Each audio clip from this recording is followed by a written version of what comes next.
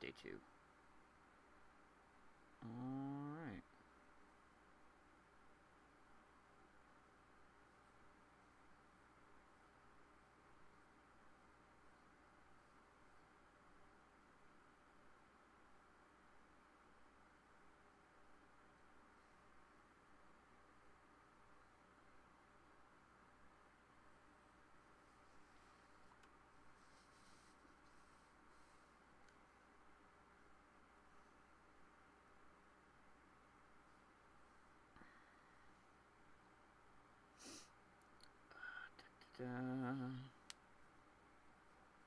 We live? It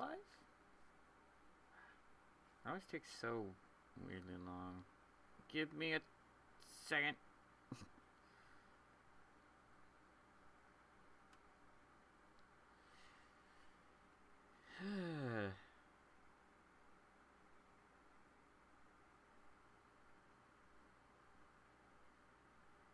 Alright. Everything's at the same levels it was last time. So, I think we should be good.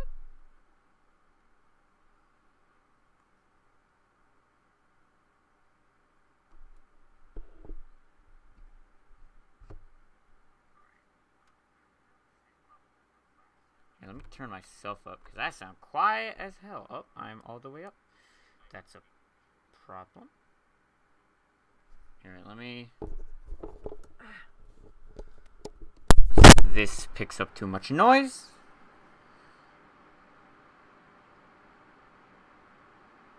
Let me turn myself up, because I sound quiet as hell. Oh, I'm all the way up. That's a problem. Here, let me... This picks up Jesus Christ. Noise. Nope. No. We're not gonna go with that. We're gonna go with this volume, and I'm just gonna do what I did last time, where I talk a bit louder. My good lord, I'm sorry for anyone that was listening to that. Jesus H. Christ. That was loud. Okay. Let's just get into this.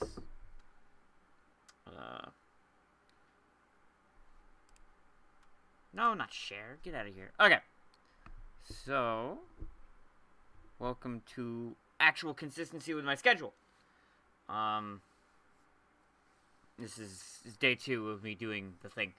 I want to address an elephant in the room. Yes, I'm aware that it says activate Windows, go to settings to activate Windows. I need to fix this. I will. It's ugly, but we're in the early days, and hopefully I will get this fixed relatively soon. Today we are going over Vienality 2018. This is top 8 of that tournament. It's Mortal Kombat. You know the deal. Wait, actually, let me make sure my title and everything is correct. Nope, that's KIT. We want... Yeah, that's not the right tournament. Hold up. 2018. Viennality top 8 analysis. Hit that save button. Go back to the chat room. Welcome. It's hopefully we'll build up a decent number of people, but I respect and appreciate every last one of you. Now, if you have not subscribed or followed the ketchup and mustard boyos, the condiment bros, as it were, stop that, fix that. Let me, on Twitter, they are ketchup and at PND mustard. Right, there's no weird characters or anything, yeah. These are their their Twitter @, so be sure to go on Twitter, find them there. For YouTube, we've got... No, crap. The reason why I do this preamble at the beginning is because it lets more people catch the show, which I'm a fan of. And also, you should be telling people, hey, there's their YouTube, so like...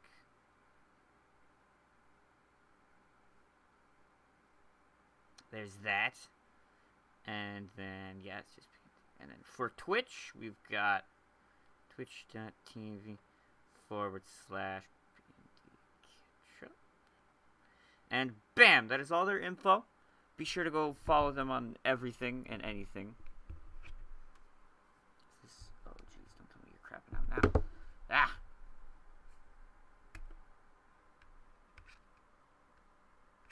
If you people saw my setup, you would cringe. Okay. Why did you just turn off? No. Stop that. Oh, it's because it might need to charge itself. Crap. Okay. I'll keep that in mind. Just put you there for now. Okay. So, without further ado, here's the tournament.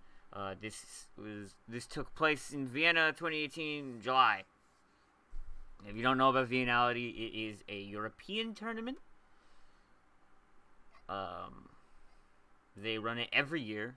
It focuses on MK and like NRS games. You know, it has other games there, but the real big draw. They basically just do the games that they enjoy for the most part. But NRS games are like a big thing for this tournament. Run by Storm. If you don't know who Storm is, crap. Let me find his Twitter now. I really should have prepared that. I didn't think of that. Storm, there he is. If you do not know, not direct message, you can go there. Okay, copy the clipboard. Okay, here is his Twitter. And, yeah, he runs this tournament. It's done every year in Vienna. It's a European tournament. The first match we've got here. Wow, that's a lot louder than I thought it would be. This audio quality is quite good. Let's just turn that down. First match is Bio versus Happy Pal. This will be Ancestral versus Ruthless. I think Happy Pal might switch in the middle of the set. I can't remember. But because last time I knew he was a Reptile player. But in this matchup, what you're going to be seeing is a Vortex from Kung Jin. He has a restand. If he has the blue arrow, he will have a Vortex that he can loop. As long as he has one and he hits you, he's going to be able to loop the mix-up. You're going to see a lot of space control and zoning from Ancestral Kung Jin. You're going to be seeing a lot of damage from Ruthless. If you watched the last stream, we looked at Bio doing Bio things there as well. He does a lot of damage, so that's going to be a big part. That's actually going to be a very big part of this matchup, because when Ruthless Ferrator gets in, it's going to be very scary for Kung Jin, because he's going to be on the cusp of dying like every single time. And essentially what this is going to be is Ancestral Kung Jin keeping out Ferrator and then waiting for his moment to be able to go in and start run his mix-ups. And Ferrator is just going to be trying to counter zone with Boss Toss and the slide and try to get in himself to start his rushdown. And let's begin. So, another noteworthy thing about these two characters. No, not mute. Like, pause, and then I want... Yeah, there we go. Okay. But another thing to note about these two characters is that their neutral jump punches are quite good. So you're going to be seeing this button a lot at the mid-range. Ferrator's neutral jump punch is a lot better than Kung Jin's, because it's just a lot bigger. Right, Kung Jin's is a lot faster, so that'll take some account. But you're really going to be seeing these two characters kind of try and use these buttons to get around the grounded buttons that both of them have, which are also pretty big. And we have Canada versus France. Up 8 boys, here we go. This is a quite impressive matchup for Ferrator. Ferrator with some absolutely amazing numbers. That's another thing you're going to be seeing a lot in this matchup. Kung Jin. So a lot of instant air jump normals aren't plus. It depends on the jump normal. Instant air jump 1 is nearly anti-airable. You can't really, anti-air very well. And as you can see, he frame trapped there. So instant air jump 1 is actually plus, and it'll hit you on the ground. It's not going to hit as a mid, thank God. I mean, it's not going to hit as an overhead, rather, thank God. But it is a good way to be able to crush some lows and some mids, while also being able to still put on your pressure because you're still plus. Some kind of low-key, sneaky little plus frames. And right there, you saw, I think it was 1-1. Oh no, okay. So basically, on hit, most arrow cancels on hit. Like if you do a string into arrow cancel, he's gonna get a safe summon. He's not gonna be super plus. That's why he did neutral jump punch, because I'm assuming he was either thinking maybe Bio was gonna try and go for a throw tech, or perhaps a button. So he just kind of did instant air neutral jump punch, and he tried to jump back, got hit. That was a pretty neat convert.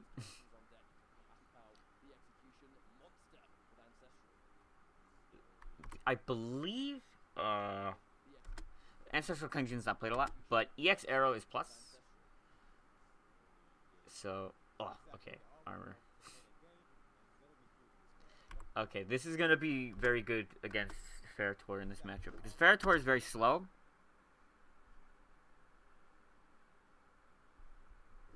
Ferritor is very slow. His run speed is very slow, and Boss Toss isn't a high high advantage knockdown. So if you see Happy Pal with a blue arrow loaded up, expect him to make Bio respect that on wake up after a Boss Toss on hit. He's going to have beaten him in the zoning game, but now he has to think, is he going to wake up with one of the 3 arrow shots? Because there's 3 different arrow shots that Ancestral Kungjin has. He gets an extra one. He has low shot, which will hit you if you're stand blocking, stand blocking and whatnot.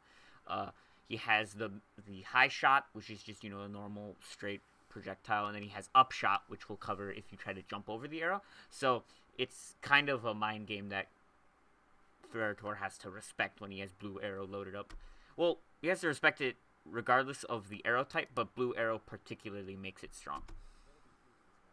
But here, when blue arrow hits, he gets a free arrow. And if you want like the full damage, you go for the fire arrow. If you want the restand into the looping 50-50, if you want a restand, then you load up the blue arrow and then go for the mix-up afterwards.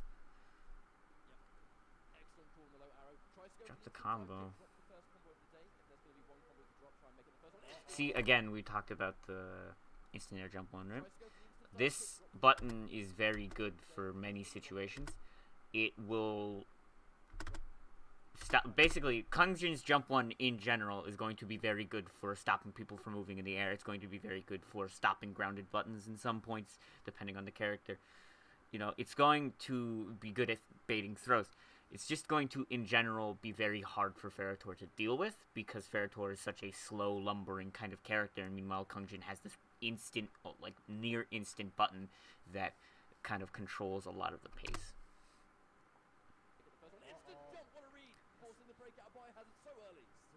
And this is the zoning. The cool thing about Ancestral Kungjin, we talked about the 3 grounded arrows, but he also has 2 different air arrows. He can shoot a straight arrow, or he can shoot a diagonal one. This helps him actually be able to zone pretty well, depending on how slow the character is. It will also, as you can see, avoid Boss Toss, which is very important, because Boss Toss is one of Ferritor's main ways of counter zoning. It will also avoid the slide, because he'll be up in the air. So it's 2 very strong ways to be able to deal with Ferritor's counter zoning, and as you can see, it whiff punishes it if it makes either one of them whiff.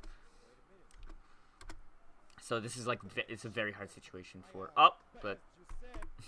it's a very hard situation for Ferritor to deal with. However, from this range, it becomes a very From this range, it becomes a very dangerous thing to do, because of the size of this neutral jump punch. When you are jumping back and making it very clear to your opponent that you are content with just jumping back and shooting diagonal arrows, you're going to make the Ferritor player, you're going to have to, as the Ferritor player, you're going to have to make the Kungjin player think about what he's doing, because if you just let him do that at this health total, you're going to die. You have to make the read. But as you said, the battle of the NGPs drops it. Yep, combo drop. He's going to be more than happy getting that. This is still kind of hard, but Bio just did the thing. I'm not entirely sure why Happy Pow... This looks like an input error. He might have been trying to load an arrow, but I don't remember what the input for arrow is.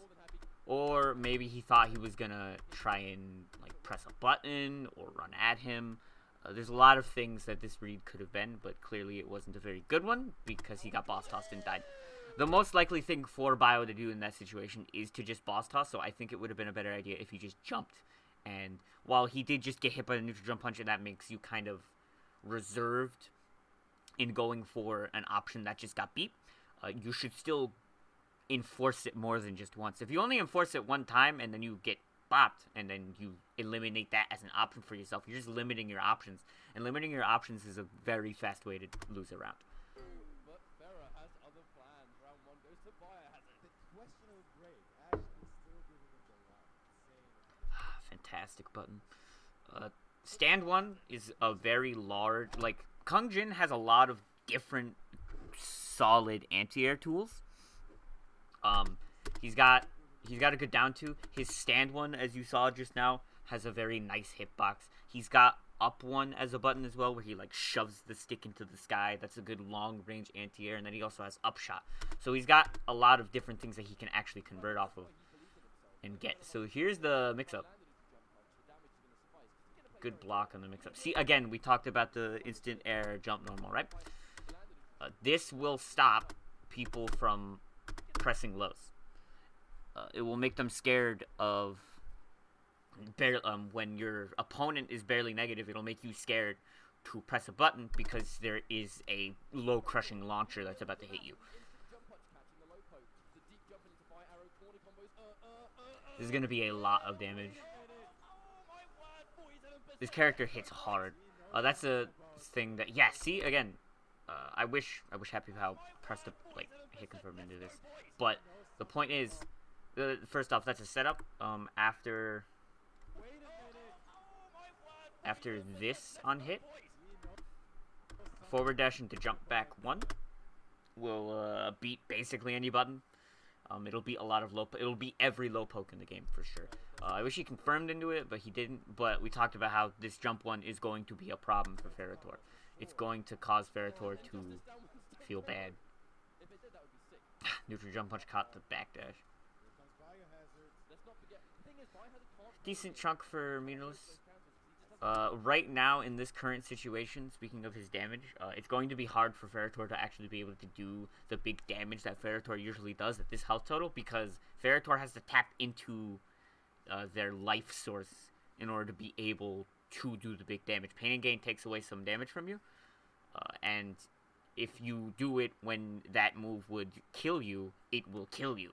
So he has to be very careful about what he does here, because he can't do normal pressure at this low of health, and he can't do normal conversions off of this low of health.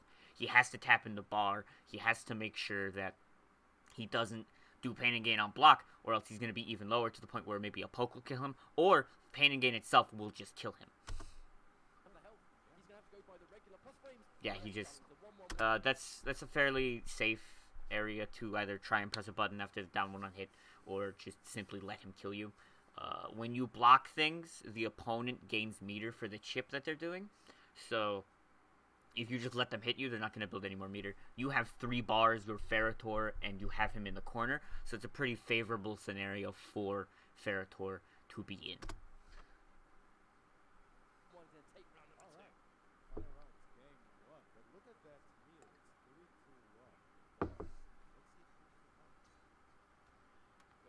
Instant jump 1, we talked about that.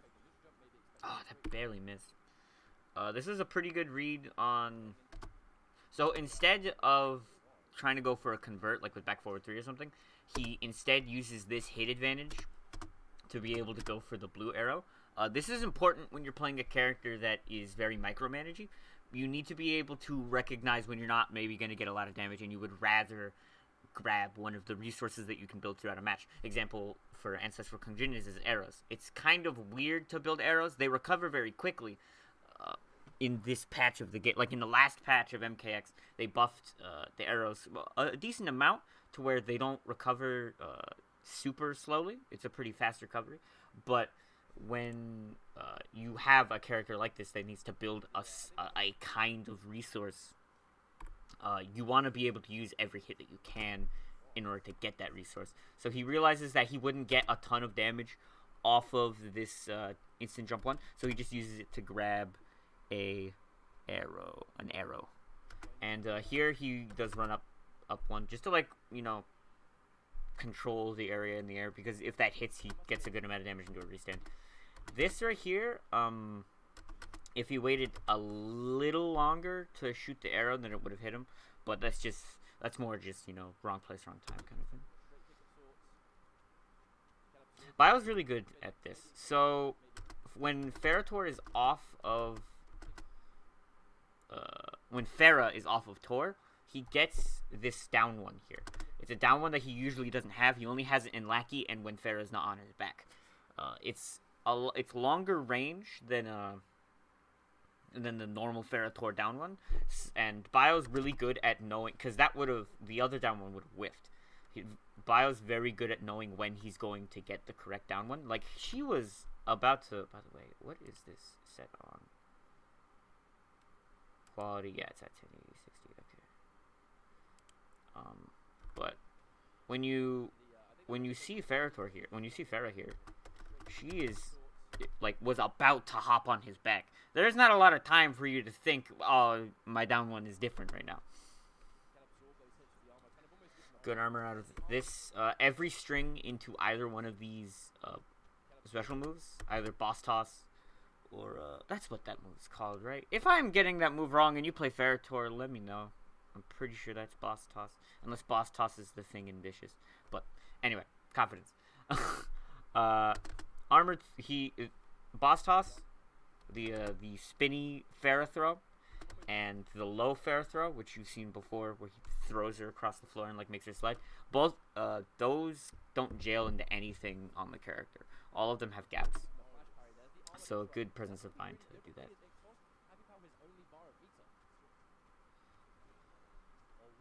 This is advantageous on block. Consistently, people try to poke after it because they're like, I just blocked the launcher, I should press a button, but it's plus. This is +2 as well. It's not, it's plus as well, rather. Yeah, it's +6. One of those. Ooh, he could have gotten a lot better of a... So, first off, I like the read because he blocked something, and then he just jumped here. And sometimes what Ferrotor's players like to do when they jump is they like to immediately come back up with a neutral jump punch, because it's very hard for a lot of characters to contest that from that range. But Biohazard just kind of sat down. And he got a down one punish, but he could have easily ran up and did a back one punish, or he could have like boss tossed or something. He could have gotten a better punish, but the point is he had the presence of mind to be able to punish it in general. I'm not sure if that was intentional. Dive kick has... Kung Jin has one of the worst dive kicks in the game. It has a ton of recovery. You see him here. He has like 10 years to be able to whiff punish this Kung Jin over here. So you really don't want to whiff you actually don't want to use meterless dive kick a lot. He was trying to air there. It just so happened that it whiffed, which was unfortunate. The EX version of it is safe. And here you see, so Bio at this point has no stamina. He doesn't realize that until he goes for the run cancel and realizes that he got a dash cancel instead. He uses because he's still advantageous here, he uses that advantage to be able to grab a throw. And after pain and gain, you do more damage, and this is clearly level 2 pain and gain, as you can see from the 17% throw. So he used that to just go for the reset, because you're not usually paying attention to your opponent's stamina all too much, especially when you're about to get comboed. You're just thinking, oh, I'm dead. So really, he didn't realize that he wasn't going to get the combo. And Bio realized and Bio did realize he wasn't going to get the combo, so he used the hit advantage instead to grab a throw, grab 17%, and really solidify the lead a lot. Well, this was... So, this might have looked a little nuttier than it actually is, but Ferrotor's X-Ray does a ton of chip damage. This would have easily chipped him at this point. It also covers all of the wake-up options, right? So there's actually a fairly smart X-ray because it just... There's no way to get out of that. I mean, I would go as far as say almost nothing. If he did wake up jump, I think he'd have jumped right into it. Wake up armor was going to get chewed up if he didn't have the health. And if he just sat there, chip damage boys, that's a really good game number 1. And of course, wait a minute. As Ketchup just explained. And this is... this is a good fatality. But Bio really likes this one. He didn't really use the other one. Because it's just like he splits you in half and you're like just meat. Oh no, I disconnected from chat. Hold up. I need to fix that. Alright, I'm back in. I'm sorry if anyone said anything and I missed it. It's completely my bad. See, this is the adaptation.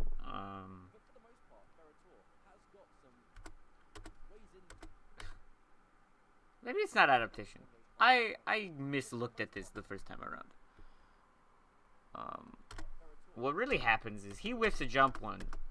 Down one happens. He goes for down one after this. He down threes. He goes for a down one. And back one just smacks him. What a madman. He went for the mix-up. Oh, jeez Louise. This is when you know Bio is feeling himself. When he does shit that you're like, why are you doing this? So, if you don't know, throws in this, you can spend a bar to have them be a restand. And you can just go for a straight up 50-50 here. And Bio did. And he gets a decent amount of damage from this. Yeah, 40%. Now the pain and gain on wake up, that's always a I'm confident with the wake up attack, and I'm gonna play through with armor and then Yeah, in case you didn't hear what Ketchup was saying there. After this knockdown, which is something I didn't see Bio do at NEC anyway. When you do this, Pain and Gain has a hit of armor. This is basically a come at me bro sort of maneuver, while also giving him level 2 Pain and Gain, which if you don't know about level 2 Pain and Gain, the next time he gets a hit, you're going to know about level 2 Pain and Gain. He's dead. That was going to be like 64%. He didn't even get halfway through the combo and it was 34. Good instant air jump one. We talked about that a lot.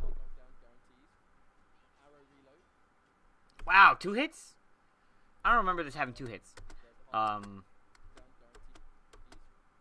Pain and Gain, as we talked about, it has armor. 2 hits. This is plus. Goes for instant jump one, plus still. Staggers. This is also a buff that happened. Just like how on hit you can get free arrows and then go into mix-ups. On block, arrows are safe for in a lot of strings. So you can do the mind game of am I going to armor, am I not going to armor? And Happy Pal likes to do that a lot. I think this is 2 for 2 in this set on that hitting.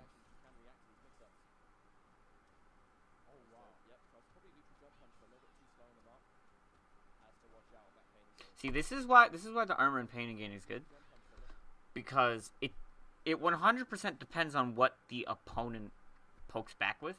If you poke with something like Kung Jin's down 3, it's not your turn now. Right? He down 3s, and it gets absorbed by armor, and then Bio will recover before. Oh wait, that was a punish. My bad. It's worse than I thought. If you look in the bottom left, you'll see this happens, right? And then he hits, and counter comes up in the bottom left. That means that it was a punish. So that's why standing still with Pain and Gain can be a good idea. It just depends on the situation and what your opponent ends up doing. That's why he mixes it up between the 2 options. This is gonna be Chip. Yeah. So last time this happened, Happy Pal just jumped back and immediately did an arrow, and Bio got to jump over it. But in this case, he waited for Bio to land back down, and he got the chip kill.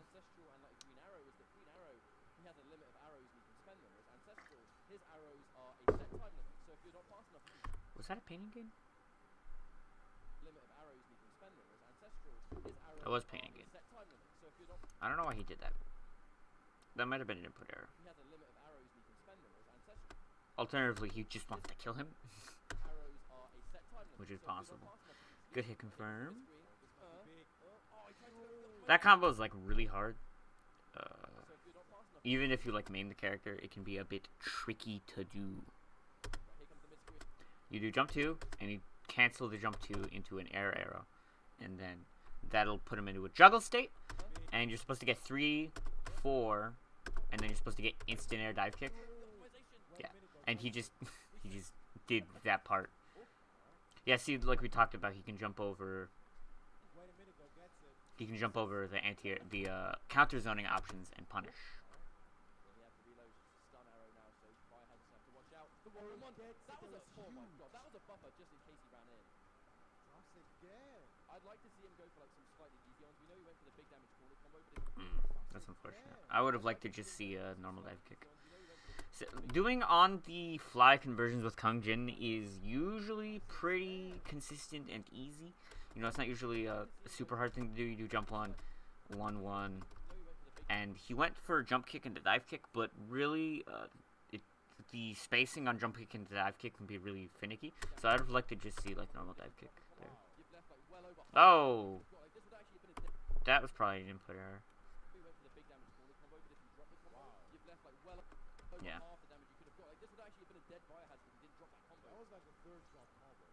Now he has to, in this scenario, Bio kind of has to enforce boss toss or slide. The overhead low. Because those are his only plus on block options without pain in game. And they're also the only like mix-up options without pain in game. You know? So, and when Kung Jin doesn't have any bar, they're a lot safer. But this is very hard for Bio to have to get through. You can do it though. Good jump one. Ooh, he teabagged. See, Happy Pal with the bags.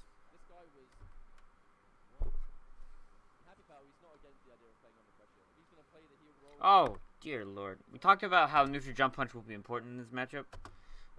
But a very strong string in this game is Kung Jin 1-1.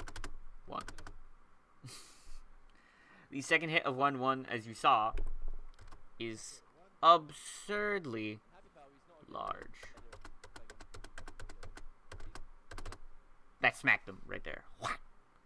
So it's going to be able to kind of keep Ferritor in check. 1-1's a very good way to space, a very good way to keep people out of the air. So it's kind of just a thing that you see Kung Jin players like, you know, press to occupy space. This now drain arrow is important. A lot of things are important in this matchup. One of which is the idea that Kung Jin can limit the amount of damage that Ferritor is going to do. As you see, so when you see this purple arrow here, you see how he has like more than a bar of meter. Arrow hits. Bam. Big chunk taken away. The more that you limit Ferritor's meter, the ability to have meter, the less damage they're going to do. While they do a lot of good meterless damage, they're still like their big like 50-60% conversions are done with bar. So being able to take away from that is very important. Does that drain on block 2? Science. It does. That's also important. So you saw a big chunk go away from his bar. So like on hit, bam, big chunk. On block, bam, a little bit of a smaller chunk, but still takes it away. It's important. Also, he gets like a lot of arrows from that. Great run up anti-air. Drop the combo though. I know he doesn't actively grind MKX anymore, so why are you trying to go for max optimization when you're not grinding the game? Go with what works. The EX version of this is safe. Basically, this covers like a lot of options. This covers him pressing a button because the dive kick will, like, if he presses a bigger button, rather, the dive kick will whiff punish it. Jump back 1 will cover if he runs up. Jump back 1 will cover if he jumps forward, neutral jumps, right? And it'll all combo into itself. So this is a pretty safe sequence of things to do. Because in case you don't know, you can whiff cancel jump normals in NRS games. And it makes characters with dive kicks kind of obnoxious. I respect the read on the up one, but unfortunately, they're expecting probably a neutral jump. Great. Whoa! There's a breaker. That breaker is weird to me. I don't really like it. It feels like it was just like an angry breaker. In case you haven't played this game and you're not entirely sure what I mean by that, why would he make a bad decision if he's angry? Well, because he's right here. He's like, I wanted to break now. He sees his stamina go back up, and he's like, I'm breaking now. Right? He has no bar, and he has no health, which are both of the ways that Ferrator confirms into damage. So it's kind of hard for him to do this. He missed the punish. Oh, no. This is very negative. He at the very least could have gone for like back 1, 2-1 into like a special move, and then get Oki and run a mix-up after that. This is plus.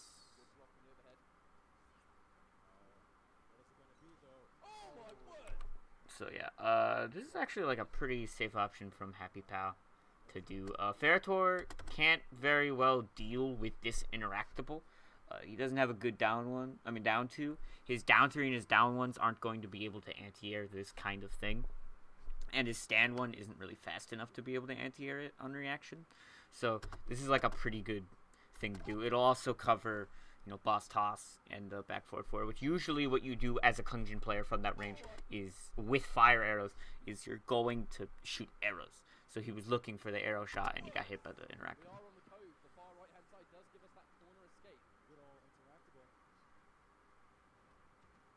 That is unsafe. Punish that, yes.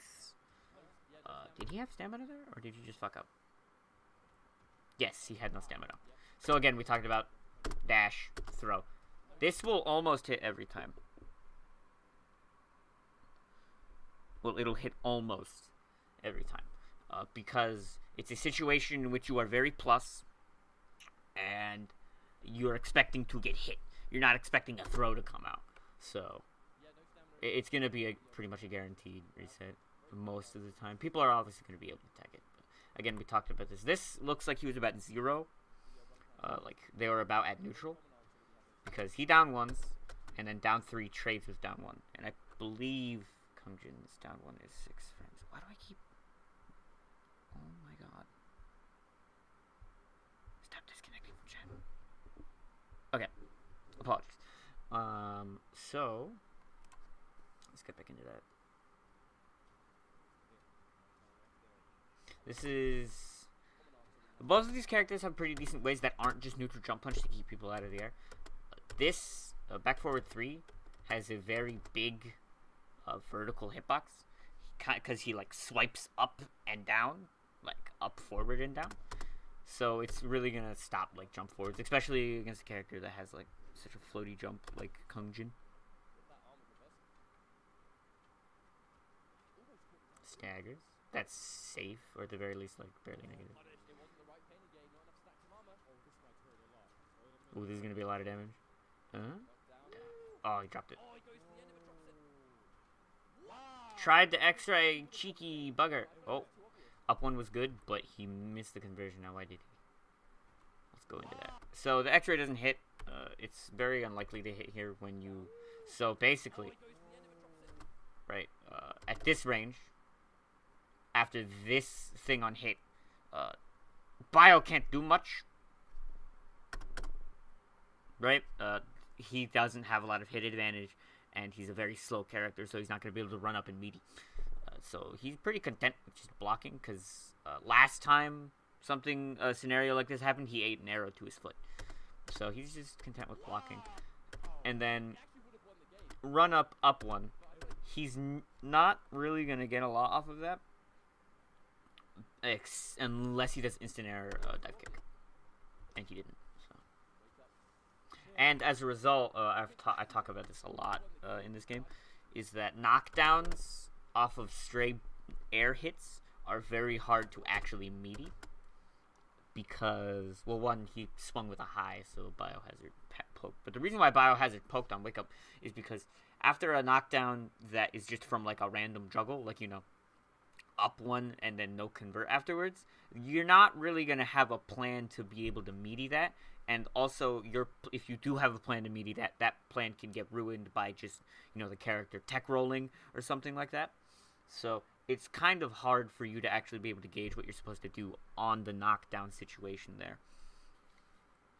And here, as you see, Bio poked him, and that's that, really.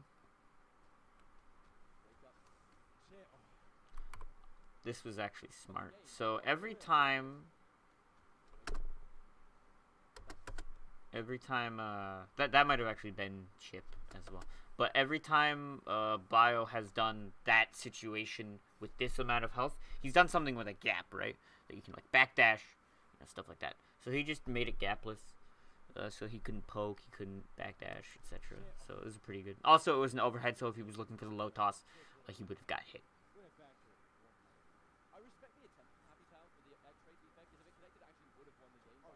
We talked about how this knockdown is crap.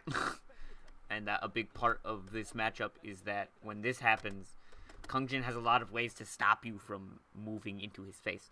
One of which is Wake Up Arrow, the other one of which is Stand 1. Stand 1's a very big button that has a good speed to it, so it'll stop approaches on crappy knockdowns like that. Trying to go for the optimal. Hey, gonna hit it. Oh, and you just hit him trying to press a button. What? So I don't know why he boss tossed there.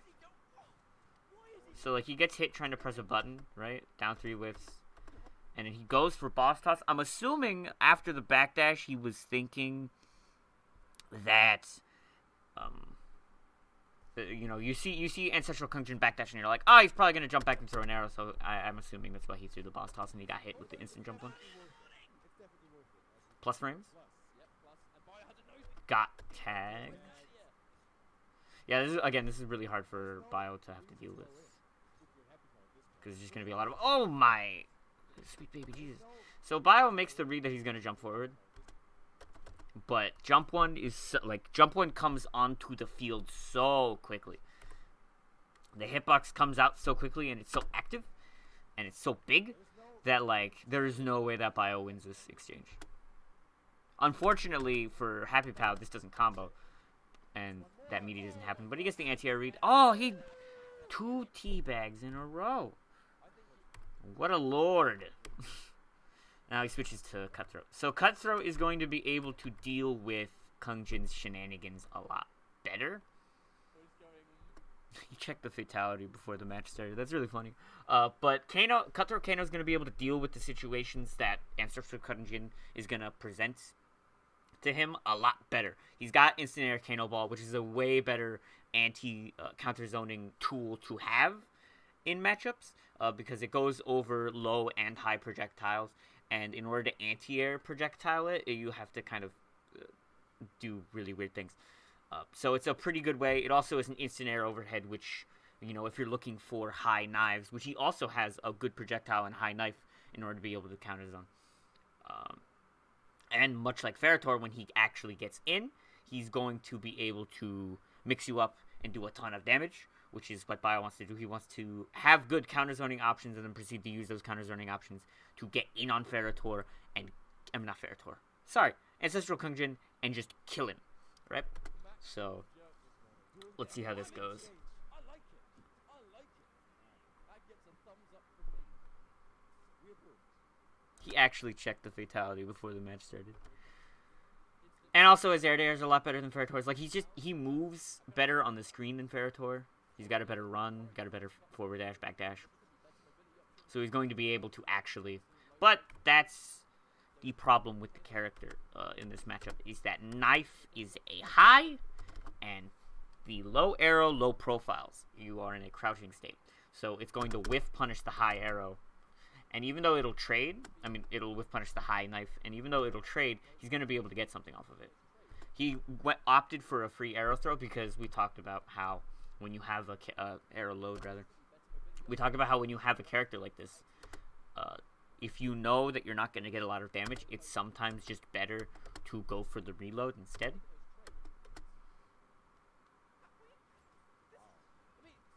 The disrespect. So, again, straight air knockdowns. You can tech roll this, you can do whatever you want. And also, I've noticed Bio off of straight hits with Cutthroat, he loves to go for back one. I don't know if he just thinks people are going to sit there and do nothing when he presses his slowest button, but a lot of the time Bio ends up getting smacked because of it, because he tries to go for a weird meaty, like a meaty that is hard to time off of a knockdown that you don't have familiarity with. That's plus frames. So with Cutthroat Kano, this scenario, when he like pumps his chest, right? That's the EX version of his chest pumpy pump. And when you do on hit, it'll combo off of basically anything that you cancel it into. And on block, you're at a very high advantage when you do it. So basically, it becomes a 50-50 into a 50-50. And you can also go for staggers and stuff. He tried to go for a 1-1 in the back one, but Happy Pal is not having that. This is an important button as well. Forward 4. You see how he went for a low arrow? A low arrow is a low, and forward 4 is a low crushing button. So forward 4 is going to be able to get past arrows at certain ranges. He's going to be able to go past some of his down 3, his down 4, stuff like that. So it's a fairly important button in the matchup because it makes the projectile not really work. And this was misspaced by him. Back 1 only comes out on hit or whiff. So if you see it whiff, or if you're seeing the string, it either whiffed and you should have whiff punished it, or it hit and you should have blocked overhead, apparently. It's harder to whiff punish than it looks, though, so it's not necessarily a big deal that he didn't whiff punish it. So this was like a preemptive air-to-air attempt. Kano has good buttons for... Also, let's actually go back even more a little bit. Kano doesn't care about lows all too much. He went for instant air. Wait, did he have 2 bars there? No, he went for up ball and it just got stuffed. Yeah, so a good mind game after your barely negative frames with Kano is to do EX up ball because it's one of the fastest armored moves in the game and it's also completely safe on block. However, Kung Jin's flip apparently beats it. You know, uses that hit advantage to reload the arrow. And this jump kick, Kano has pretty good air-to-air options, but he has to commit to them. So, like, this jump kick, it's hard to beat it, but if you don't do anything and he goes for that air-to-air read, he's gonna die. Because his jump arc is very floaty to begin with, so if you whiff a thing, you're up there for, like, ages. He's gonna go for the 50-50 here. Oh. So, I think this is an overhead. So he went for, like, double overhead. And this is... you do this, or you do back one. Like, he just armored because there's a gap. Pretty simple. He's starting to whiff jump normals into the arrows. This is a fairly smart idea. Because, you know, if they jump up to try and stop your arrow attempt, the jump one's going to hit them. And then... if they don't, they're going to eat shit. So it's a fairly safe thing to do. We talked about the air candle ball, getting past the zoning. Great convert. So, mid-screen, this exact scenario happened where he tried to jump and then he got forward 4 slash. But mid-screen, you can't really get a convert off of this. In the corner, however, slash recovers very quickly. So he can get down 1-1-1-2 EX slash. I don't even know if he needed to EX slash there, but it's worth it to make sure that he's dead. Dive kick.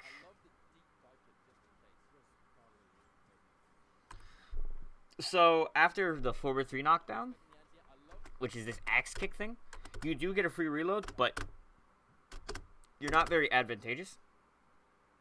And Biohazard recognizes that, so he goes for raw Kano Ball because he figures Happy Pal's going to go for a meaty. So it's a pretty smart up ball by Bio.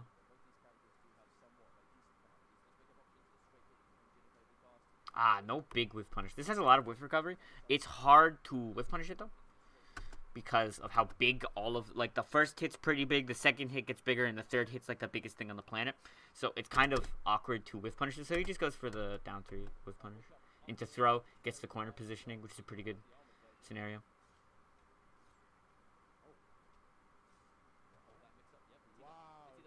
Good block.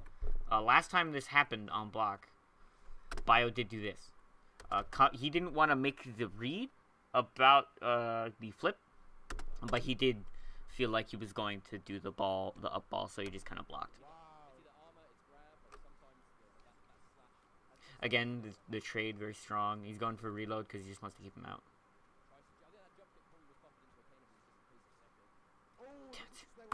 out. So last time he up-balled after slash on block, right? Down 2 is to catch any and all high buttons. Kung Lao has good mids, but he also has some decent highs that he swings with. So this down 2 is not particularly crazy. But this flip punishes the down 2.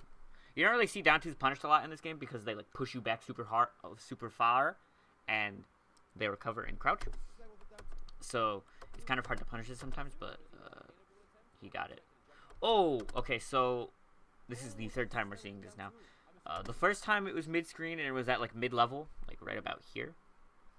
And he can't get a conversion off of this. However, this high up, he can definitely get a like 1-1. But unfortunately, he dropped it. But he had the right idea. Like, again, dying to preemptive air-to-airs. He didn't get the punish there.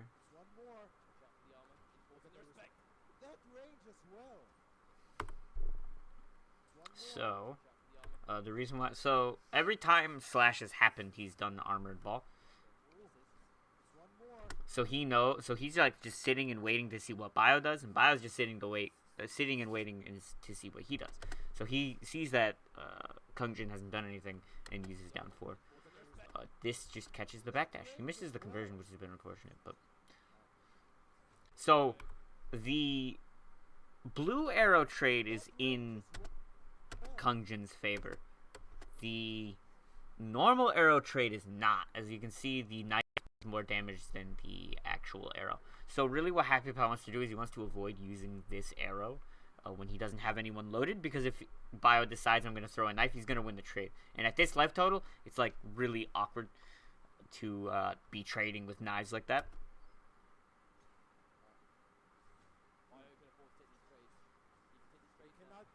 See, he becomes a stronger zoner than Kung Jin at that point. A trade's gonna kill him here, and he can't be doing the low arrow when EX knife comes out. And he blocked because the second hit is a mid, and I guess he just blocked the first hit preemptively, but the second hit is a mid. And then ball to beat the jump. So as you can see, Kano is already being able to deal with everything that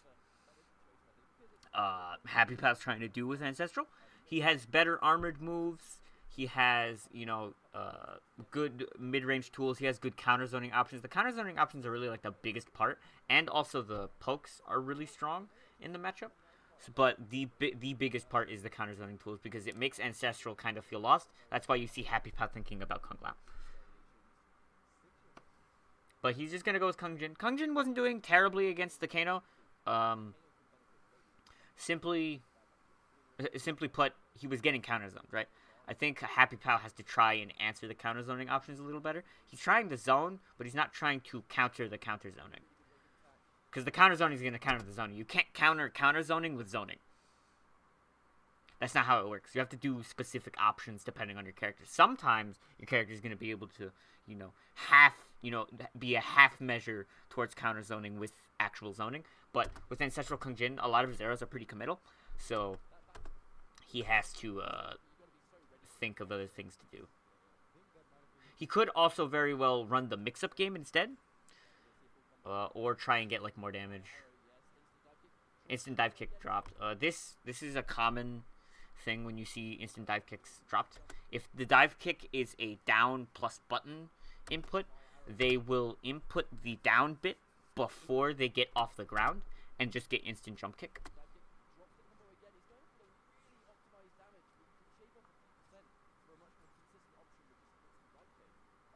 Now, if the trading with the knife depends on when you do it. If you do this like as the knife comes at you, you're gonna win. So I think maybe Happy Pal will try to time his arrows in a better fashion to not end up trading with the knife and instead outright beating the knife. And we talked about 1-1 already.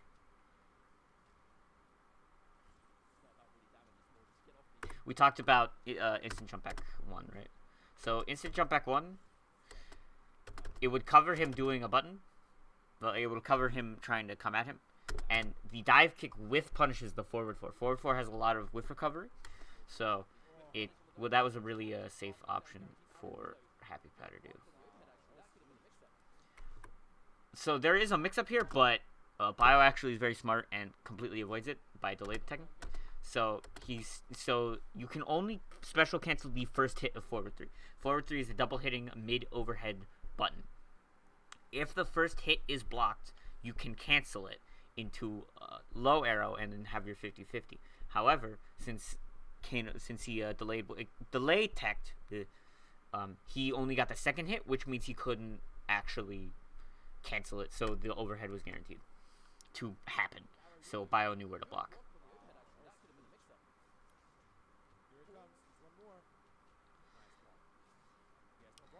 So this whole sequence looks a bit like janky, but basically what happens is that this overhead is blocked. He tries to jump forward, he gets tagged, right? The back 3 catches the, and then back 1 whiffs because the spacing is weird. He cancels the second hit into the EX chest pound, which makes plus frames. And then he goes for slash. And right here, the reason why he armors on the negative frames is because he's looking for up ball. He has 2 bars right now, which means that up ball is very likely to happen. And so he just goes for flip. And then he backdashes because he's like, crap, he blocked the flip. The slash hits him. Also, the thing to note is while Kano has the chest bump active, he will take damage. You see here, as he does this, his life bar is ticking down. He will do more damage, but he will also be losing health. He does more chip, does more everything. So really, you have to be like risky. Oh my! What?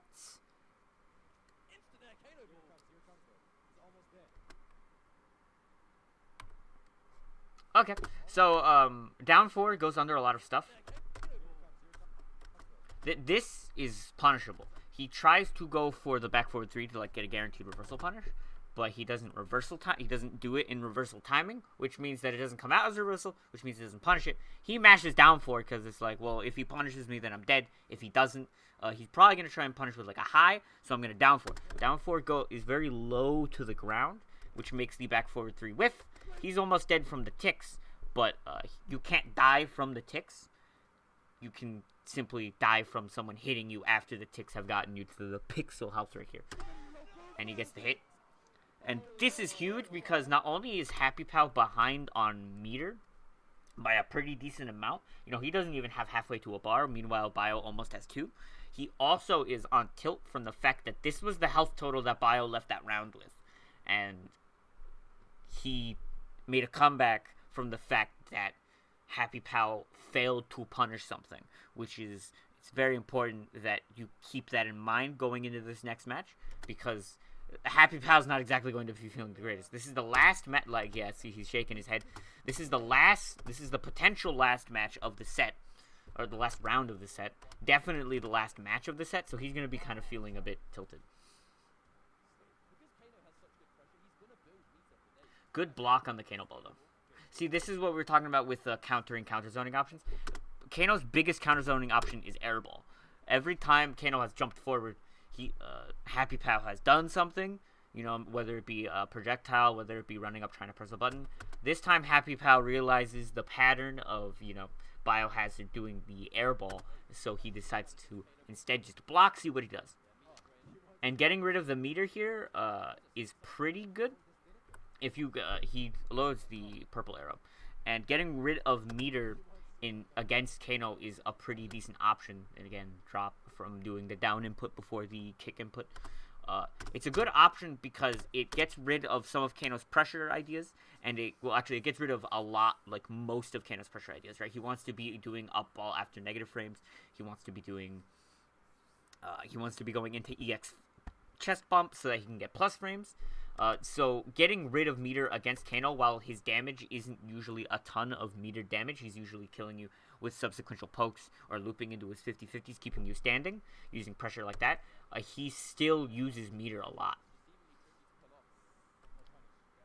Missed the punish on the back one. That was just unfortunate. So we talked about how Arrow recovers pretty quickly.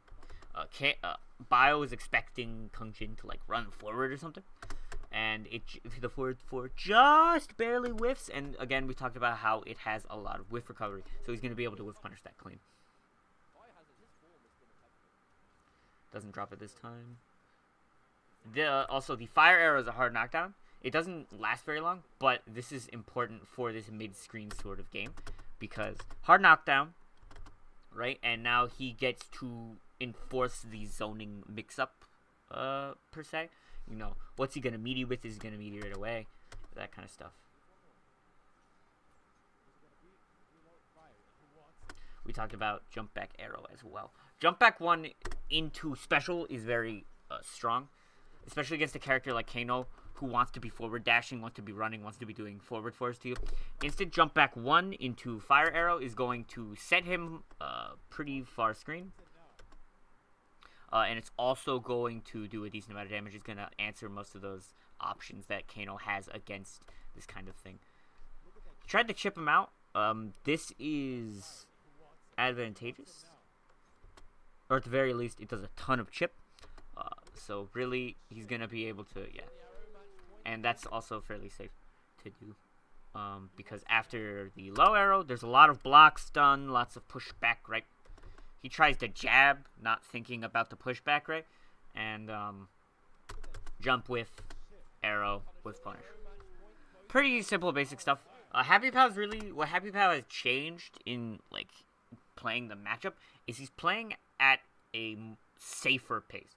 Before you saw Happy Pal like kind of scrambling to do stuff, but in this round of the set, we saw him do jump back 1 into special more, which is a lot safer than a lot of the other things that he was doing. We saw him block a Kano ball, which is really important. When you block the Kano ball, he blocked it at the beginning of the match. That makes Bio a lot more scared to actually do the Kano ball as a counter zoning option. So, because you have shown a willingness to block it. And when you block it and full combo punish the guy, it doesn't feel great. So, that is part of why Happy Pal got to actually, win the round, because he was playing at a more calculated pace rather than kind of a, more of a green arrow from Injustice kind of pace. This character is very similar to that character, but he can't play the game necessarily at the same pace.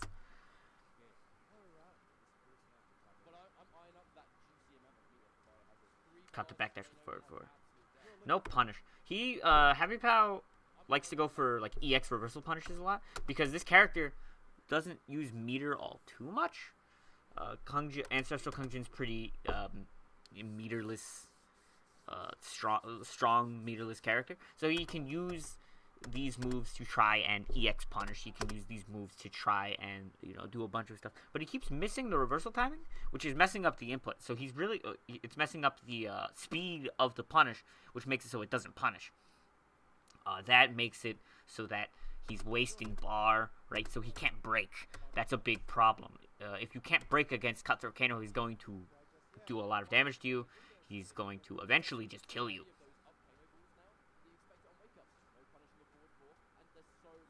And this is the mind game again. Good block on the wake up by Bio. He sees this, and instead of going for a meaty, because he's gone for a meaty like a lot after that scenario, and he's kind of gotten beaten almost every single time. Instead of going for meaty, he just blocks and waits to see what Happy Pow's going to do. In this scenario, this is the last match of the set, and Happy Pow has been conditioned to the point of the slash basically being plus when he has bar, because he doesn't want to eat up ball. If you eat up ball, you kind of just spiral into having to eat another 50-50. You have to eat the damage from the ball. It's just not great. He has to break here. The reason why he has to break here is because a 3-bar Kano that hit confirms into this is his highest damaging hit confirm. So if you get hit by this at this health total, it is very possible that you just die. With 3 bars on deck, he can very well just kill you from that health total. And again, we see the willingness to block. So far, every Kano ball that he's done since the last round has been blocked. I don't know, you could get a dash forward and then punish, which is interesting. So here, really, Bio is just like, oh no. This is really bad for him. He's been getting this hit specifically a lot. And when you're in the corner, as we talked about, you get a conversion off of it. And at this health total, you really can't be doing that. Because this is 150-50 into death. You have no health.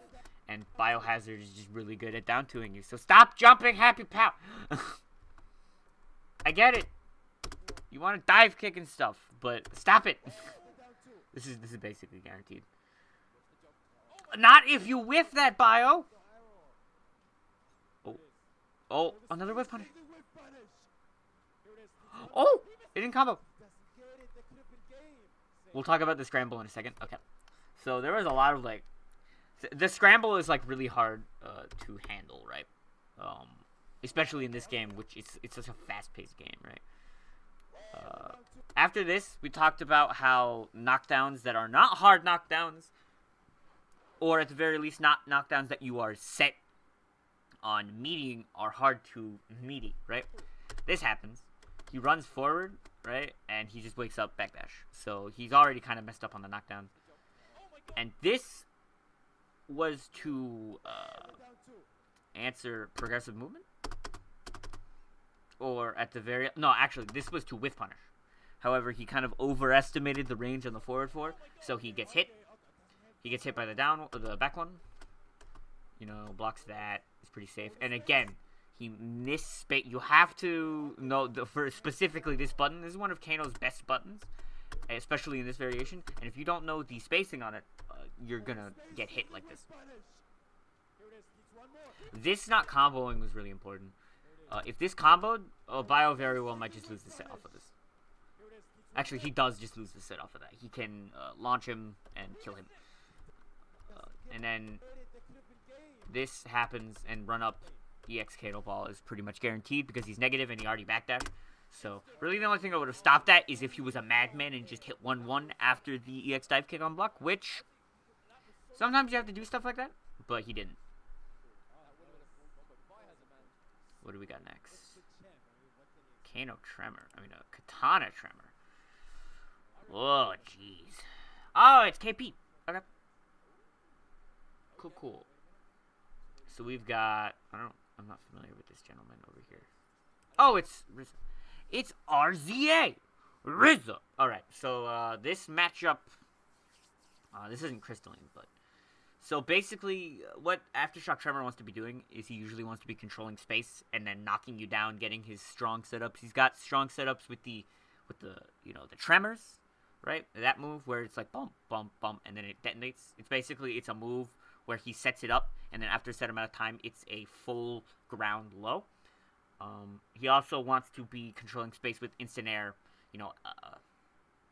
instant air ground pound. Ground pound is air ground pound is an airborne low attack. It's kind of tricky, but you can also instant air it and get a very strong high low crushing low projectile.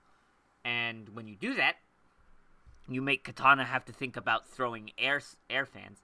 And if she throws air fans, you have an easier time getting in. So really, it's about Katana trying to keep Tremor out, and Tremor trying to use his strong zoning / counter zoning options to be able to get in. It's a lot like the last matchup, only this time both characters are more extreme versions of that. Katana's a lot better zoner than Ancestral Kung Jin. She's also has good pressure.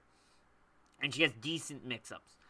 Aftershock Tremor has a lot better counter, he has some of the best counter zoning options in the game, while also having some of the best set play in the game. So this is going to be a lot, a bigger extreme of this kind of matchup than the last one that we just watched. But let's just get into it.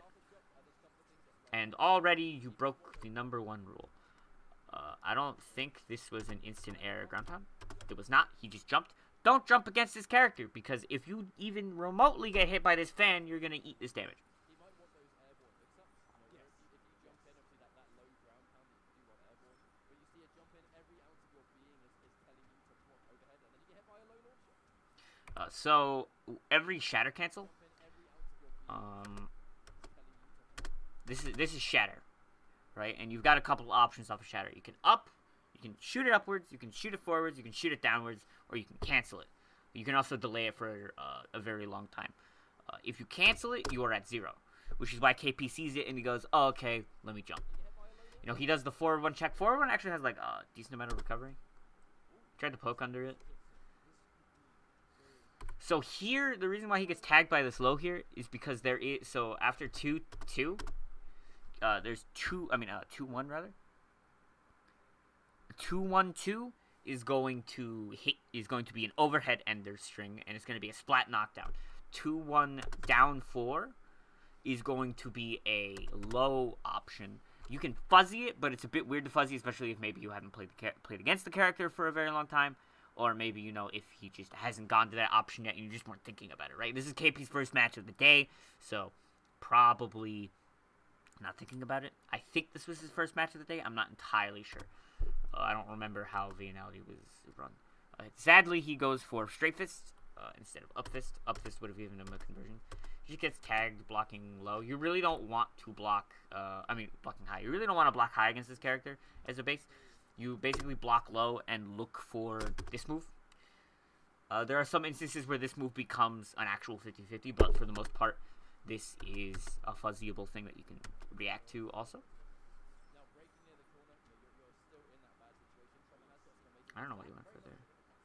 This is part of what makes Katana very good. So, jump punch, float jump punch into frame trap. This is highly plus. It's guaranteed to do both of these, like to do the jump punch into the float jump punch. And you can kind of mix people up by doing like jump punch into lows or jump punch into float jump punch. You know, you can react to the float jump punch, but sometimes catching people off guard. It also is just another thing to make your opponent think about, which is important. Frame traps. This is plus.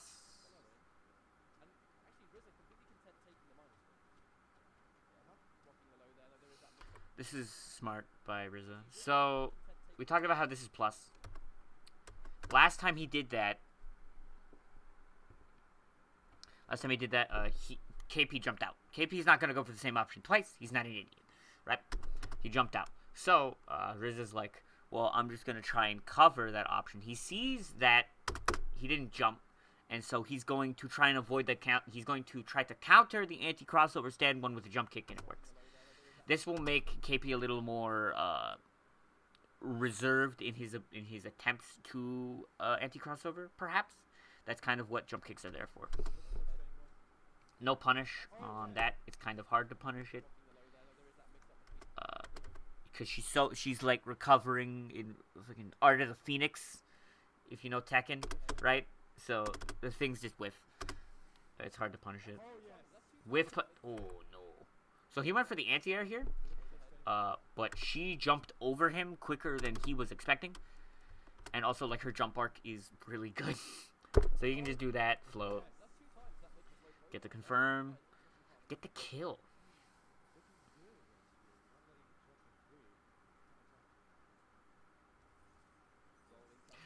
That's something that we haven't really been seeing from Rizza a lot in this variation, and I think it's kind of hard to do it against Katana simply because of the fact that instant air fan toss is a thing, right? If instant air fan toss is gonna go over his his instant air ground pounds, and it's gonna go over rolling cutter, it's going to stuff all of the other options that he has. So it's really gonna be awkward for RZA to actually be able to counter zone with this variation against this character in particular.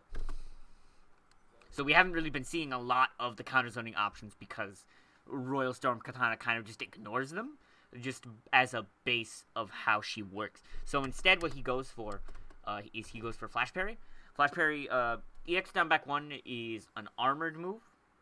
It's got 1 hit of armor, but you can run cancel it. And when you run cancel it, you still you hold the armor that you did for a while. If you the crisper, the better that you do the cancel, the longer you'll have the armor. So he does that in order to be able to kind of armor through whatever he was going to do after that run up, and just start his offense.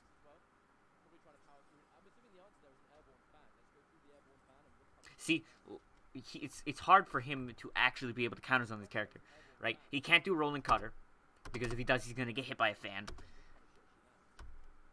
He can't really do that because 1, that wasn't close enough, and 2, again, the fan's gonna beat it.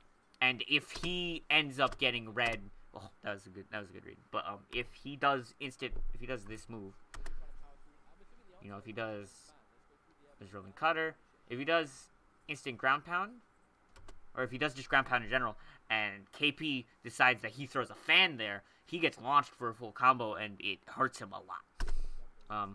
Another thing that we talked about, though, is that he's got back forward 2. Back forward 2 is going to be able to answer normal jumps. It's not going to be able to answer instant air fan because he's going to get stuffed. But if you read like a normal jump, you're going to be able to hit him and get a conversion. And then, so usually what you're going to see from Tremors is the down back 2 ender. But in Aftershock in particular, the better ender is down back 1, the Shatter. Because it's got more hit advantage, it has more damage, and just in general, you can get more hits before you do it because it's faster than the punch, so you can actually just get more damage from your combos in general. Just got caught trying to anti-air, I think. If we look at it. No, he just got hit walking back. Katana's jump normals are bullshit. They're very large. If you look at this is her hand. Look how far away from his face he is. He didn't press a button. We saw frame by frame. He didn't press a button. So this was just him walking back, not realizing that this jump normal was going to hit him.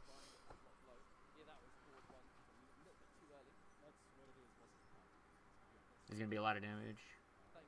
Ender.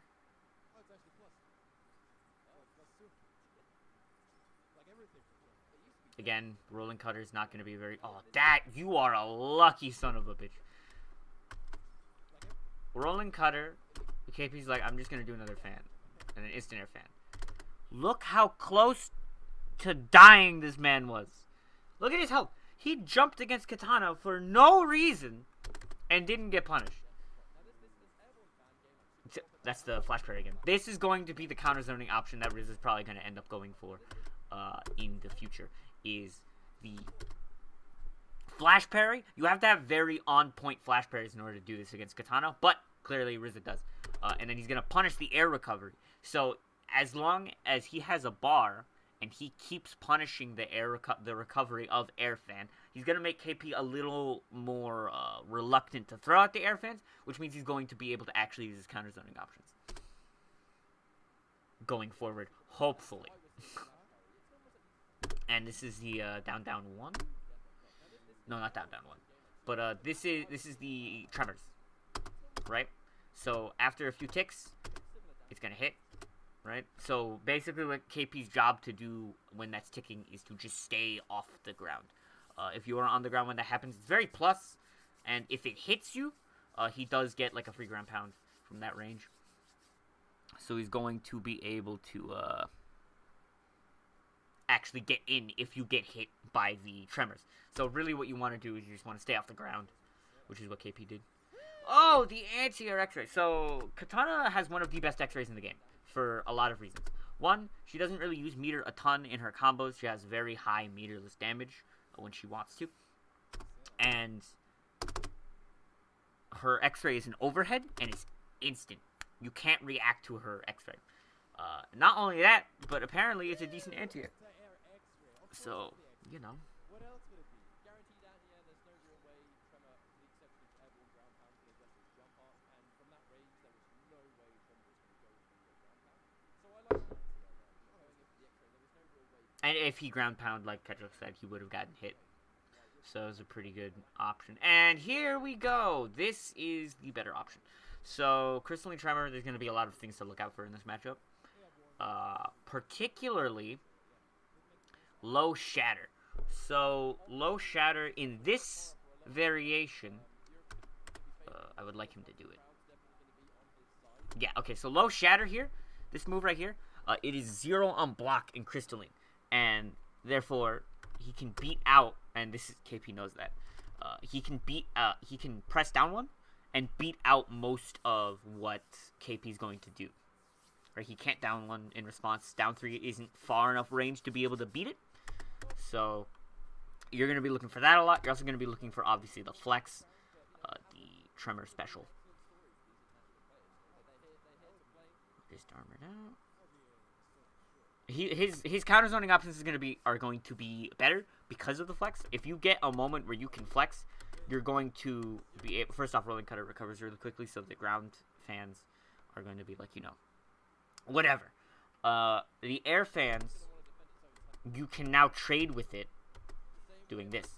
But KP, being pretty smart there, you can react to the high projectile with the reflect and smack him. So the matchup is still a bit weird for Tremor because Katana has many ways to get around the counter zoning still. But when Tremor gets that hit, it's going to be more oppressive because of the armor. Right? So, like, you know, here, jump. He can jump over the projectiles and beat them. He can, because his jump normals are so long, he can do instant air fans over them, which will punish them immediately. Armor through, EX Flex. So EX Flex, the reason why you do EX Flex for Tremor in this matchup, from like this health total, is one, you take no damage when you absorb a hit if you're in EX Flex, and two, when you are in EX Flex, you take no chip damage on block. So he can actually kind of just, you know, play it safe, think about how he's going to approach. And just get X-rayed for his troubles as well. You just do it with Katana. It's a very strong tool. It also hits multiple times, so it's going to break through the armor. Also, it's an X-ray, which means it's going to break through the armor.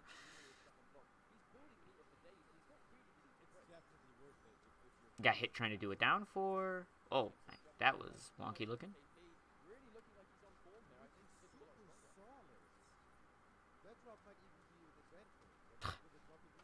This character. Her crossover button's really strong.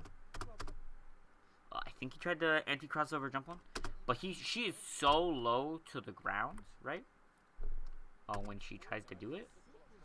Like, she goes for the jump one. Look how close to the ground she is by the time it actually comes out, right?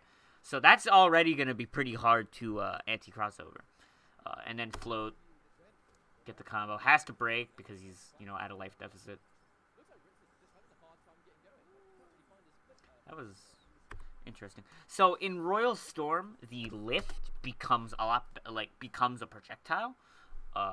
And it doesn't do any damage. But it can anti-air and shred that the armor, which is a pretty cool note for this matchup. So the fuzzy here is you wait for the low to happen, and then you block overhead. Sometimes, though, you just get hit. Drops the combo, though, with punish.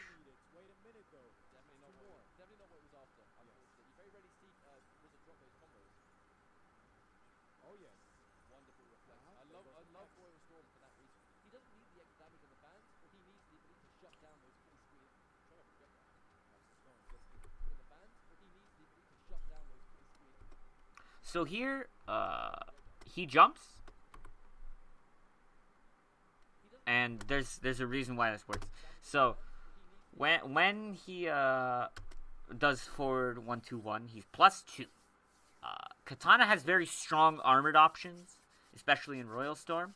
So Risa sees his health total, like his own health total, and then he sees this bar, and he goes, maybe not, right? So he just blocks trying to bait the armored move, and Katana Prime, knowing that, jumps over and gets out of the corner. Plus frames. Good bait on the throw, sadly no convert. This is unfortunate. Sometimes, depending on the range, after a jump normal, your button that you go for a follow-up will whiff. And when that happens, you don't get a combo.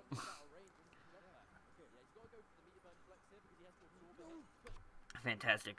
Yeah. So he EX flexes so that he is armored, and that when he gets hit, he will not actually, take damage, right? So he's just like playing the counter zone game. He doesn't care what KP does here. There is a thing that he does care about, but he didn't do it. He can do Katana has a DP thing that has armor, and it hits twice. So he really should have done that here. It's a lot less safe. But if you have 2 bars, you can make it safe. But everything is unsafe against Flex. He didn't really pay attention to the fact that Flex was there, and he gets punished.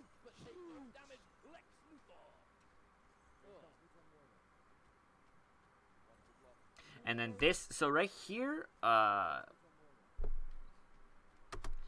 this, you can armor out of this.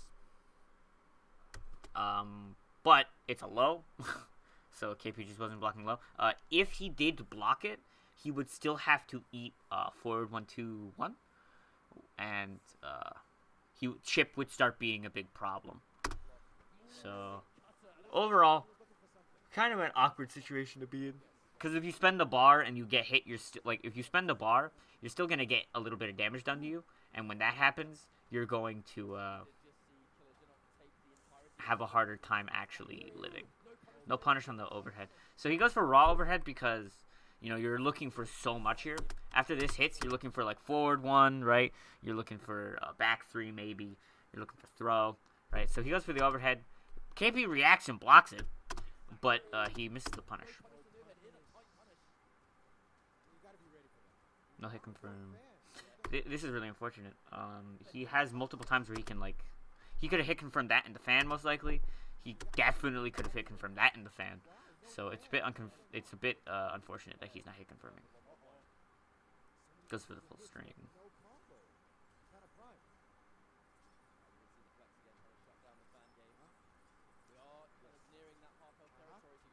I wonder if he could have. So what Tremor can do here, he might have been able to unblock, eat that fan, and then punish him. Because, she recovers a decently long amount of time after the animation, even though she is plus. So he could have maybe punished her, but I'm not entirely sure. What you can do since Flex has a set amount of hit stun when you get hit, which means sometimes you can get hit by a move and then punish it on hit. We saw that earlier with the armor. You can also just straight up unblock in the middle of something and do the same thing.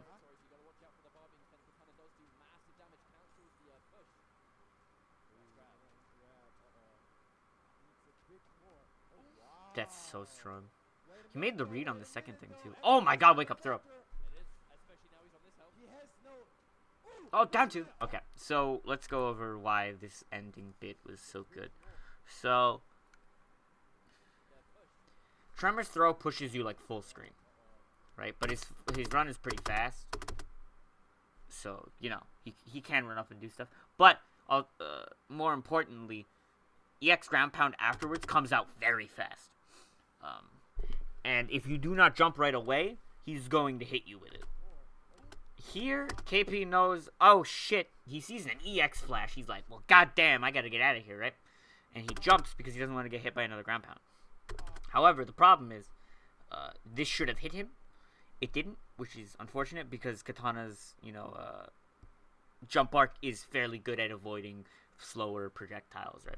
So, this was on a read that he was going to jump. He made the right read, it just didn't work out. He did get to anti-air, but sadly the second hit of forward 1-2 whiffed. And then here, he tries to whiff punish the throw with down 2. It doesn't work.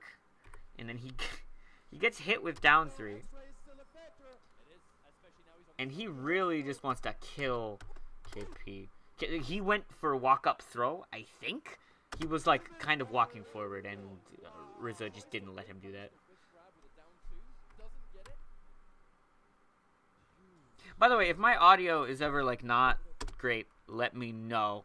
I checked it earlier, but I'm still not 100% sure. So just... if you can hear me fine, that's cool. Just making sure, you know? Did he just down 1 flex? Hold on a second, sir. This fade will not save you from something such as this. He did. He down 1 flexed. What a lord. He just did it. That whiffs. That's unfortunate.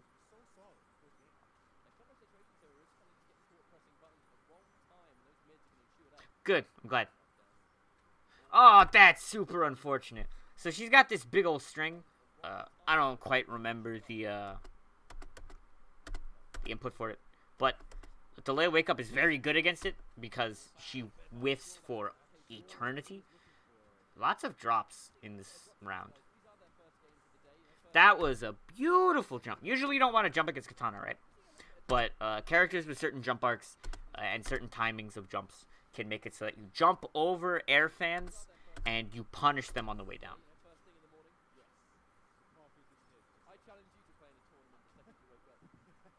This is a fairly good, like, a mix-up-y sort of situation, right? Back forward 4. This is very plus from this range. So if you don't jump immediately, the ground pound's gonna hit you. That's really plus on hit 2, or block rather. And rolling cutters plus 7 on block. That would be EX rolling cutters plus 7 on block. So you can jail a forward 1.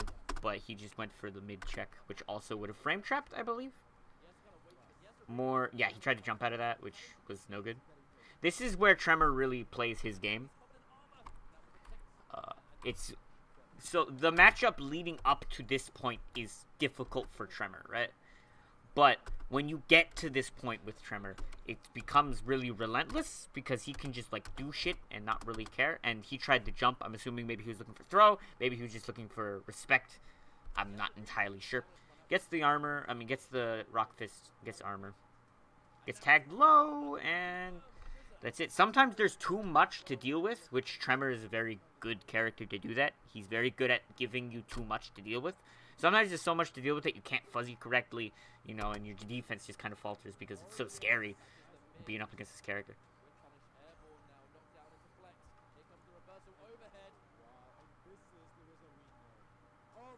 Oh my, that was awkward. So forward 2 has a lot of pushback, which means a lot of buttons aren't really going to reach in time because it's either plus or barely negative. And it's not going to be, regardless of what the frame data is, you're not going to be able to reach close enough, far enough in order to beat a low profiling button like down 4. And so, you know, just down 4, and then forward 4 is plus.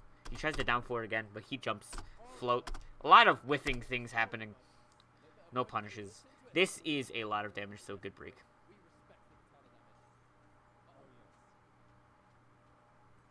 Rolling cutter. Down 4. Forward 4 is a high. Even though it's plus, it's advancing. You know, it has a decent knockdown. Good range. Pretty decently fast as far as forward 4s are concerned. It's still going to get beaten by low pokes. And then down 1 throw is like a classic. See, in this scenario, Katana can't really afford these traits. Usually, Katana is going to be in the driver's seat when it comes to the zoning game. But one, he gets hit by this. This is a good chunk of damage. And now Rizzo has a really, definitive health lead. And when that happens, and you block the rolling cutter frame trap, and then you trade with rolling cutter, it's like, you can't really be zoning him right now. It's very scary to be zoning him. Oh, that down 3 was so ballsy. And he just got hit walking back. If you don't know, you have to hold a button to block in MK. And if you're walking back to wait for something to whiff and try to whiff punish it, you're going to get smacked if they do something that hits you from that range. So 2-1. Like I said, Crystalline Tremor basically is just gonna, when he gets in, he's going to be able to stay in longer than Aftershock would. That's why he picked it. However, the counter pick is Mournful. Now, Mournful, basically, her projectile becomes a mid. She gets this glaive instead of the fans. Now, he's not gonna have the jumping problem isn't as scary against Mournful, but the projectile gets better. And the reason why the projectile getting better is so important is because it'll shred armor in random scenarios. It is faster than Fan, which means it's going to end up beating out the Rolling Cutter. That's important. Beating out the Rolling Cutter is very important because he doesn't want to trade with the Rolling Cutter, right?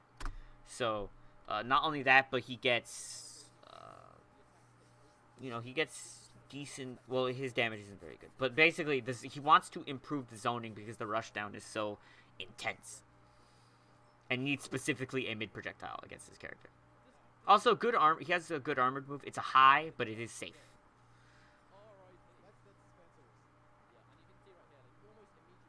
See, we see here when he flexes, he can't just randomly flex in neutral.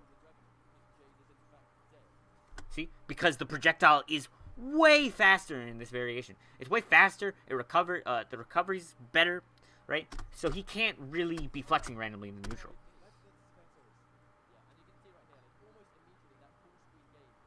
Fantastic stand 1 anti-air. This is just something that a lot of characters in this game are good at. Stand 1s have good hitboxes. So they're good for anti-airs in this game. And when you do that, you can get a decent amount of damage. Katana actually gets good damage usually, but this is in fact Mournful, and Mournful doesn't get a lot of damage off of stray hits like that. The EX Glaive is also a good thing to have. So, EX Glaive, mid, high, or it is mid, no wait, it is mid. Mid, you cannot, when the first one hits, you cannot move as Tremor if you have flex, because if you do, the second hit's going to hit you and you're just back to square one. Right, so it commands a certain amount of respect. It limits options and makes you be able to think more clearly to deal with the approach. And something very important to note against Tremor is that he has very slow standing mids, and his best button's a high, which is forward one. It's 6 frames, but it's a high. And the problem with that is that you have characters like Katana who have very good pokes, like down 3, that can just kind of mash on you. It's fairly smart to be able to do that. He has to down 1 check. And flex, essentially when pokes happen, flex is like you block the poke. This means that mashing isn't necessarily a terrible idea against Tremor. It's just a bit of a weird one sometimes. It's a good idea in most scenarios to press a button, because sometimes you just eat it down 1 and it's like, oh, I don't care, I'll just block now. But if you press down 1, or down 3, and it hits, then your reward is much higher because maybe your mids are better, maybe you have a better mix-up to run, that kind of thing. So Katana can deal with flex in a very nice way because she's good at mashing on block against Tremor, because her pokes are better than his.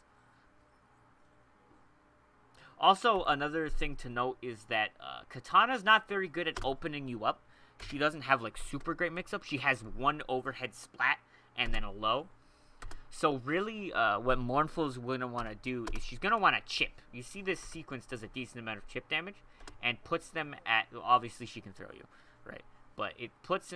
This is a good amount of chip, and it puts him at a range in which down 1 is going to check everything that he does. That's why he pressed down 1, because her down 1's really long range. So, you're really going to be seeing her just kind of wanting to play a really safe, patient game. See, like, he can't flex in the neutral. Because if he flexes in the neutral and then tries to run up, he's going to get broken. God, I rarely see that. I don't even know how to do this input for this interactable, but boy, this interactable is strong. It's a slide. It'll go under a lot of highs. It's plus on block, as you saw there. He went to go for forward 1, 2, and he got forward 2, I think. But it's plus on block. You know, it's got good range. So it's a very strong interactable in this game. And again, just normal chip sequence. He probably could have actually just chipped him there. But yeah, down one kick, I believe this jails. Her down one jails into a lot of weird stuff. One of which I think is down one kick. Hold down. Thank you, Hater. I appreciate that. Hatir? I don't know how to pronounce your name. I've said it like multiple times in my head before and I just don't know. But thank you. Hold down while using the interactable. Good to know. Oh, that was a weird set of circumstances. So after the block, so he goes for flash parry. Hater, okay.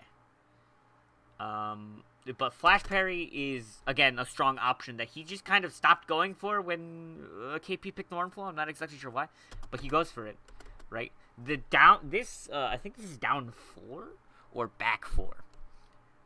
But it makes the forward 1-2 whiff. I mean the forward 1 whiff, but it has so much recovery that the 2 of forward 1-2 makes it gets it punished. This breaker may have looked a bit strange, but this breaker is actually specifically for the idea that you don't want him to get that knockdown right there. That knockdown is very bad for you to get, because if he gets the knockdown, he gets free flex, and then he gets a ton of pressure. And Mournful is not as good at dealing with flex as far as in your face as the other katanas are, I feel. Because her armor is fairly one-dimensional on this character. So it's a bit weirder for him to deal with it. And also, you just don't want flex to happen. You just don't. You want to keep him out of your face without flex. See, he tried to flex there, and it didn't work.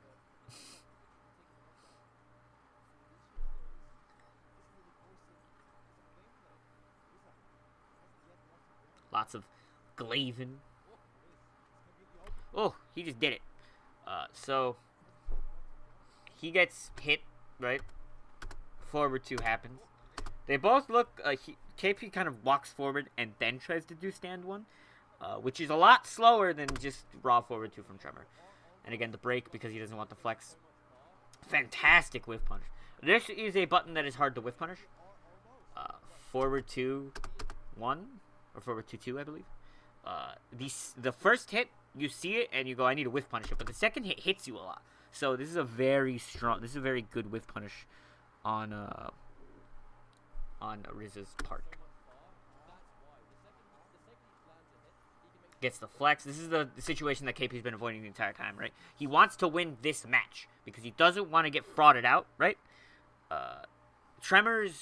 Crystalline Tremor's comeback potential is very strong. He has flex. He's got good pressure when he has flex, you know, and he's gonna make you falter in some way eventually. So you want to be not blocking against him as long as possible.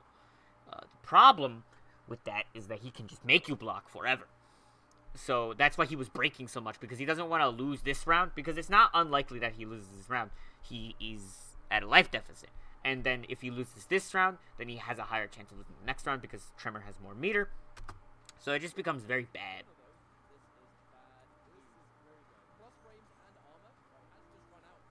Oh, missed the conversion. So, EX back forward 4, the rolling cutter. You can get a convert off of this if you are fast enough. It is awkward to get, because it's not the same timing as you frame trapping. You have to do it faster than the normal frame trap. And he did stand 2 as well, which is also a hard link to do. And he tried to throw, but overheads tend to be throw invincible here. So he tried to whiff punish with a throw. This would have worked, but it looks like that's throw invincible. So gets hit by the low. Gets hit by the overhead. See? And now KP's not at a great spot, right? His back is to the corner. Tremor has more meter than him. This is potential set point. This is potentially the end of the set. And that would be bad if Katana Prime lost it, right? So, just advantage is in Tremor's favor at this point on the screen. Great punish, though. And a good thing about the Glavy girl, the Mournful, is that she can hit confirm into this, and then since she has such a good crossover button, she can use it to be able to convert. You try to go for the max damage. She can do a lot of damage in the corner, but this is bad. This is very bad. Rolling cutter. Oh, he thought he was going to go for the overhead. This is fuzzyable. He may have also just messed up the fuzzy. This for 2, 1, down 4. Or down 3, rather. Up 4. Which is a 50-50, kind of. You can fuzzy the 50-50, which means you can block one way and then block the other and cover both options. But he just got tagged. Which, again, it's hard to fuzzy against this character sometimes because he's doing so much. He can throw out lows and overheads in so many different places that it's hard. Also, he tried to jump. He's not plus at all. He's actually a fairly negative, not punishable. And the forward 4 just anti-aired him. And this is why forward 4 can be a really good button, because sometimes it'll anti-air. Sometimes it'll just catch people trying to, like, press a standing button at a range where forward 4 will beat it, and then it'll launch. Even standing, that would launch in the corner. He tried to throw, got hit. See, this is what we talked about, right? If Tremor wins that second round after KP won the first one, in that scenario where he has 2 bars and has Katana in the corner, it's gonna be hard for Katana because Katana doesn't have many places to move. Tremor's very good at keeping characters in the corner, and Mournful, it's even harder for Mournful to really get out of the corner than it is for the other ones. So, who do we got next? We got Bio versus Rizzo, or do we have... Oh, no, I'm sorry. We probably have Storm versus Norvis, or Foxy Grandpa versus Vacation. I think it's Storm, though. Yeah. We've got Storm. Alright, so this is Storm and Norvis. Norvis is a Katana player. Oh, this is a button check. And Storm, since day 1, has been the Takeda guy. He's always played Shiroryu Takeda. This has kind of been his shtick. This is, by the way, Storm is the kind of guy who will run a tournament and then enter it himself, because Vienality is his tournament, right? So, it's kind of funny that he did that. I think he did that for Injustice 2 as well, but I'm not entirely sure. But this matchup is going to be kind of similar, but Shiroryu Takeda is going to have better well, actually, no. He's going to have slightly worse options against, well, different options versus Royal Storm Katana, right? He's got kunais, which are plus on block, but it doesn't really help that much with the zoning problem. But he does have a teleport, which is a strong tool to have against Katana, because you're going to be able to teleport past the fans for a large amount of time. Also, his pressure, not as good as Crystalline, so when he gets in, it's not going to be nearly as good. It's not going to be nearly as easy to pin down Katana, right?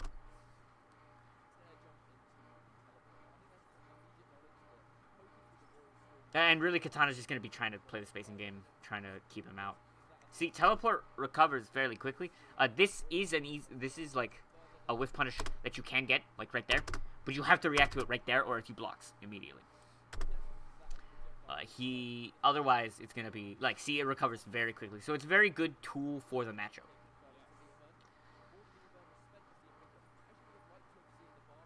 Also, keep in mind that he has very fat... See, this is a good thing that you can do in the matchup.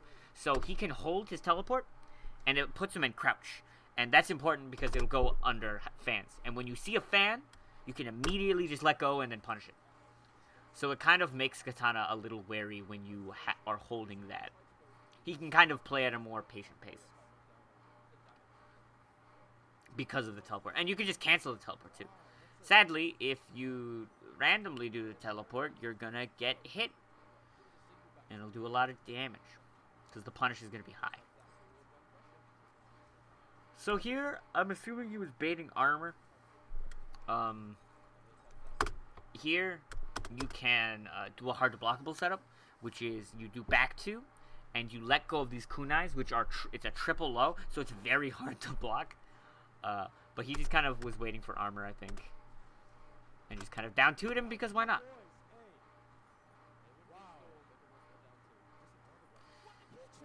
Slow walk, like Mitsuo sense, probably a shimmy attempt. It's 32% meterless, and just hit him on meaty. Sometimes people just press buttons on knockdown, and they die for it. Good jumping. Oh, drop the combo. This is actually a very significant drop. So, this scenario, you don't, as we talked about before, air hits that you have not planned to meaty are harder to meaty.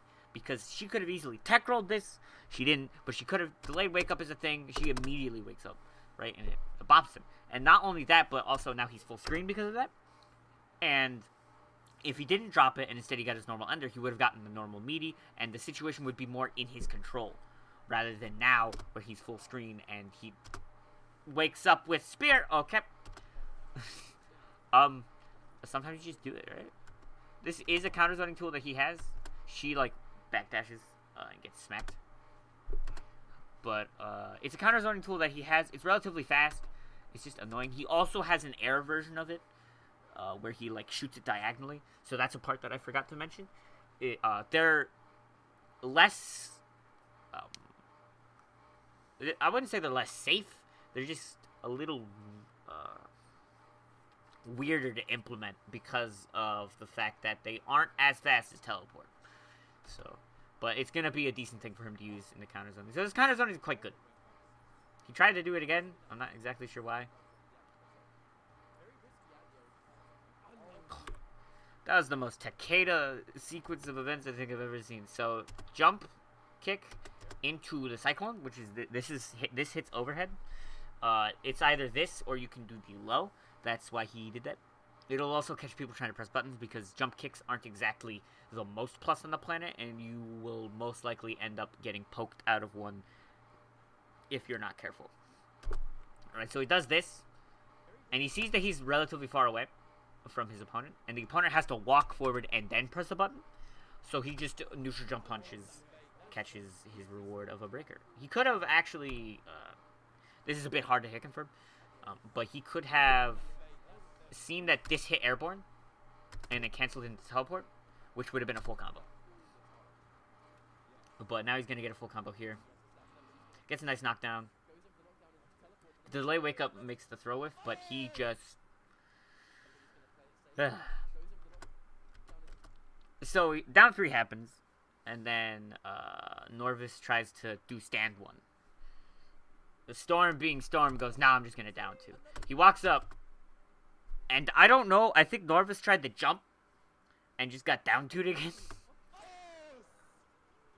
But you know, Storm is Storm, and he's going to do things that only Storm would do.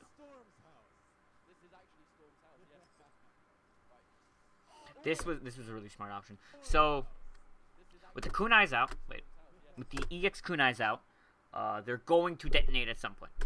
Instant air teleport is going to catch if you try to jump out, which usually what people's reaction to raw EX kunai in the neutral is jump. Because they don't want to get hit by the kunai. It sucks to get hit by kunai.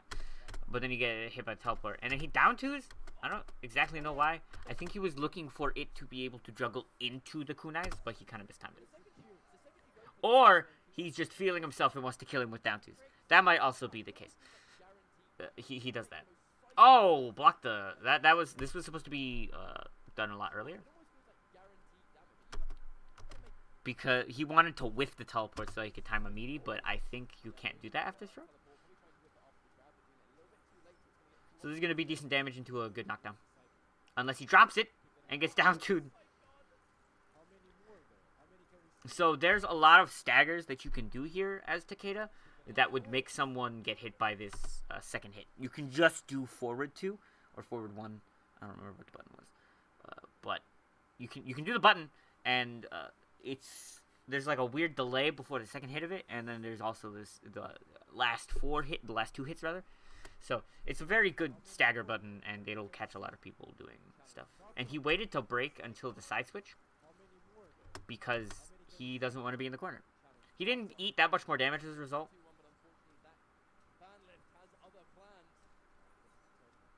This is a quick stand setup. So if you tech roll, if you don't tech roll, it does not matter. This will quick stand you. This jump button will meaty you on every account unless you delay wake up. It's a pretty decent setup. It kind of auto times your meaties. Yeah, so he got him in the corner with this. The trade was like damage-wise was in Storm's favor, but Norvis just wanted to get him in the corner. He doesn't care that he got him that he got hit.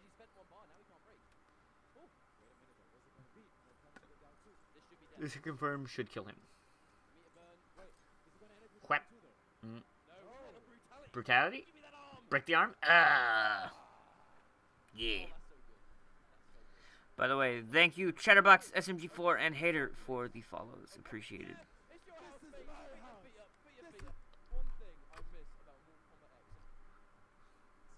So going into this match, basically, this is back to the Happy Pal Bio match, right?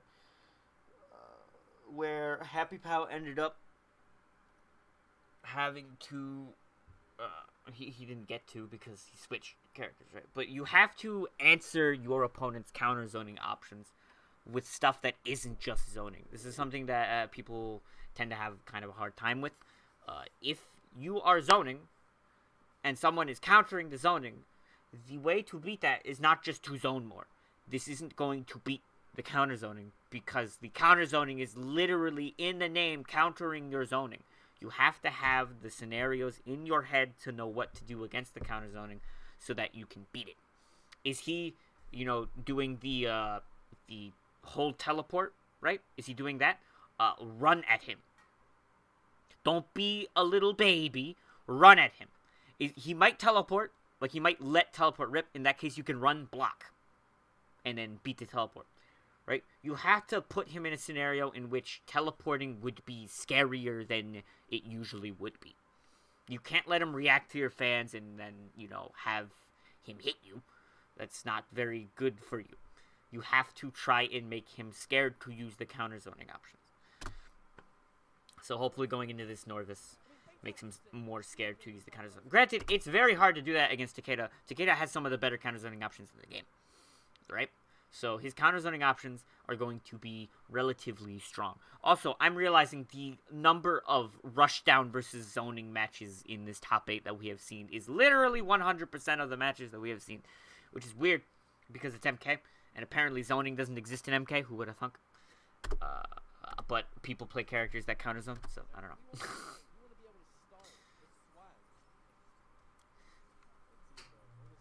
Oh, what the? Ooh! Norvis! I've never seen this conversion. This was sick. With the square boost, get stand 2 into lift. That was good meter build too, right? Katana builds a lot of meter just by hitting you. This just adds to it. So like if we look at the amount of meter that she has before she starts this combo, right?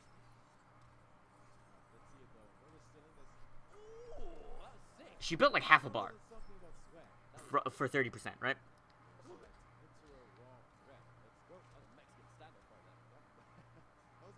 Another throw.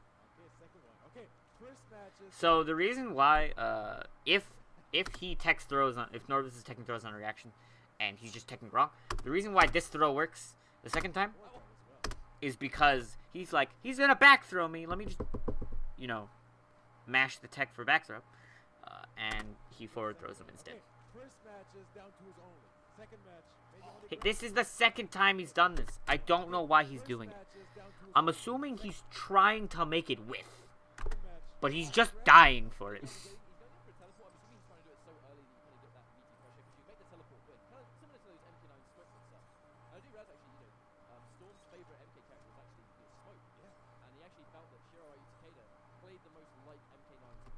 Oh, that's interesting. I didn't know that he found that Shirai. Oh my Lanta. So EX Kunai happens. He blocks the EX Kunai. This is fairly plus. He doesn't care. Takeda's buttons are fairly slow, and his standing buttons are even slower than his crouching buttons. Like even slower, like way slower. So he just kind of gets tagged. And one kunai, yeah, it's not nearly as plus as all the other kunais. Whoa! You... I just want to watch that again because it was cool. This whiffs. He sees that it whiffs. He doesn't want to get whiff punished, so he's like, well, shit. Let me just square boost away. That's a good thing to know. Was that a punish? It wasn't. He just pressed a button. Did they change the Twitch following thing again? How so?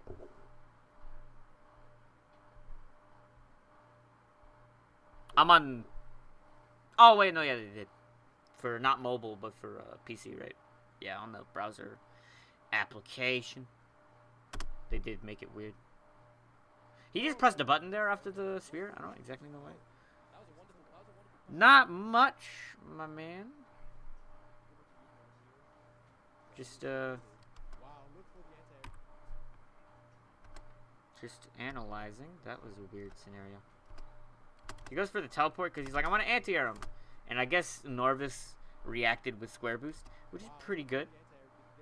Pretty good thing to do. A lot of people don't convert off of this. This is important for you to have down in this game. Is off of this, have conversions off of this. There's no point of you doing this if you're not gonna get a full combo. It can be like a string into a special kind of combo. I don't know. I don't care. Get something off of this. Make this hurt. A lot of people just do it and then don't get conversions. It's important he dropped that, which sucks. Lots of mobility in this matchup. Yeah, trying to air against Katana is not great. Because she just has like some of the best jump buttons in the game. So you're usually not winning that. That caught her jump. You just got caught pressing buttons. Oh no! Oh! I really wish he hit that whole thing. So there's a couple characters that in the corner off of raw down to you can get a launch. TK.E's one of them. Sadly, he didn't get the full conversion. Down two, down one, down two. Ninja jump. He's not gonna break here. Oh no. He's just down doing. Friggin' storm. X-ray is still a factor. Overhead. Oh god. So here he tried to anti-air with stand one. This was stand one anti-air, but he was already too far ahead of him. So this big, this is like the most cross-up button I've seen, and it's in a hold block, like a block button game. It's funny. But yeah, and then he spins out. Katana can still win this off of like one hit, but he reacts to the fan with the teleport.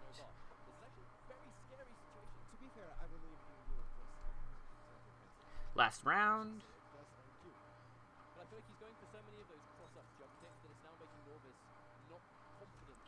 Takeda's throw is pretty good. He gets like a decent... Oh, down. So here is like a weird scenario. You can jump if she does it like if he does fan immediately. You can't jump, right? Even if she like slightly delays it, but doesn't delay it 100%, she can jump, or you can't jump rather. She can catch your jump. So.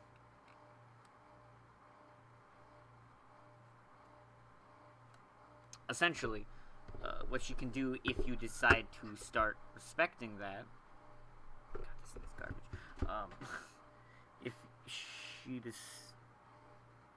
If she decides that she thinks she's gonna make you respect that, she can do other things like do a jump in. She can delay the fan even more, right? She can do a lot of stuff with that, and he just tried to jump. I don't know why he tried to jump. Never jump against his character.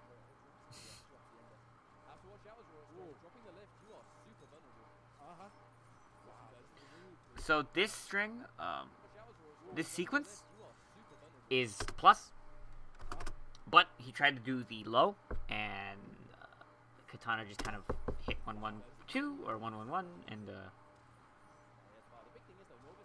got the combo. The sweep knockdown, this knockdown is for an immediate 50-50, which you see he does sweep, back two. Takeda got pretty lucky with the armor patch nerf, because the armor launcher nerf, because he can spend 2 bars to launch.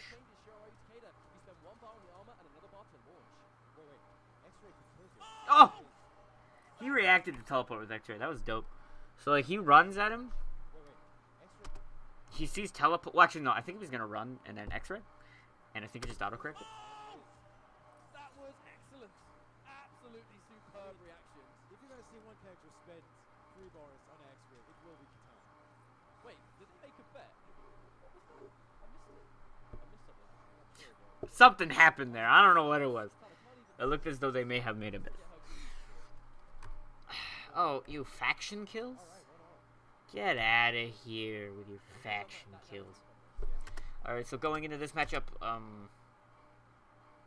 honestly, just the same things, right? Storm is going to have to keep Katana pinned down and, like, use the pressure things that he's been using. And, Katana's just going to try and have to keep him out. And do stuff like that, I guess. Oh, no. Punish. We haven't really seen, the one thing is actually, on the note of that, we haven't really, so first of all, yes, we haven't seen any down 3. See, his staggers are really strong because you don't exactly know when the strings are going to end. And also, we're not really seeing him. The Storm is... He plays for the crowd. So, teleport, this is what he wanted to do last time. He wanted to down 2 and then have the kunai hit. I've never seen that. Excellent combo. In 3 years of Mortal Kombat. With punish, the down 2 with stand 1. I mean, he's just waiting for it now. Like, obviously, a lot of down 2s, they are high. You can crouch, point blank, and whip punish accordingly. 30%. Gets caught pressing a button on knockdown, but sadly with...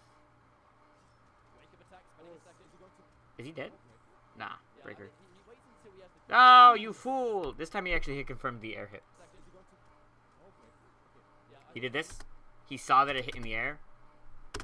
And teleported, got the knockdown. Got the full combo. Yes, the thing about Morgus actually was he took that little bit of initial damage to try and wait for the teleport to connect, and then when the repositioning took place, that's when he broke to make sure he had the screen. I like that sort of thing. Even if he lost the round, now he's got the whole screen to work with. See, in this scenario, you can't do this. He's so scared of this teleport, him letting this teleport rip, that he's just standing there. He's like, come on, let it rip, I want to block. But Storm, while crazy, isn't an idiot. He's not going to just let it rip here, right? I feel like doing this assumes that your opponent has bad reactions. Storms has pretty decent reactions. You know, he can hit confirmed that last hit that got him the round, right?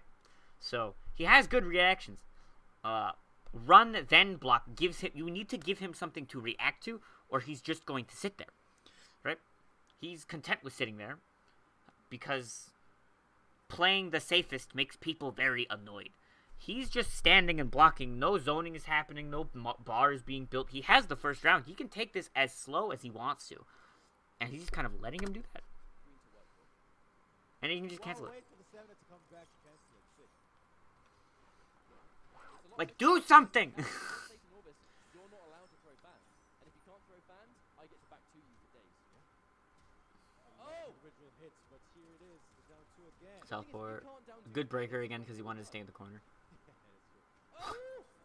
This man loves his down 2.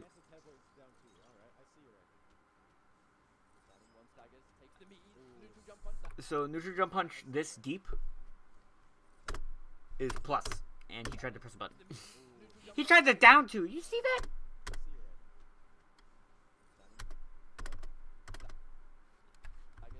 You see how her hand was like on the bottom? Yeah, Vienality was really fun to watch. I wasn't there, obviously. I would love to go to Vienality at one point. That's like on my list of like when I start hopefully traveling, like outside of America. Vienality is one of the tournaments I want to try and get to. But this man mashed down 2 after that. What a maniac. It's hard, right? Vienna's kind of far away. Jesus Christ. This was all because he decided that mashing down 2 is a good idea. Don't do the Storm thing. You're not Storm. Whip. And that's 2-1 Storm. Hurts so much. Wait, he's trying something. He's only blocked. Yeah, I think Norvis is just playing like way too conservative with his tools. You know, run up forward 2 is a very good way to deal with him holding teleport. Run up block is a very good way to make him be scared of letting teleport rip. I know that you want to keeping Takeda out is the objective, but Takeda is threatening the ability to come in, so you should just go in and kind of shake it up. Zoning in MK, you have to shake it up because counter zoning options are like pretty strong. Nice hit confirm. A long time ago, the closest he could get to Sub-Zero was, sorry, to Nuke Cybot was Revenant Sub-Zero, and then that faction kill as his fatality. He would combine the two to make a budget Nuke Cybot.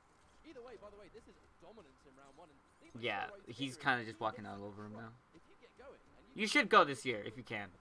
Vienality is always a really good tournament. Flawless. Yeah, Storm is just kind of walking all over him now. Storm's very momentum based because he just does shit, and he has a playstyle that will put you on tilt. Again, have these conversions on deck. Don't drop them though. This is like textbook bait. He should have run up on him. With neutral jump punch. Instant neutral jump punch. Katana, I'm tired of this. And then empty jump, right? I'm tired of this. I see you jumping. I'm throwing the fan. And then air teleport. Very textbook bait. Textbook bait. And again, combo. He doesn't go for the teleport here because too much gravity. So he just goes for the hook. Gets 25%. 23 rather. Good frame trap.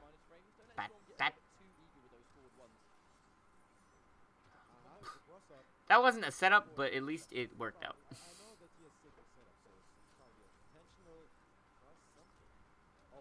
Again, see the teleport, a really good idea. He's got to stop doing air fans, right? Limiting yourself can be kind of awkward, especially when you're a zoner, because like you don't want to limit an option. But this is the 3rd time this round that this has happened.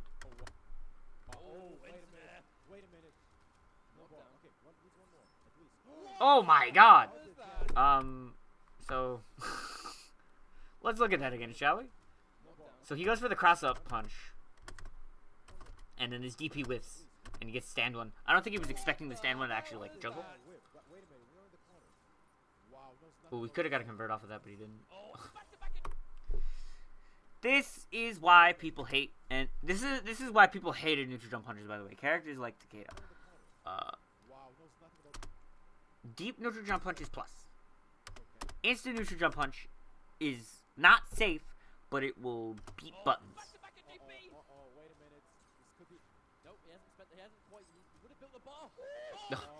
Nice. So this is guaranteed. This would have chip killed him because he could have like frame trapped into death. And if she wakes up, she eats that kunai and dies. So it was guaranteed. Slice, slice. In the throat.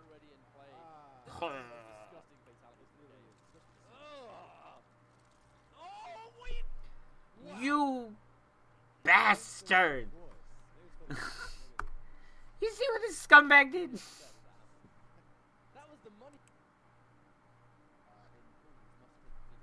We're on Katana Prime. No, we are on Foxy Grandpa Fake Asian. Yeah.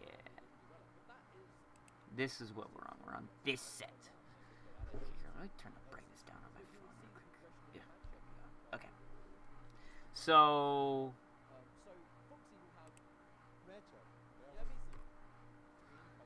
this matchup is, right now, as you can see, it's Buzzsaw versus Grandmaster. Is it a button check? Yeah, it's a button check. Buzzsaw versus Grandmaster. Buzzsaw is going to be able to get rid of Clone fairly easy because his projectile is pretty good to do that. Clone is still going to be annoying, though. He still had, Buzzsaw has back 2, like Kung Lao in general has back 2 to deal with it, right? He's got the hats that he can throw. He can dive kick over it if he's feeling a bit lucky. But really what Grandmaster's going to want to do is he's going to just want to keep Kung Lao away from him until he wants to run the mix-up. He's going to want to let the clone control the neutral. But again, these hats are going to be very good at stopping that sort of momentum because they have very low recovery. Right?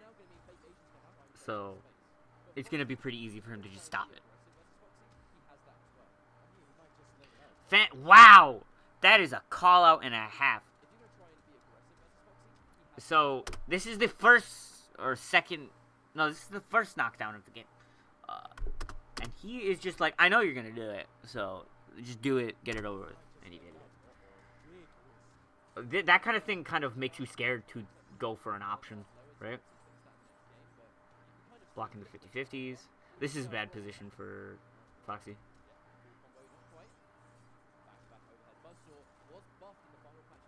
Really what Fake Asian's gonna have to do is he's gonna have to do EX Ice Ball in these situations because it's mid. And it'll absorb it, right? That's really what he's probably gonna have to do. But it's still really hard because Buzzsaw is very good at getting rid of clone. Also, Foxy is just fucking ridiculous. So, and see, it even like beats out the clone throw. So, this is a very good pick by Foxy, I think.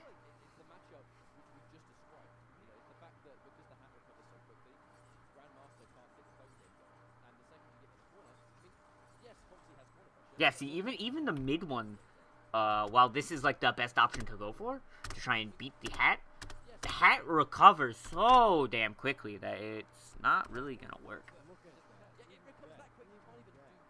Also, I don't know if you realize this, he did it, and it didn't absorb the projectile because it's so low to the ground that it actually low profiles it. Ooh, I hit my mic. Apologies if that hurt anyone's ears. Plus frames. Ah.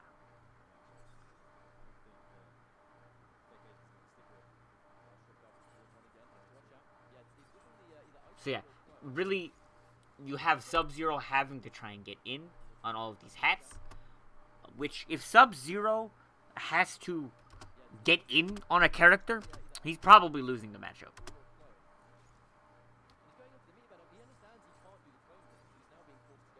Catches the backdash. Like, he just controls like the entirety of the screen. There we go, he finally got a hit. And then his character builds so much meter that, like, it just doesn't matter. He's gonna break you. Oh, he tried to whiff punish it, but he kind of got hit. Yeah, Grandmaster wants to run the mix-up in the corner. Oh, he tried to air that. He said the instant jump on. But it whiffed. And the clone barely missed him. That's really unfortunate. Oh, no. So, armor, punish the back two. Run up. He goes for down four, it looked like. I'm not entirely sure why he went for down four, but he went for the option. And, it got him killed. Maybe he was looking for throw.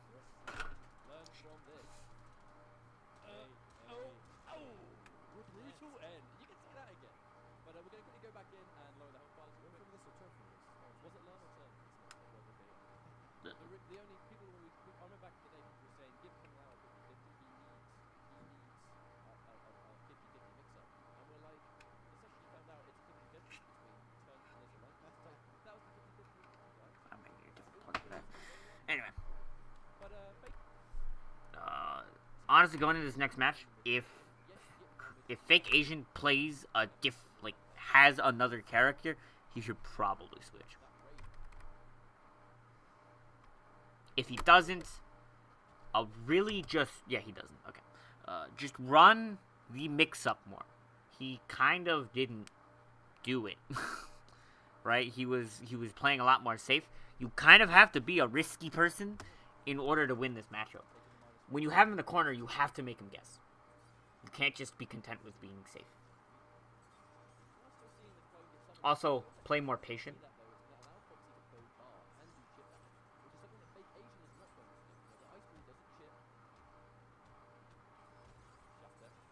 shatter. Backdash is a terrible idea against this character a lot of the time. Because low hat, first off, raw low, so he's, you know, enforcing a mix-up there, sort of.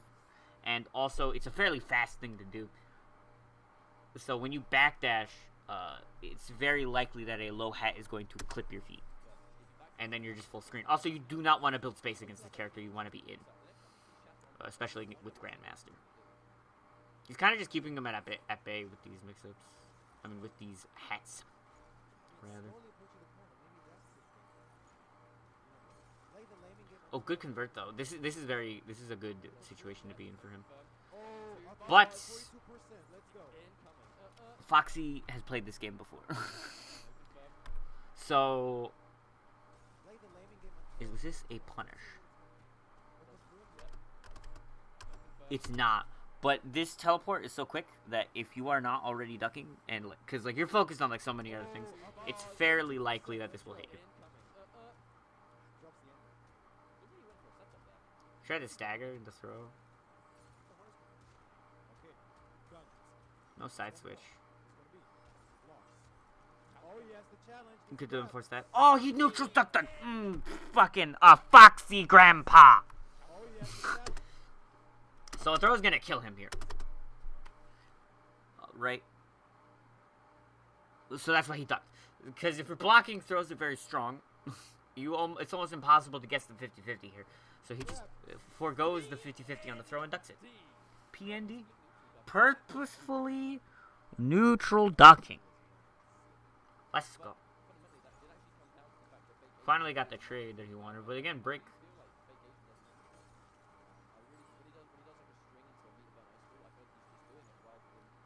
Also, I think he needs to jump more. Like, as far as, like, over hats. He's kind of just letting low hat dominate the matchup. When he needs to make him think about, like, doing up hat and straight hat.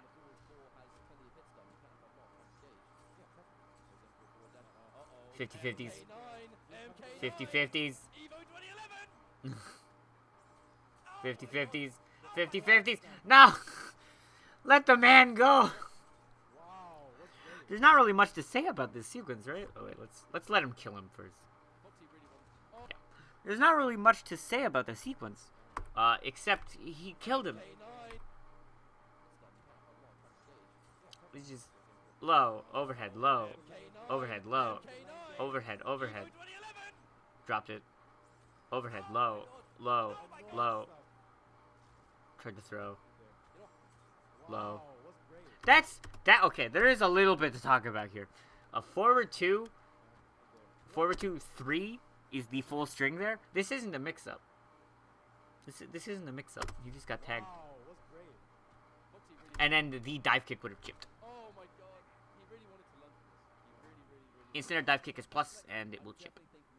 It jails into stand 1, and he would have died. So if he has another character, I would recommend thinking about it. Yeah. So this matchup's gonna be weird.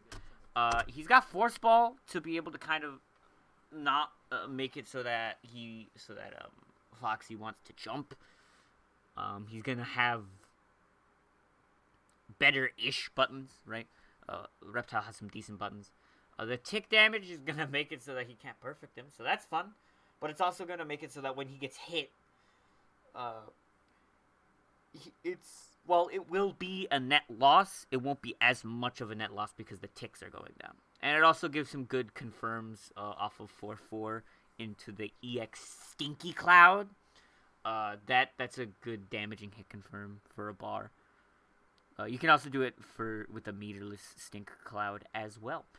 But really, this is like basically the same matchup, except Reptile's better mobility and a better way to kind of handle the low hats.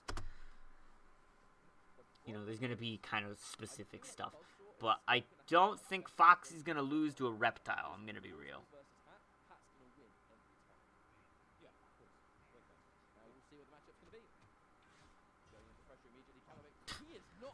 Just immediately does the thing.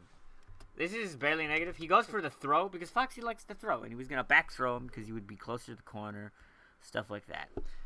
But here, he just EX slides because why not? that trade is in Reptile's favor. So already Reptile's dealing with the zoning a lot better.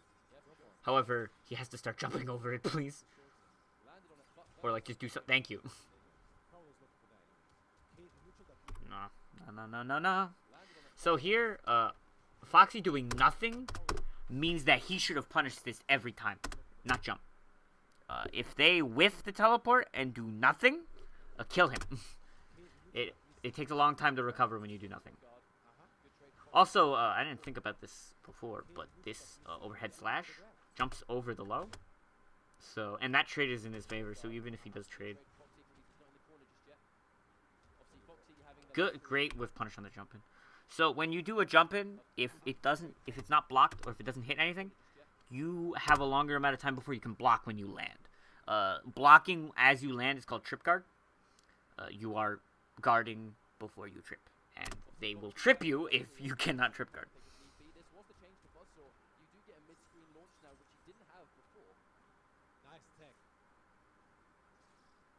He's kind of playing the zone again. Yeah, counter zone is good.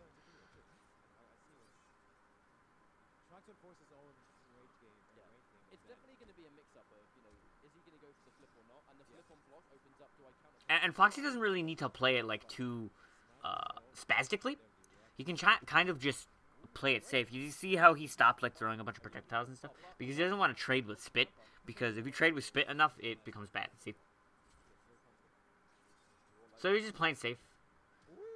Oh, no punish. At least he got the overhead. 31% for a bar is like easy. With punish with the throw.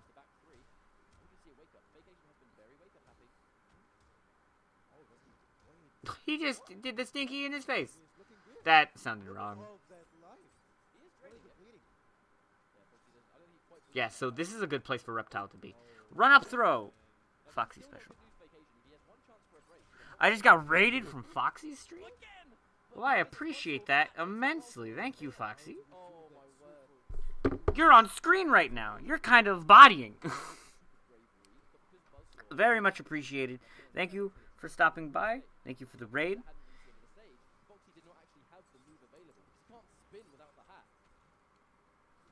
Yeah, he can't spit without the hat, right? So, sorry, I got distracted a little bit. In this scenario right here, at this range, really Foxy should be, like, kind of winning. So, Spit will trade with hat, and sometimes Spit will recover quick enough to where you can recover quick enough. Yeah, recover quick enough so that you can block. So really the zoning game can go in Reptile's favor. So Foxy kind of has to play the matchup a little, you know, he can't just like spam hats. Earlier in this exact match, you know, Fakeation wasn't exactly playing the zoning game to the maximum potential that he could have, but he proceeded to fix that. So Foxy has to think about it a little more. Plus frames. Just backdash. Yeah, see, and this trade is not in Foxy's favor. This is more damage than this. So, we want fair analysis? Okay. It's 2-0 Foxy Grandpa right now. Enough said.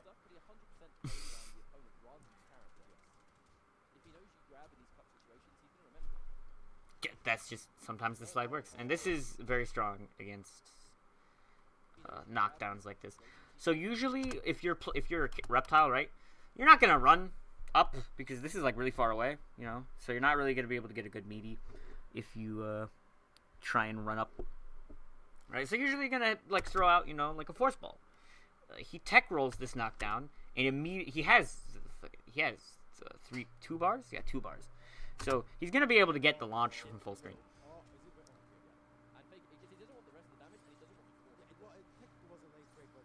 Reptile is still, like, while he's not at the life advantage, he's still kind of at advantage, but he's going to die now.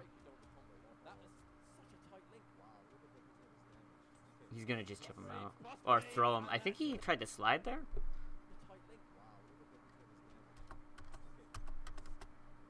He tried to do the, not the low slide, but the mid slide. And he got hit. I think the low slide would have actually beat the throw. Because I think it would have been throw immune. So that's that match.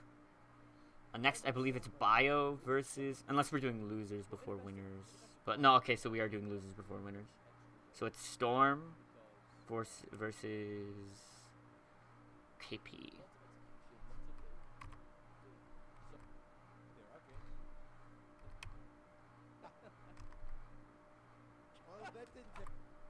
Okay, so basically how this matchup is going to go. We saw this matchup earlier. It was Storm versus Noivos, I believe is his name.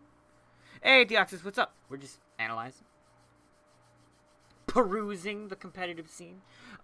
So we've got Katana Prime versus Storm. This matchup happened earlier, right?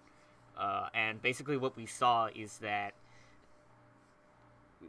Storm was like holding teleport, and it was making Noivos kind of nervous to actually do his thing. And really what he probably should have been doing is trying to run up and hit him while he was trying to charge it, or at the very least run up, block. He wasn't giving him anything to react to. So hopefully in this matchup, KP will give Storm stuff to react to and maybe bait some stuff.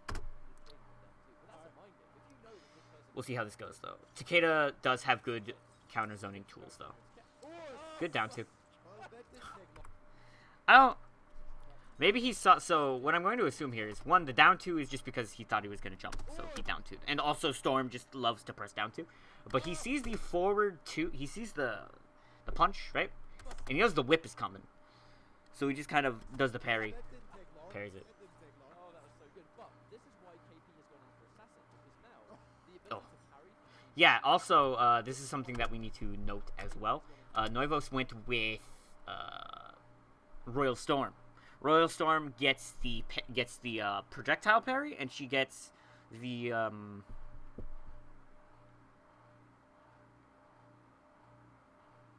longer lift. Sorry, my brain farted for a second.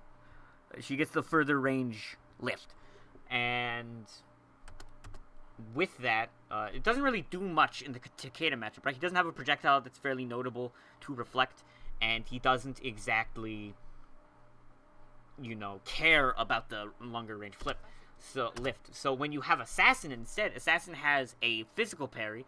The only thing that will not get parried by it are lows. His lows aren't exactly very strong, so the parry is usually going to work a lot of the time. And also what she gets is she gets a better armored move, which will make it so that he can get out, so that KP can get out of the Takeda pressure a lot better. So I think this is most likely a better pick. Because she is also she gets sharpened, which makes her rush down a lot better. So overall, I think this is just a better pick against Takeda. That was a weird button to press, Storm. With punish. Yeah, stop down twoing, you maniac.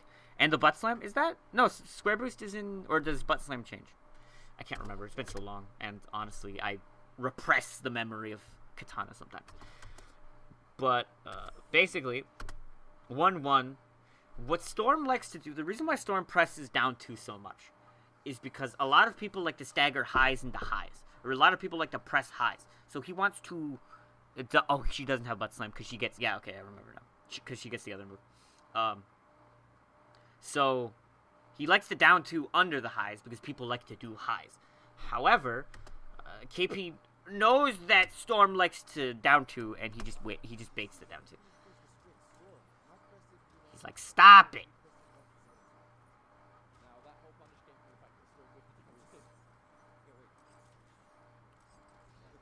Also, another thing about this matchup is what we talked about, giving Storm something to react to so that he will feel the need to teleport. One of the things is parry from full screen. The reason why parry from full screen is so particularly strong is because of the fact that if he teleports, it's going to parry it. And he pulls out fans, so it looks kind of like, in the heat of the moment that he's about to throw a fan. Also, when you jump, he messed up the instant air, but when you jump, it puts into Storm's head, okay, I want to teleport him when he jumps. So if you land in time and you just parry, you can actually bait the jump sometimes. You can bait the teleport sometimes. It won't really bait air teleport because air teleport will whiff over it. Oh! That was all sorts of mistake. So he missed the whiff punish. He just kind of jabbed him, and I'm assuming this was because he dialed in the input for the cancel of the lift too much and got the lift. without getting the full actual string. I feel like he could get more damage, but I understand that he's a Storm and he wants it down to. But really, we talked about this in the Noivos Storm matchup with Takeda versus Royal Storm. When you throw out EX Kunai, you make people want to jump. And when you make people want to jump, they do. So they get hit by teleport.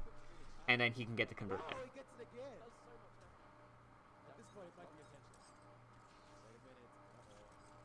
Weirdly enough, when you do kunai on block, people are more likely to block.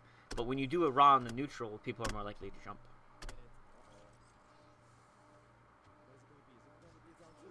Oh, this is death.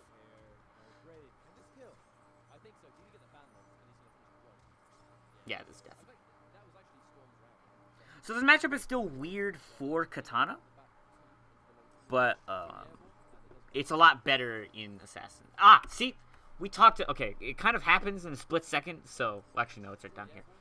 But oh no, yeah, it happens. So you see here, he's going to charge for teleport, and KP, instead of like just being content, standing back throwing projectiles, sometimes you have to run in and make him scared to do this. So you make him scared to do it by running in and doing forward two. So already like a pretty good way to play this matchup.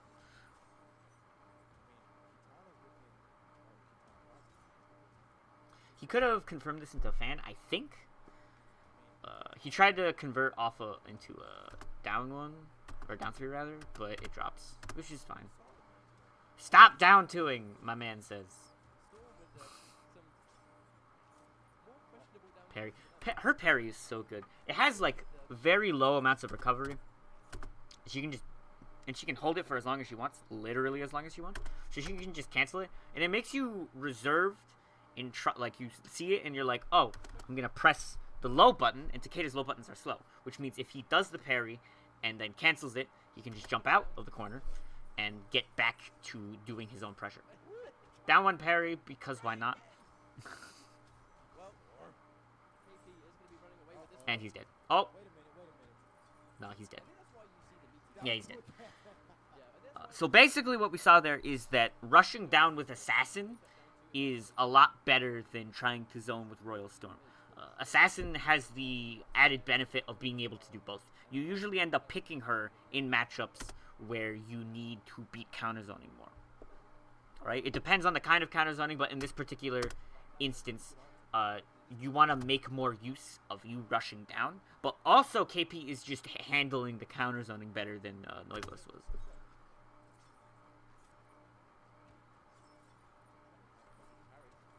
Oh, good with punish.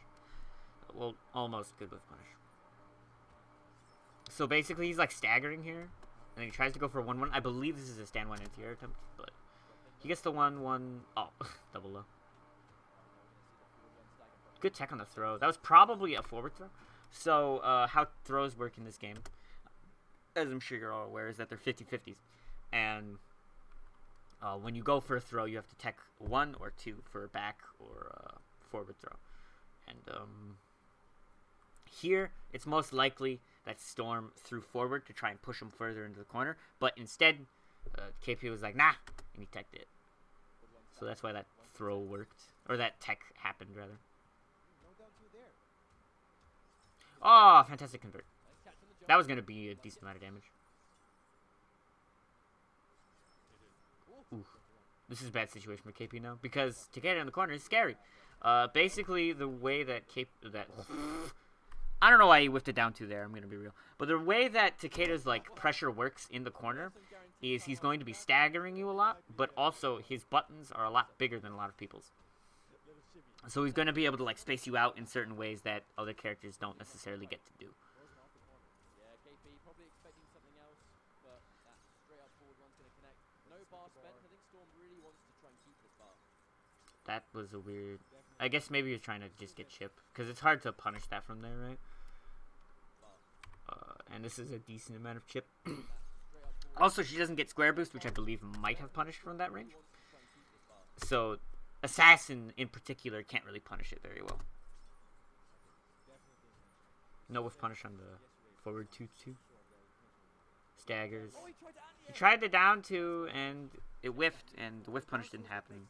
Which is just unfortunate. Sometimes that happens. Down twos that make sense are working, but the ones that, well, the Storm ones do. Yeah, exactly. Oh, the delay. So the delay here, basically, we saw this before in the Noivo set. Basically, whiff neutral jump punch, whiff neutral jump punch. It makes her want to instant air fan, and it makes her think about you jumping. She doesn't really want to run in because you just whiffed two. You showed that you were willing to whiff two neutral jump punches, and so you run up because she's blocking. And if you react to the run up too late, you're gonna get hit. So that's why that worked. Gets a good knockdown here. He goes for the hard to blockable. Yeah, that's really hard to block. There are so many different things that he can do to delay. Like, he can kunai right here and then kick. Which he did. He kunai'd first, then kicked. He can kick, then kunai. He can kunai way before, then kick. Like, it's really hard to block. That's one of the harder hard to blockables in the game. And it does infect armor break.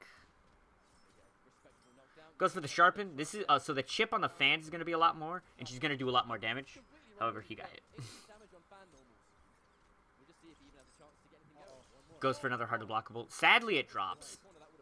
See, he's trying to chip there. This could end very poorly. He does have a bar, so he can like armor and try to chip out. Yeah, no, the armor called it. There, it's not very risky for him to armor because it'll chip him, and it's also going to kill him on hit. So really what he had to do was jump. And the thing is, against Storm, he has shown that he is willing to not only press down 2, but wake up with it. So it's kind of, it's a 50-50 essentially. Take, wants some of that winning juice. That was a fantastic air there. And then, yeah, that's so hard to block, dude. Did he change the timing at all? I don't think he did.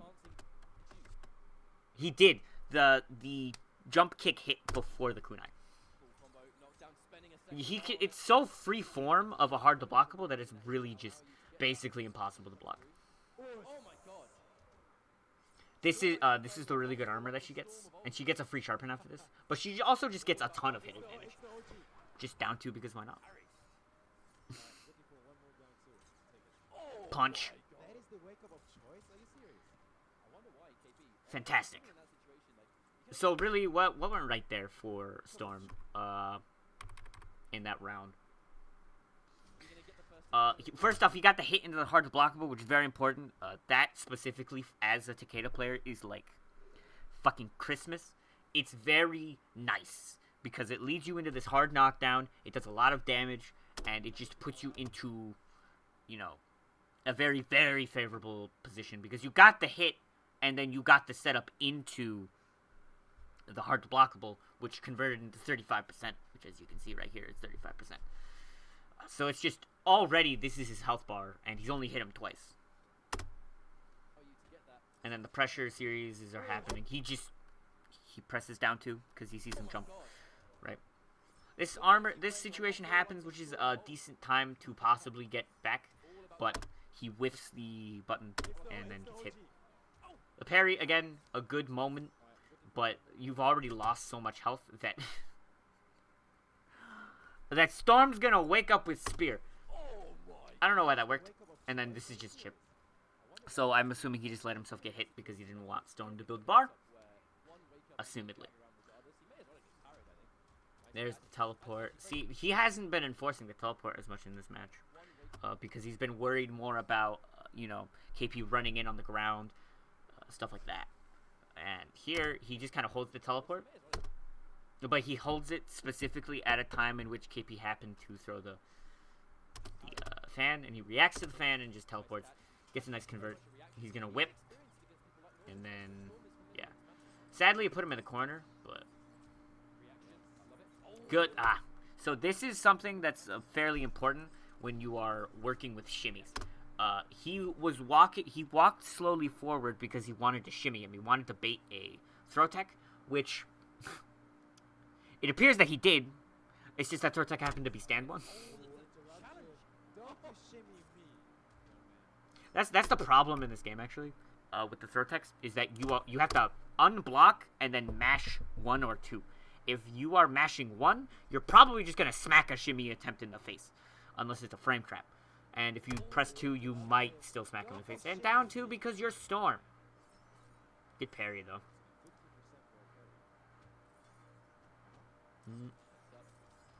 That's another way to deal with the parry that she has. So there are 2 ways to deal with parry. Parry gets beaten out by lows, and it'll also get beaten out by jump normal. So Takeda has a very good way, as far as, you know, reacting to it, to deal with it, usually. If he doesn't think to neutral jump punch, then he's not gonna... Without the neutral jump punch, he doesn't have very good ways to deal with it, so he has to neutral jump punch in order to do it. But when he does... Bop, bop. He gets 36%. Oh, he got double down 2. Why did you pause that? Double down 2. We just saw the greatest combo I've ever laid on. That was... You want to look at that again? We'll look at that again real quick.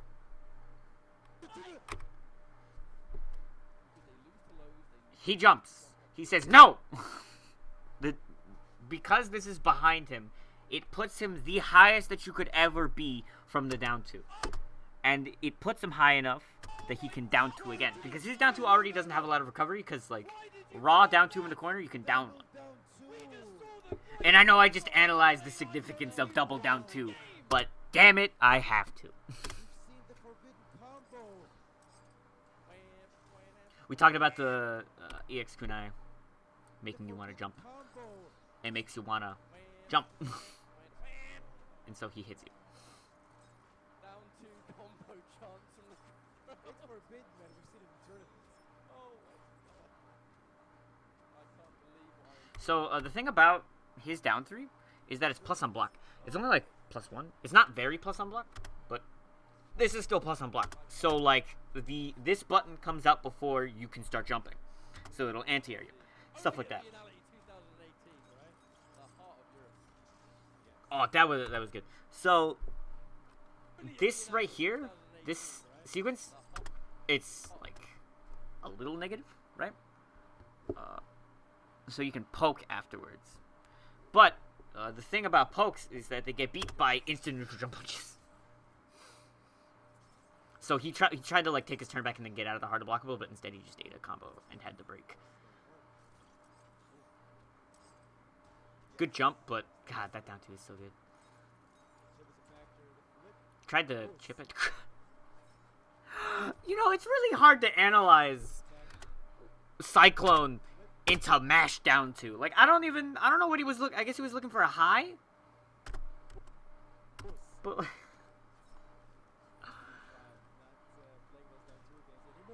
Like, when you're looking at a gorilla, right? And the gorilla, like, throws something at you. You don't acknowledge the significance of a gorilla throwing, like, a fruit at you. You go, why the hell? You go, like, stop throwing the fruit at me. And you try to make him stop throwing the fruit at you. And it doesn't work. Because he just mashed down 2. He just wants to do it. Because, here's the thing. I think this is why specifically Storm can get away with just holding this full screen and not having people run up like block or stuff, you know, try and bait it, because he's Storm. He doesn't care. He makes very hard reads. So in this situation, he very well could have just let that rip, regardless of what happened. Most of the time he does react to it instead of like just letting it rip randomly, but he is the kind of person that will just let it rip randomly. Oh my! I just want you to like look and appreciate the amount of whiffing that happens. So that whiffs, neutral jump punch whiffs, and the forward 2-1 whiffs. Down 3 is blocked. Stand 2-1 whiffs. Jump kick whiff. Down 3 whiff. Down 2 whiff. Like this game is so fast that sometimes stuff like that happens. Right? Oh, that was almost swaggy, but you dropped it.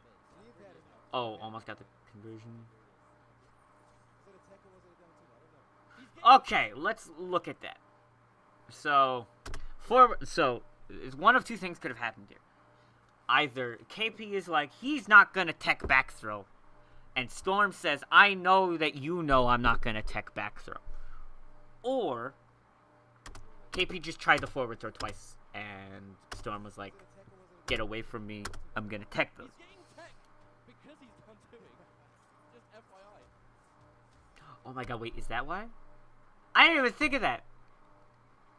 Ketchup, you madman genius. Is he really just mashing down to here? And well, you can't really tell. He probably is. Because he's done doing. Just FYI. It's probably why. What a guy. This time he didn't fall for it, right? Every other time that he's done this this into teleport, he's fallen for it. But really, he just blocked that time, which is a lot less damage. Like, he doesn't really get much from you blocking it. It's kind of not useful to jump. There's a lot of damage. 38. Ah! So last time he did something into low kunai, KP tried to down 3, and he got hit by the neutral jump punch. But the thing is, if you let it he's stand blocking to block a neutral jump punch, even if instant neutral jump punch isn't an overhead. It's still in his head, this guy jumped, let me block overhead. So, he's like, let me block the overhead, and then Storm sees that he blocked overhead and just lets it rip. So it was like a fake hard to blockable? Oh god, he's dead. I think so. I think so. That's going to be the round, absolutely. Sometimes you just get hit and you die. Basically what happened here is that he got hit and he died, right? The throw happens, he meaties with kunai, and KP committed immediately to, I am going to run at this guy. And a lot of Takeda's buttons are slow. It's hard to play reactionary with him as far as, people running up on you. You have to, stand one or something. And if you were already committing to, a really slow button, this is going to happen. I think so. And it looked like he committed to, a back two or something. Like a really slow, one of the whip normals. I mean, he was in a bad situation where he had to just go for a make or break. Yeah. And, yeah, there wasn't really much he could do. He had to run in on him. For Storm, he must have expected KP to play it slow. KP just completely flipping the momentum and going, nah. Tried to down two, it whiffed. Oh, but his neutral jump was whiffed. It didn't autocorrect. So he tried to anti-air him / anti-crossover him with the stand one. But it didn't autocorrect. Well, it did. It autocorrected at the last second. You saw how she flipped over. But it wasn't fast enough.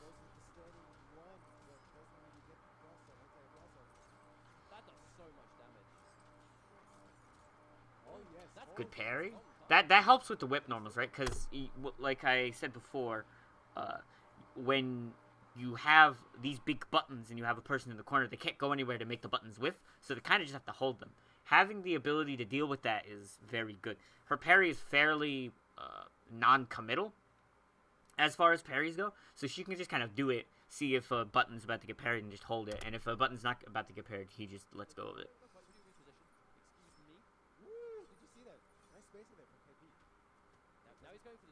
Oh, convert. Hey, good stuff. Right, his down one's like it's a pretty good down one. It's one of those kind of mashable ones.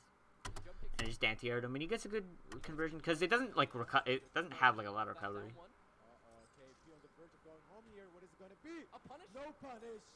Well, that's not. I don't think that's punishable. Oh, goes for the wake up. Oh, goes for the down. Wouldn't be Storm if he tried to end it with a down two, down two. 3-1.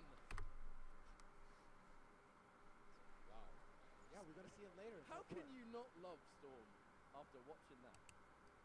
So what do we got next? Foxy Grandpa Happy Pal. Happy Pal is playing Jax. That's 1-1.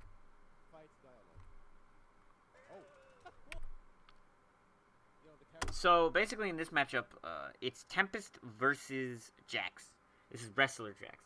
So Tempest is going to really just try and out-neutral Jax. Jax has good neutral buttons. He's got forward 2, right? But really, the problem is he doesn't have Orbital Hat. If you are a character that doesn't have Orbital Hat, or something that can deal with Orbital Hat, it becomes a problem. Because it's just so strong at, like, controlling the pace of the match. It plays the game for you in, like, that's kind of a shitty way to put it, but, like, it's the best way I can think to put it, is that it does play a certain part of the game for you and allows you to focus on other things. When you have a mechanic that makes the game easier for you to play, it allows you to be able to focus on other things because you don't need to focus on the stuff that is being handled for you by such and such. Here, it's Orbital Hat. With Jax, right? Jax, his projectile is kind of slow, so he's not really going to be able to handle an approaching Tempest Lao, right? He's got good armor with the EX Command Grab, but EX Command Grab, it's a command grab, and Foxy likes to jump. When he's up in your face, he likes to jump back and dive kick, stuff like that. He likes to jump back and then play the spacing game, maybe Orbital Hat, right? So he's going to be jumping a lot because just as a base of him being Tempest Lao as well. But Jax is still going to be able to pressure you really well. He's got the good mix-ups. He's got command grab mix-ups, which makes the character even more dangerous because he has 50-50s in addition to that. So we'll see how this goes. I think this is most likely in Tempest Lao's favor just because he's going to be able to control the matchup and run up throw because Foxy. Oh, he should press the button. I don't really know what to make of this because Happy Pal, he's a guy that has fun, right? He's at a tournament, he's having a good time. I don't know Happy Pal had this character. Yeah, see, that's a tick throw. Now, the one thing about Staggers into command grab really strong with his character. See, he kind of just like that auto confirmed for him, right? He put the Orbital Hat out and it whiffed, and he just ran up at him. And because Happy Pal decided he was going to try and jump, it hit him out of the air, and he didn't really need to think too hard about converting off of it. That level of, having the game become easier for you makes it so that your strengths as a player can come out even more because you don't have to think as much. Not to say you don't need to think in order to play Tempest Lao, but he does make it so that, you can just put Orbital Hat and kind of play the other parts of the game. See, you can just run in on him, you can just jump, that almost converted. Oh! Knowledge. Alright, I see you. Major Pain in the corner. He jumped. Major Pain anti-airs. It hits high enough and recovers quick enough that he gets a conversion.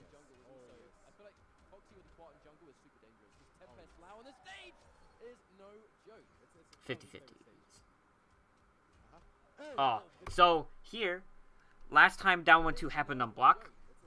Happy Pal did command grab. You see how Foxy jumps here? It's because he was trying to jump out of the command grab. Great whiff punish. The 4-4, just to remind everyone that 4-4 is a 2-frame link. Not easy to do, but Foxy does get it consistently. Well, because Foxy's been playing Tempest forever. Oh my! So this is rare. Orbital Hat does have a timer associated with it. Eventually it will go away. And it goes away here. I don't think Happy Pal expected it to. And so he just kind of... Oh my god! Locks there, wait a minute, not a chip, and he's still in this. It almost looked like the teabag made the hat disappear. Alright, the back three. Oh back yes, dash. important backdash. Good backdash in order to avoid the Orbital Hat. He doesn't have things that jail into Orbital Hat. So you can armor and backdash. But if you do, you have a Kung Lao with an Orbital Hat coming at you. You can backdash some of these hats when they come through. Orbiting hat, meter burst, not as easy. Instant air dive. Great conversion. He's very, Kung Lao's very good at converting off of stray air-to-airs from, instant jump kicks because of dive kick. So it makes him even, scarier to deal with in the air. Buffer. Let's just call it buffer. Yeah, he's buffered. No punish on the command grab. He definitely could have. No.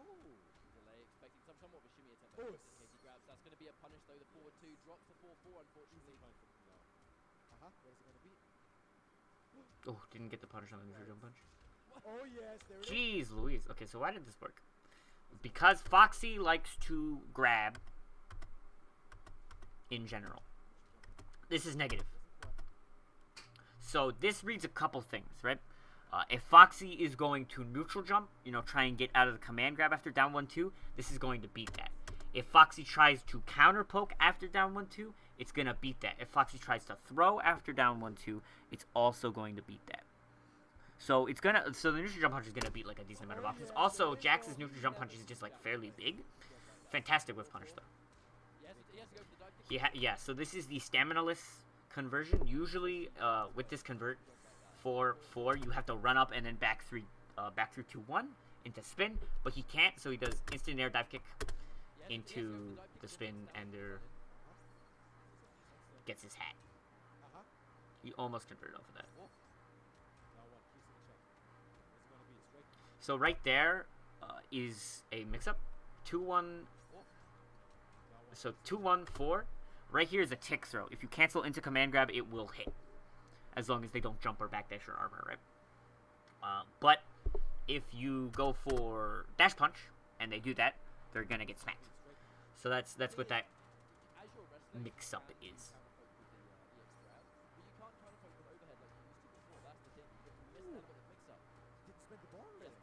Good press, because 1-1's not plus. Well, it's +1 rather. So he has to do like specific stuff for frame trap. Oh! So down 1-2. He does down 1-2 on block. That makes Foxy go, crap! I gotta jump.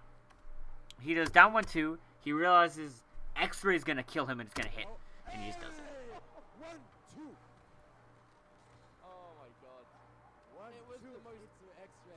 Crack. Obvious thing in the world why he didn't break that combo.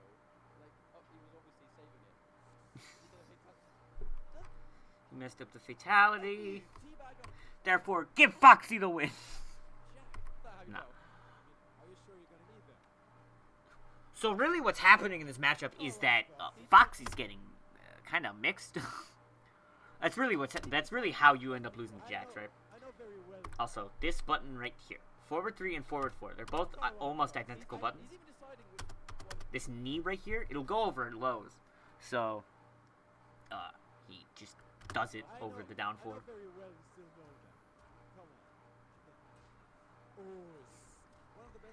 European players love to down 2. Stand 1, this is plus, and it's a good way to go for, it's a good stagger into a throw. So I'm assuming Foxy thought he was going to throw, and he just does knee. He tried to go for the grab follow-up, but whiffs. He went for the mix-up there, but the last hit him. Whoa! Why did that... So, the dash punch hits him before the orbital hat can stuff it, so it makes the orbital hat go away. 1-1 is +1 on block, so he can go for the throw there.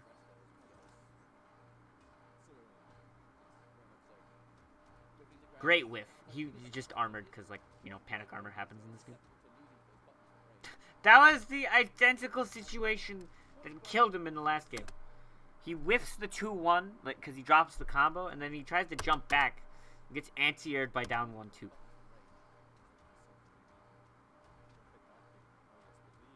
Oh, no, that string hits everyone. That string hits everyone. You're just not expecting it, right? There's 2-3. And the low just tags you. It hits a lot of people. Tries to wake up and get out of range. I think that would have definitely been a 2 though.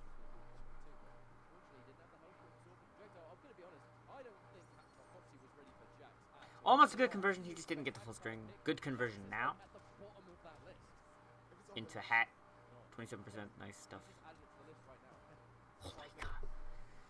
This is such a daring thing to do.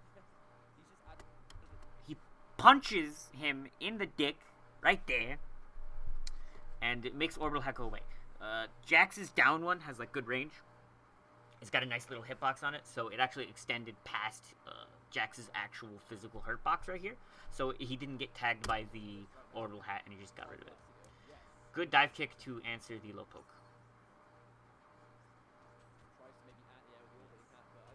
See, this is a smart throw.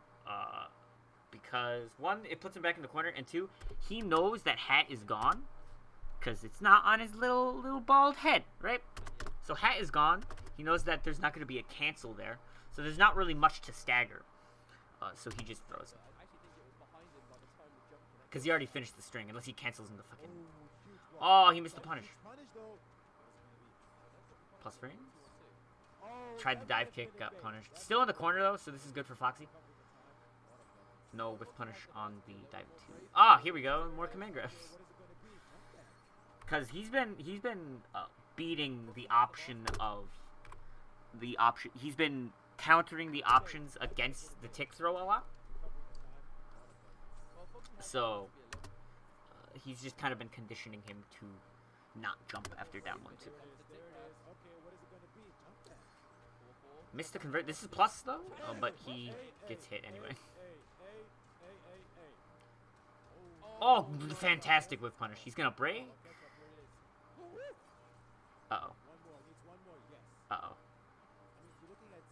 That was good. So, in Tempest, you can steer this. You can steer the hat if you hold up or down, and it'll go in different directions.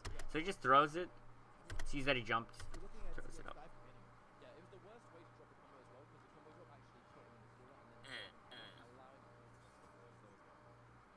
Teabags. Happy Pow's been like, she's having fun in this game. Tried to get the stand forward convert with the orbital hat on the jungle, but dropped it. Gets the throw, though. Major Pain. I am convinced this thing... I don't know why. I have yet to look into why. But I am convinced Major Pain is a better wake-up than EX Major Pain. I think it's because it, like, immediately crushes a lot of buttons. Or, like, on, like, very early frames it crushes a lot of buttons. It even looked invincible right there. He tried to punish that string. That string is negative 8 or 9. You can punish it with a 7-frame button, and back one is 7 frames. He tried to punish it, but it didn't work. Down 2. So this down 1-2 into down 2 is the most savage way to read that your opponent is going to try and get rid of the tick throw. Although he pressed a button. He pressed back one. So I don't know. Oh my god. This character is very good at getting like straight hits and then converting off of them. Down 1-2, not a lot of recovery. So run up, 1-1, forward 2, and then yeah. Fantastic. Oh, great. Well, I mean, this is pretty obvious, right? He jumped over the thing with punish too. He's looking for the X-ray again, you madman. He can't break because he's out of stamina now. The fool. Your arrogance. Oh! 360 down 2. Oh my god, split him in two. Clean down 2. So it's 1-1 in the set right now. No way, down 2 boys, let's go. I mean, Kung Lao has got one of the biggest down twos in the game, to be fair. Ooh, take the minus range. Gets a knockdown. It's a pretty good knockdown. Wow, that's the first gotcha grab I think I've seen him do the whole game. To be fair, if there is one variation of Jax that is going to be more viable, I think, by the end of the game, the wrestler is definitely the one you want to pick. Because you do have the armored option. Oh my... So I don't know why this worked. You're negative after this hat. So I guess Foxy was just like, let me block. And then he was like trying to block 50-50s and stuff. So he just got hit by an unblockable. Oh my god. All that buffering paid off. We're up down 2. This match is just wild. Tempest. Were you getting knocked down? Again, see, really good conversions. Oh, you know what? That was smart. So he could have continued the combo. Like, he could have gone, like, you know, for more of the combo. But he saw that the stamina was coming back. So he went for the command grab, which you can't clash after it's already hit. Or break. You can't break it. This is a tick throw. There's 2 options off of this. You can either cancel it into command grab. Both of the knees can do this. You can cancel it into command grab, grab the tick throw, or you can finish the string and end up beating the tick throw option. Yeah, the down 1-2. That was actually huge. He actually, the first knockdown Happy Cow ever did in this set was a Get some! because I think he knows that wake up games with. And now Meatbone Spin doesn't exist. The only wake up Kung Lao has now doesn't work. But like, That's very true. If you heard Ketchup talking, the problem with this matchup for Jax versus Kung Lao is Kung Lao no longer has a great wake up, depending on the character you're fighting. And with Jax in particular, 1-1 is like a really safe go-to pressure string for meaties, and it makes the teleport whiff. So now he gets whiff punished for trying to wake up. So he can't really wake up. Oh, get back down! Oh, he did stand one interact. X-ray is in play. Makes a whip though. Okay, still in there. That's very, This is Foxy in the corner with no bar for the There opponent. was a rule about those X-rays if they missed, wasn't there, Ken? There was the prophecy, and the prophecy is if you whip X-ray, you might lose. Oh, That is 40% easy, boys. 40%. Yes, sir. Will he? Oh no, he woke up. Come on. Wait, are we getting it? Oh no. Okay, that's a tough one, to be fair. That's a tough one. If someone was going to get the one frame, maybe Happy Power. You'll That's get it eventually, unfortunate. Happy Power, you'll get it He was eventually, close. I promise. He even looked it up. Stop doing it. He was close. Are we gonna see a change? Also, this is the second time in a row Happy Pow has messed up the fatality, by the way. Okay, so 2-1. it is 2-1 indeed, and this is losers. So whoever loses this is out of the tournament. Tries to take the minus frames for a grab, but just gets flipped in the face. Take grab. Command grab. Like you said, we've seen 1-1 command grab. Like, these are very strong things for this character to do. Foxy's still content going for those wake ups just in case. This is where Foxy's gonna shine now. Yeah. So until he can do 100% of the time, Foxy A lot of pressure here. He can't really wake up too well. Neutral duck to throw. giving a taste of his own medicine right there. very much so. Oh, yes. No jump for you. No looking for that. Try to go for the 50-50. Down two. He can combo off with down two in the corner. Teleport. Can't break. Wait a minute. You couldn't break. If you try to break, it makes you it makes the amount of time that it takes for your stamina to come back a lot longer. Out of there. Can't confirm into hat because there is no hat to use. Just 1-1. So he's been doing 1-1 into command grabs so often that he has made Foxy be like, I gotta hold up after I block this 1-1. So he just goes for overhead punch. That's why that worked. Stunned. Good punish on the. That is a hard read. This is gonna pay off. I was supposed to be a side switch combo, but he didn't run far enough for it to work. That's why he ran that far, but he didn't run far enough. That is a hard read. This is gonna pay off. Instant air dive kick. I see. Major pain. How could I forget? Buffers it. He's buffering, Oh, buffer it. but no ground pound for 2 games. Down 1-2 command grab. Try to stand one command grab, and again he's been doing that a lot. So Foxy's just kind of jumping back and dive kicking. And armor, already dedicated into the tick, so he can't full combo off it. He's got X-ray now. X-ray is in play once again. Wow. The last Has to break. three did hit. You know it hurt Happy Power soul having to throw away those 3 bars. Oh, gets hit by it. What is it looking Oh, for? no punish. Oh, he tried down two. He tried it again. Is this gonna kill? No. Are we looking at a knee? That was very good because dive kick autocorrects in a lot of scenarios. All over the place. The classic fatality. Hey, And we got an looks like Foxy we got a can try. actually do fatalities. What's up? Final game, Mr. Rose. Let's go. Final game. All right, let's go, Jen.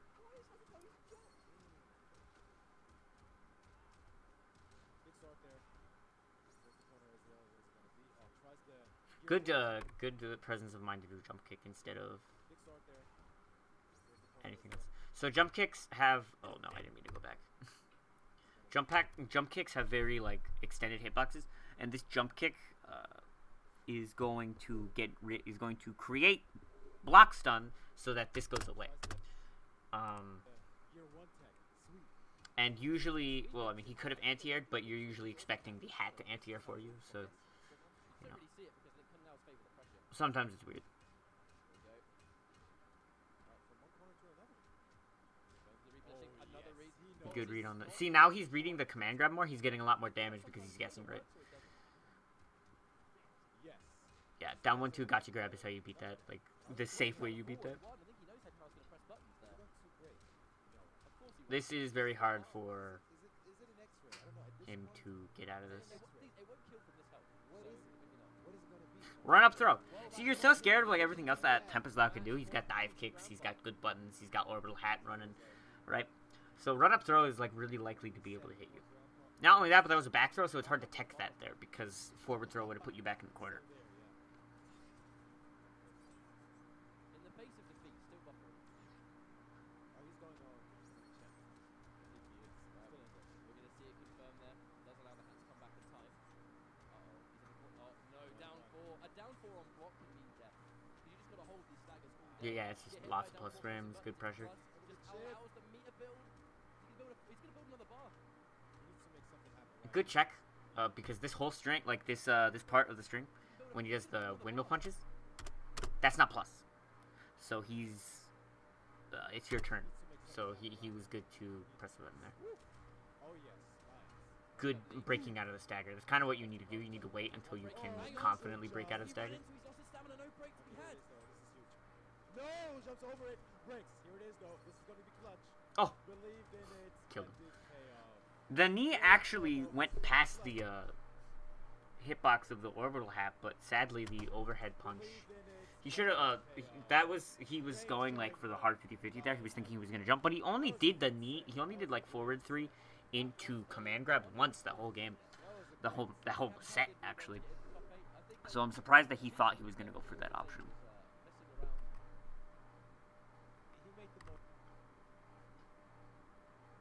So now it's gonna be like what, Storm versus Foxy?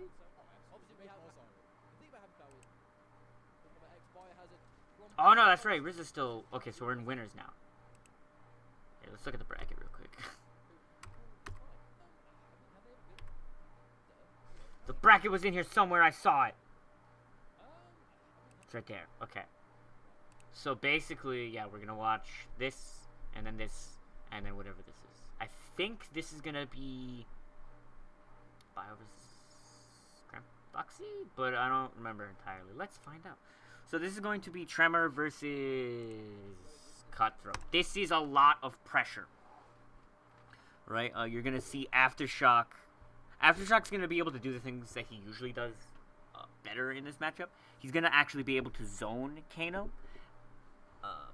He's going to be able to pressure him decently well. The only problem is Kano's gonna be able to mash. He's gonna be able to, go under a lot of his buttons with down 3s and down 4s. Which is kind of Kano's specialty. He's very good at poking. He's a very pokey character. But when Kano gets the knockdown, it's going to be a lot, and I mean a lot of 50-50s. He's going to have to block, like, all of them. So, it's basically just, this is just like rushdown versus rushdown, but Aftershock does have the ability to actually Aftershock. Remember, Metallica's the golden. zone him out sometimes. The Masculus is Aftershock. Which he's going to try and go for. But he's not going to be afraid to, like, zone him. I think this is it. This must be a real match. No button checks to be had, I think. Yep, this is a real match. Here we go. Viennality. 2K18. This is our Oh, almost got the good convert off. Biohazard from Beast Coast versus No side switch, but because I think he just wants to stay mid-screen. Alvarez, we have to remember, he is the reigning champion, Viennality. This trade is not in RCA's.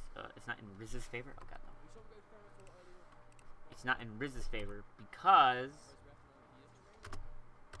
the damage on knife is like, I think, a little bit more, but more importantly, this ends in Bio getting up quicker than him, right? Because Riz is so high up that it takes longer for him to come down.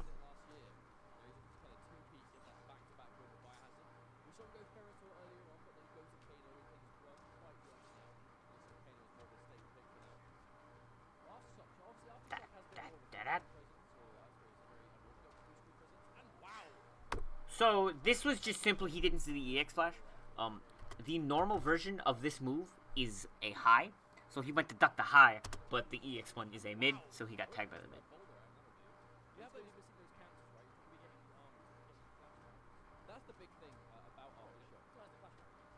Also keep in mind he's going to have Kano Ball in order to be able to deal with the zoning. Wow! Wake up. Well, I believe RZA does have experience in the matchup. Obviously, RZA playing the likes of Yupei, who is the best cutthroat player in Europe. So you're going to have a lot of experience fighting Kano going against him. Good backdash. Tremor's backdash is really good at being able to handle Kano Ball. It spaces you perfectly to be right in front of him when he lands. Is he? Because he didn't want him to break, right? So he just did that, and he did it again.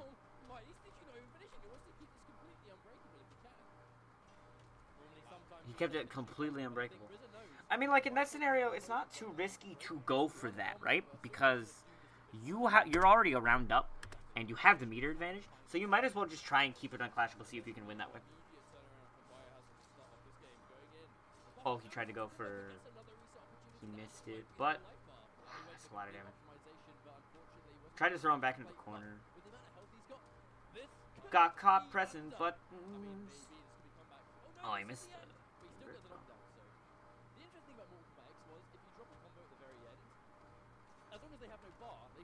Oh, no punish. This matchup's very fast. Very, very, very fast matchup. Oh, no! So, air Kano is like pretty active. And so he tried, and he delayed wake up. So he ended up blocking it.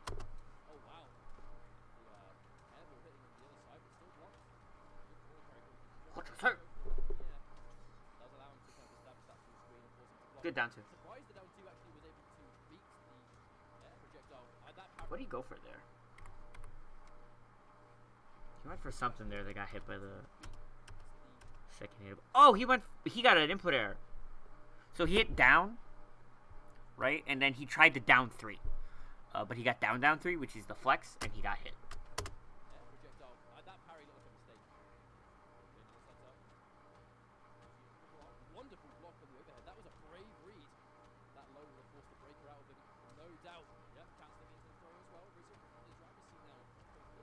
That's not plus. I think it's actually punishable. Oh, no. Yeah, so that's punishable? I think it's like -7? I don't remember. I'm pretty sure that's punishable. And Bio was like, I'm going to punish it. And he overextended. He didn't hit confirm.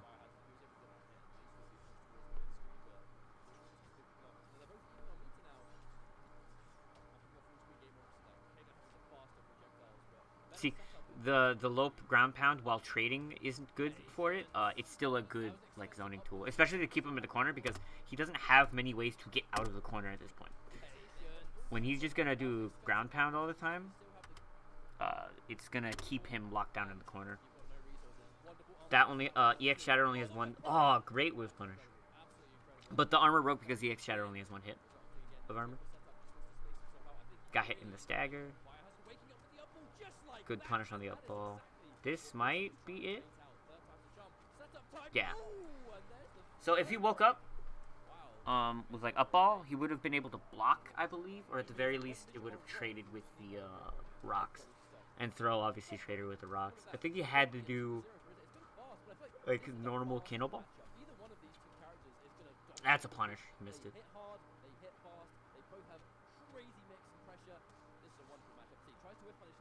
Tink, tink, ting.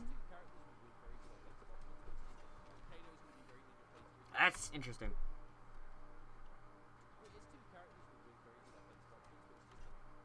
So, down 3 into stand 2, I don't think you can jail that. And RZA did not want to eat the pressure. But this is, like, really scary to do, because he can, like, 1-1. Right? Goes for the low. Fantastic trip over. Oh my Lanta. Okay, so like, you know, the breaker happens is like whatever. He's been throwing, so he whiffs the forward 4, right? Bio's like, I need to whiff punish that. Forward 4 doesn't have a lot of whiff recovery. So, Riz is like, he's going to try and whiff punish me. I'm going to jump back. Pop, pop. I missed it. Oh, yeah, no stamina. Ground pound now, difficult stuff. Instant tracking. Okay, there's the air ball. Oh, nice. So empty jump. Bio's been empty jumping a lot, and while I would like to see RZA anti-air the empty jumps, this is good too because he's always been pressing down 3 after the empty jumps. So he's at least making Bio think, hey, maybe don't do that. Goes in for the throw toss right as Biohazard goes in for that run. Wonderful wake up buttons. He's just not afraid. If he knows he's not close enough to establish something, he'll challenge every time. I feel like you can do that with characters with wake ups that you very much have to respect. You can get away with wake up buttons. Your opponent's going to be blocking. Uh-oh. What do you wake up with there? He burned a bar, whatever it was. I think he woke up with straight ball. Or slash. Then you could start waking One up of those. stuff like that. And there's that full screen pressure game, right? You see cutthroat, very traditional just projectile, but then aftershock has a little bit. That was gonna hurt a lot. One bar versus two right there. Fight still has one left, but he might not have a chance to spend it. RZA just needs one more clean hit. One more. Oh, we tried to convert. So you can convert off of this? It's just hard. He didn't time it right. RZA just needs one more clean hit. Yeah, see, he did it too early. One more clean hit. Tries to combo off the toss. Oh, the connecting down two. The run in. There's the pressure game. Oh, the overhead. No punish. He's not pushing anything until He was just playing that like really safely. I gotta say, I love RZA's use of the armor. Oh, Right. Trevor has some of the He didn't take any risks, even though that was a punish he could have gotten.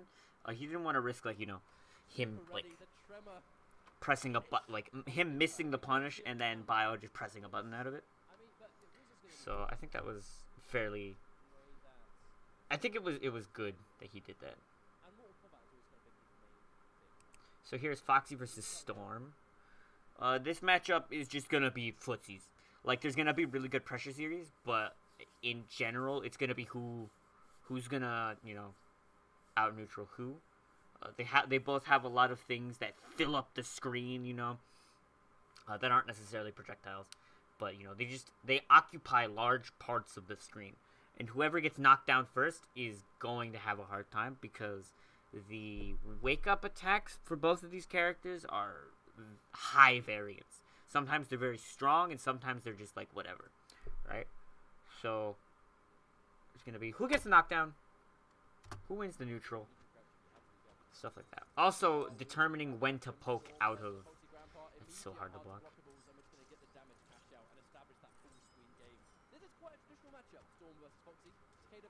Jesus. Neutral duck. So Foxy likes to go for 1-1 throw a lot, to the point where it's almost like he has.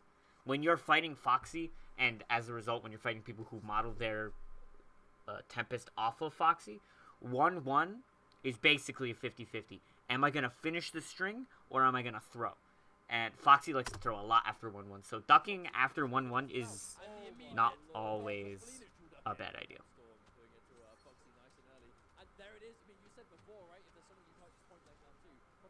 Down two.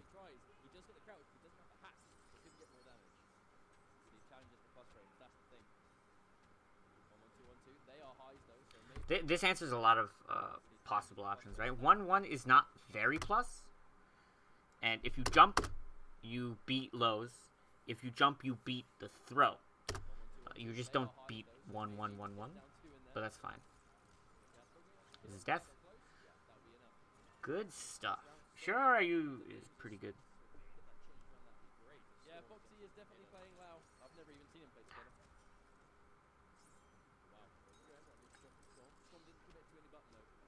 Good staggers. This time he didn't duck.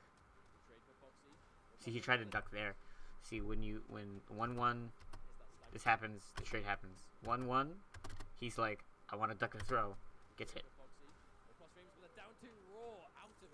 I think it's because he understood that when the 1-1-2-1-2 ended, he knows that there's not going to be enough plus frames to really make him worry about it. That lane neutral jump, yeah, the respect from Foxy. Oh, wow. That's intense from Storm. I believe the 4-2-1 is also a mid, so that this is a poke as well as a forward 1-2. Yeah, he's ready to confirm. Ready to throw it out there, I think. Oh, wow. That's intense from Storm. I believe the 4-2-1 is also a mid, so that this is a poke as well as a forward 1-2. That is just staggers, right? I believe the 4-2-1 is also a mid. So Forward 2-1, mid. He tried to press down for there, but he pressed the button too late, so he gets tagged. And the immediate break because like you don't want to be in the corner against Storm. Takeda. Oh no! This was a shimmy. Last time we tried to do this against a character with like a good stand one. Well, actually, what happened was Foxy ducked, like neutral ducked, because he was like, I'm about to get thrown, so he neutral ducked, and then he got hit with the forward one.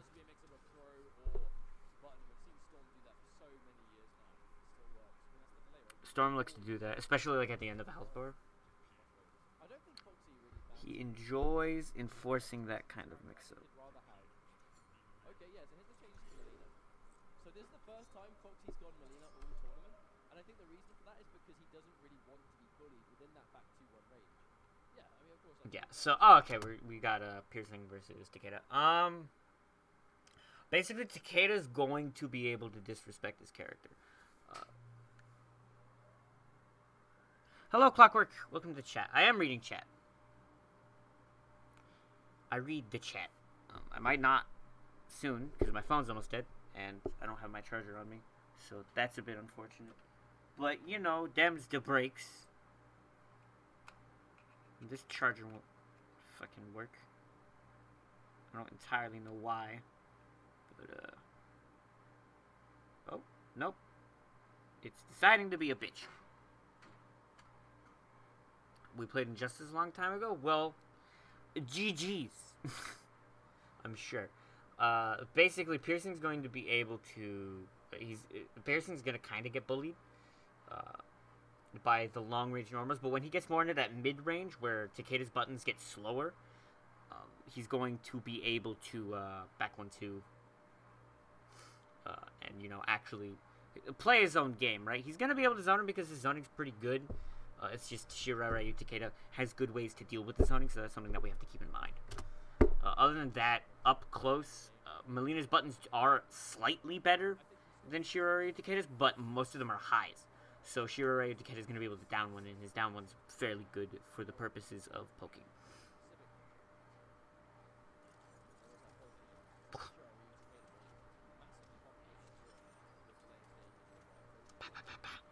Ah.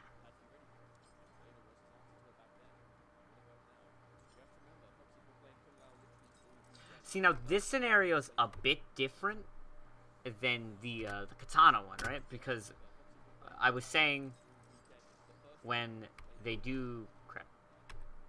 I didn't go back far enough. When the Shirarayu Takeda player does something like this, I was saying you have to make him try and react to something. But there's a couple reasons why in this scenario that doesn't mean as much. One, your projectiles with Melina are a bit higher recovery.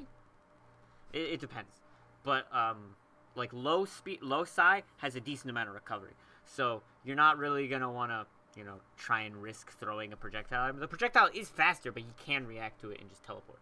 But the other thing is that he's got the life lead. There's no need to bait it and then accidentally get hit and then have to eat a mix-up. He has the health lead. When you have the health lead in a scenario like this, you can just sit and wait. And also, all of Melina's good check options are like kind of slow and not a ton of range because he's crouching. So he's gonna go under back 1-2.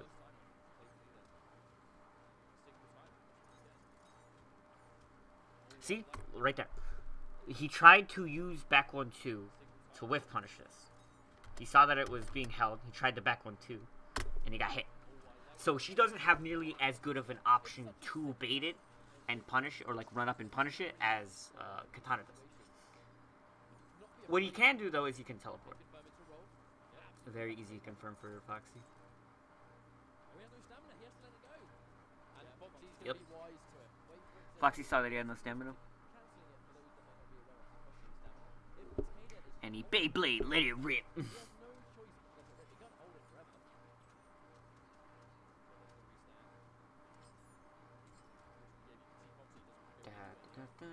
How long have we been streaming? 3.5 hours.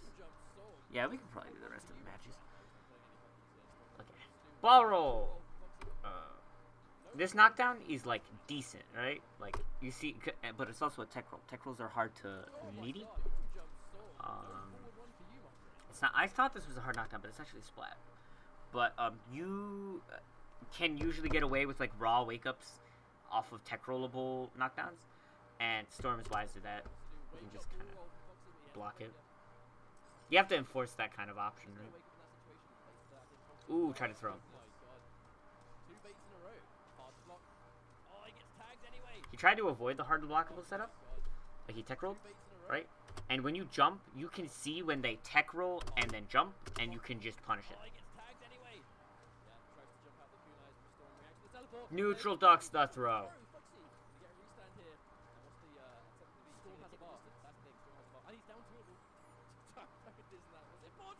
Oh, that is hard to do.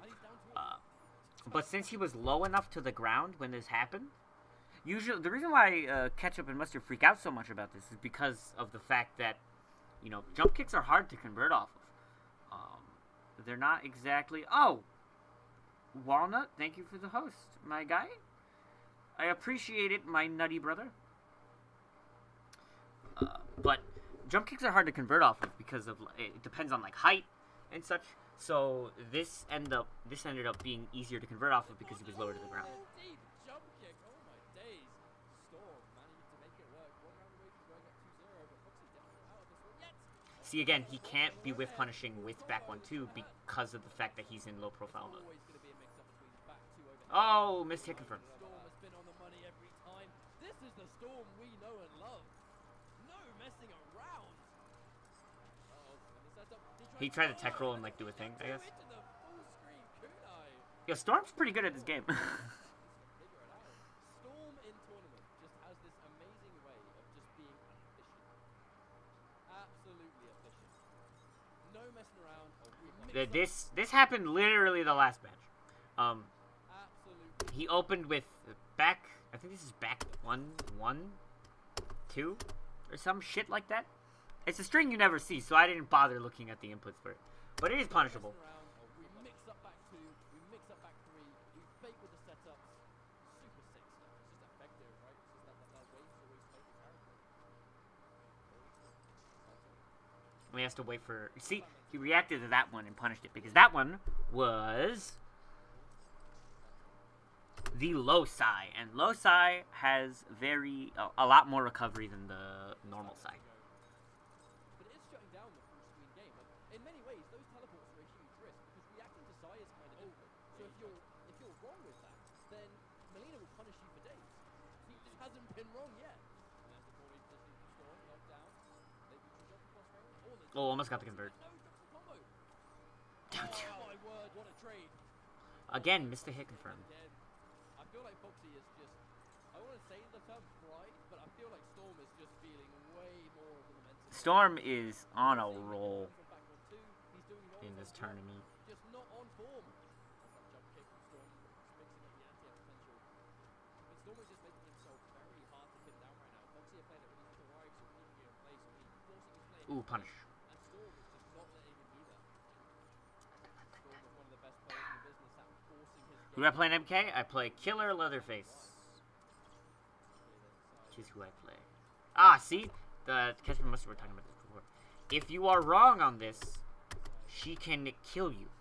The high Sai, as we talked about, doesn't have as much recovery, so he gets to block it. You only want to be teleporting on reaction to low Sai. That's actually a big risk from Storm. We're seeing the teleport when it connects, it's all good. But he's effectively teleporting the Sai. The Sai doesn't do that much damage. Whereas if you've got the teleport, that is going to be a full combo, which Melina is respecting that. See, that's so hard to whiff punish. It doesn't have a lot of whiff recovery. The air teleport.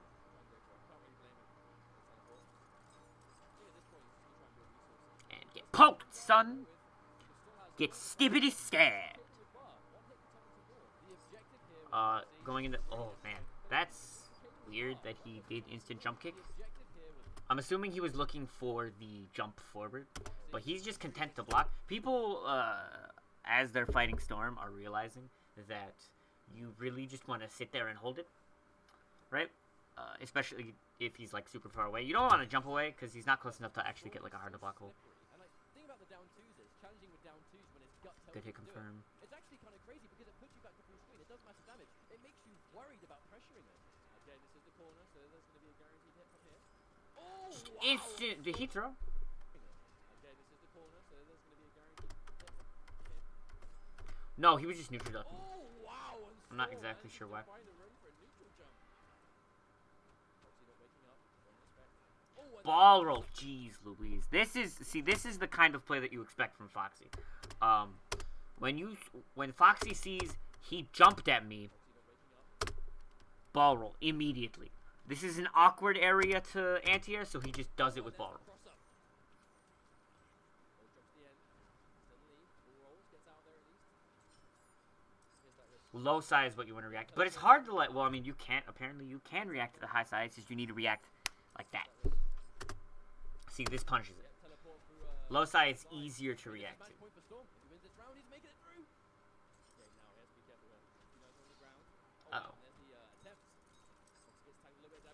second bar catches him out. That is such a trap. It's so hard to escape. Teleport. Oh, teleport. This is Chip. Is that doing He's enough? dead. Yeah, he's dead. Oh, and there's the That was guaranteed chip. damage from the spear.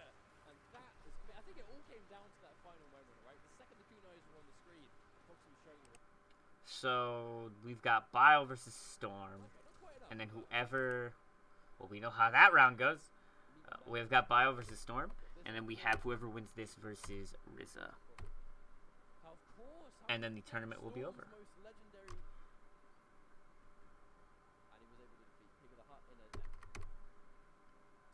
This is going to be... Okay, so Cutthroat Kano versus Takeda. Takeda is going to have the bigger buttons. Right, he's going to be able to dominate neutral just a little more than Cutthroat Kano. And also, Knives have a kind of a crappy amount of recovery. So Teleport's going to be a lot better against Knives than it's going to be against Size. And he was already using Teleport effectively against Size, right? Knives is going to be way easier. He's just going to see the knife and then do it. Right, so he kind of needs... So Kano needs to come in on Takeda, right? He has, like, decent-ish ways, you know, with forward 4 to stop the teleport shenanigans, but not enough to where he will feel comfortable, because he's also got big buttons he has to get past. And it's not like Kano's primary way of dealing with Takeda is to zone him. He wants to get in, because Takeda is the one that's going to be zoning him with big buttons and some kunais and whatnot. But when Kano gets in, Kano does Kano things. And you can't down 4 under this big ass mid. That's a big point. Is forward 1 rather. Like you can't down 4 under it. It's a mid. So you can't really mash against Takeda. Takeda is not a character that you can mash nearly as much against because his down 1 is pretty good, and but also he has pretty fast mids that he can use to counter poke depending on what button you're pressing. And if you mash on, like, the risk of mashing on Takeda is so big that, like, you're kind of worried about it. He just did it! And he just did it. Sometimes he just did it. Oh, he didn't kill him! Okay. I love the fact Oki is what he does. I actually love the fact that instead of doing forward 1, 2, 2 plus 4, he just did forward 1, 2 plus 4 because he knew that had a higher chance of being meaty on Biohazard's wake up. Yeah, very smart. Oh my good god.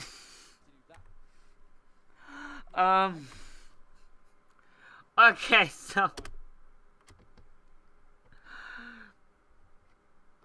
there's a lot of things that happen in this moment.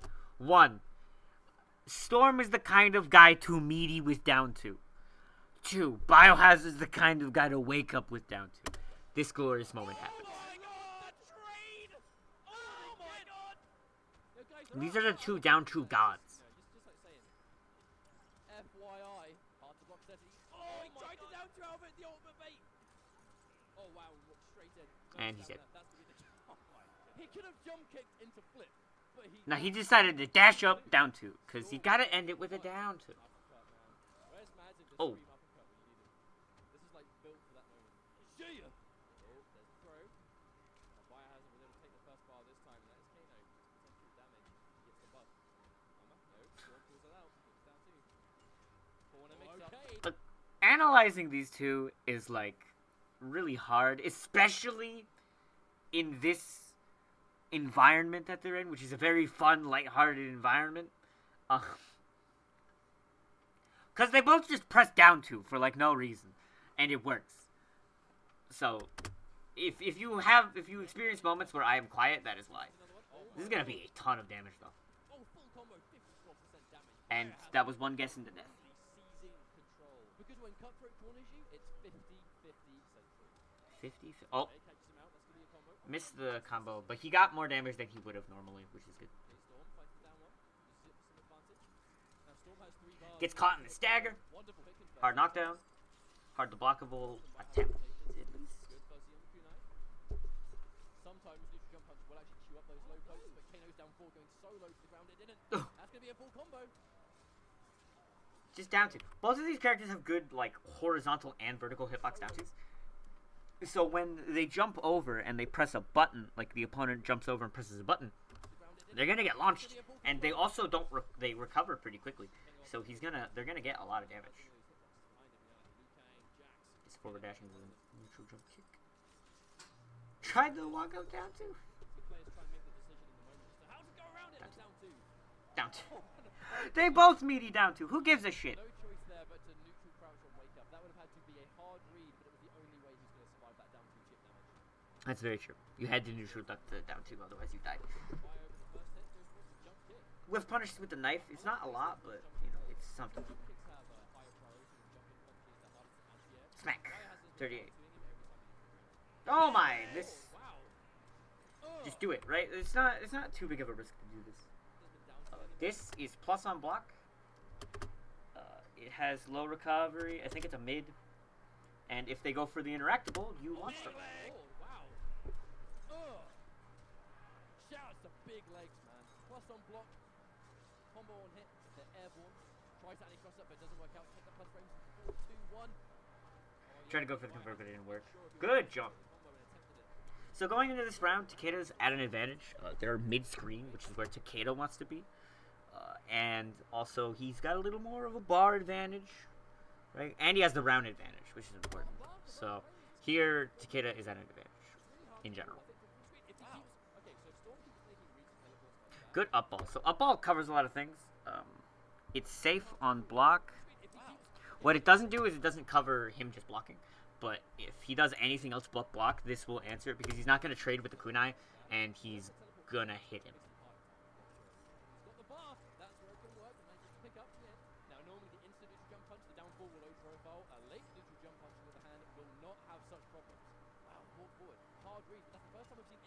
Straight into the 50-50. Try to go for the overhead, but launcher. 2 bars for the launch. This is a bad situation. Down 3 is plus, but he can't frame trap the down 4 with the forward 1. Don't be jabbing on my knockdown. I'm gonna down 2 the shit out of you for that. There are other buttons that exist. Oh, give me that money shot, baby. There are other buttons. I'm sorry, but could you repeat that? Breakfast, lots of sausages. Down 2. What's for breakfast? Why did I Lots of sausages. I mean, he can't down 2 with no arms. Fucking nerds. That was why he did the fatality. He can't down 2 with no arms. Godlike. Okay. So. Throw on the negative frames. Pretty simple stuff. So this throw works. Because one, he didn't neutral duck, so, you know. It's kind of scary to neutral duck here because Takeda has mids that will hit you. But he does the back throw, which means he's not going to, like, you know, the go-to throw tech here is the forward throw because of the fact that it would bring you into the corner. So this is the back throw, so that the throw is basically guaranteed.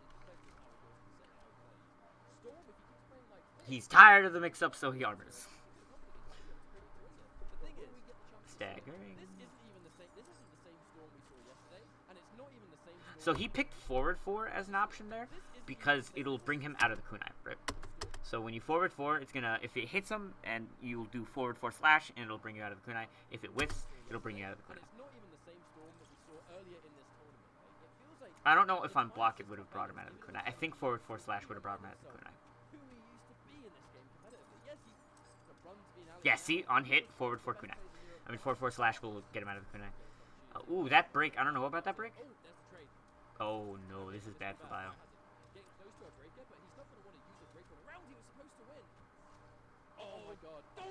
Just press it. Just down 2 them shits.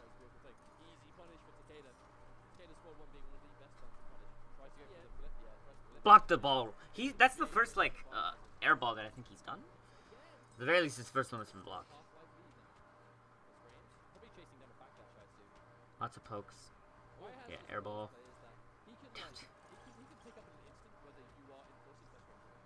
Oh no, he didn't. Did he? He had the stamina to cancel that, right? He did. I think. But he tried to catch the button press. This is a lot of damage.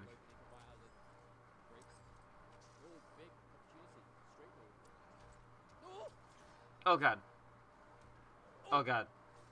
Oh god. Not much to say about that. They're actually using the amount of down twos against each other because you know who's expecting a KO down two. It's opening a really interesting metagame that you don't normally see. Like, there's so much respect. Getting caught by the mid. Great anti-air. Now this is party. Oh no. This is a lot of damage. He's dead. He's dead. He didn't break, so he died. He goes into the next round with almost 3 bars, which is good. But God. Oh no, that was gonna be 50-50. Oh, if he was a little closer, he would have gotten that 50-50. But he didn't.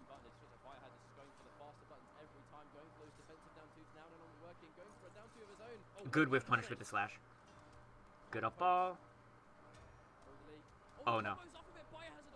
This is 150-50. Oh my word, that was death. This could be game over. This one hell of a comeback to make, but no resources to do it. And Storm, it looks like Storm. Yeah, Storm was in a really tough spot there. At the end there, it was just like, he kept trying to jump out of the corner, and Bio's meaties kept punishing him for that. Last game, this is the last set, yeah? Yeah, this is RZA versus Bio.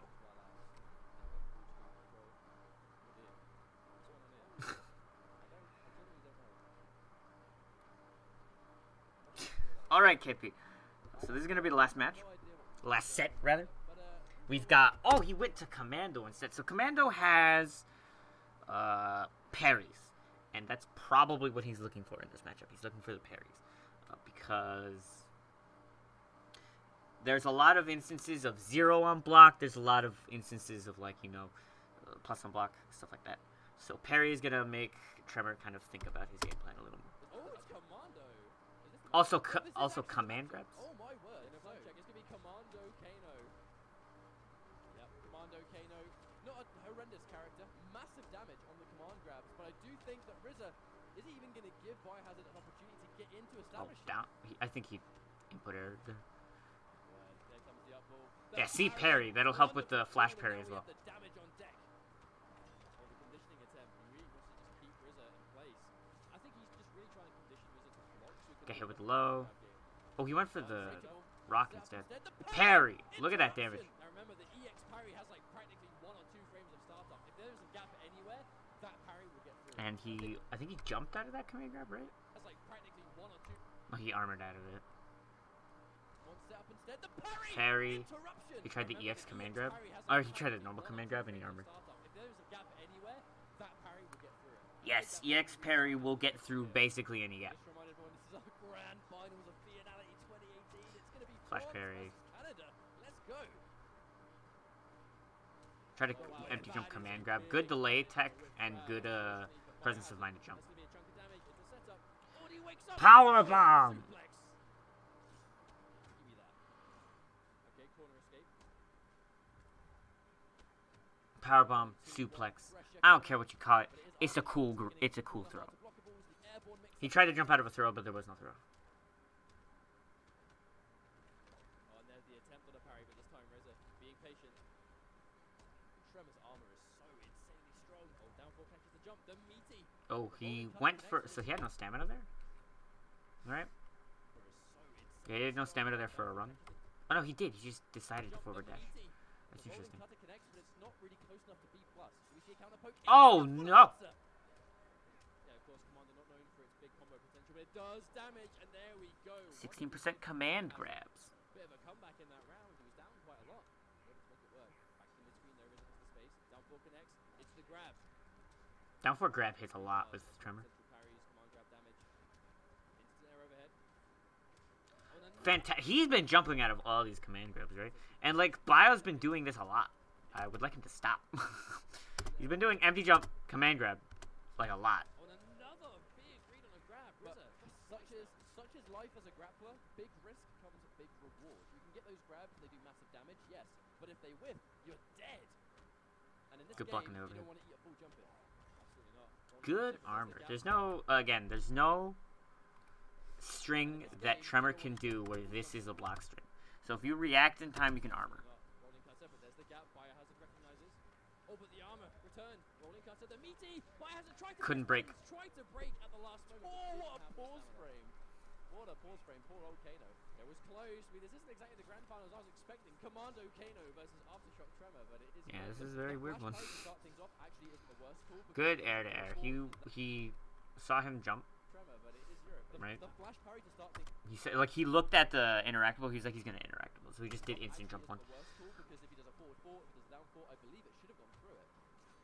But if it's a successful read, you're effectively spending your first bar. Oh no! See, he thought this was gonna catch the backdash, but he didn't. He thought the last hit of this was gonna catch the backdash, and he ended up blocking, and he just kind of Hail Married it.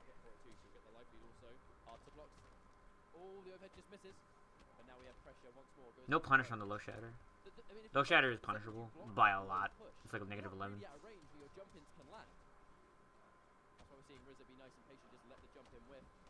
Oh, that was a really good block. This is like very quick. Wonderful block on that low.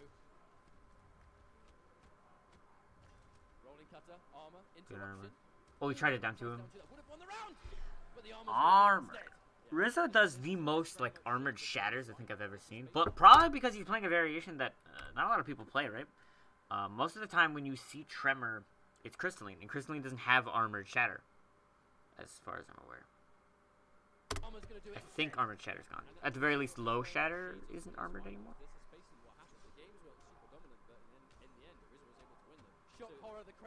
This is plus, but armor. Good punish. He's been hitting him a lot with Kano Ball.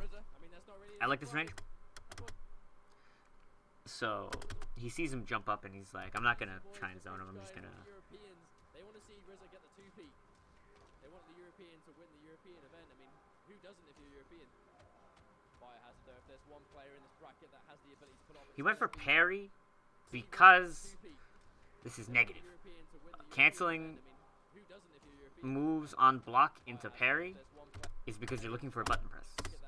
Sadly, he didn't punish it. One of the best MKX players in North America by the end of the game, without a shadow of a doubt. But RZA just putting on an aftershock clinic setup. Oh my word. Oh wow, and there's the block damage. Oh my god, frame pressure. Yeah, this is just plus frames into plus frames and then some. Oh, wow. I think that I like the Kano Ball? He expected the anti-air attempt, and again, that's why you see Bio going for those air rolls. You know, break his leg. Clutch his head. Yeah. Stab him through his stupid noggin.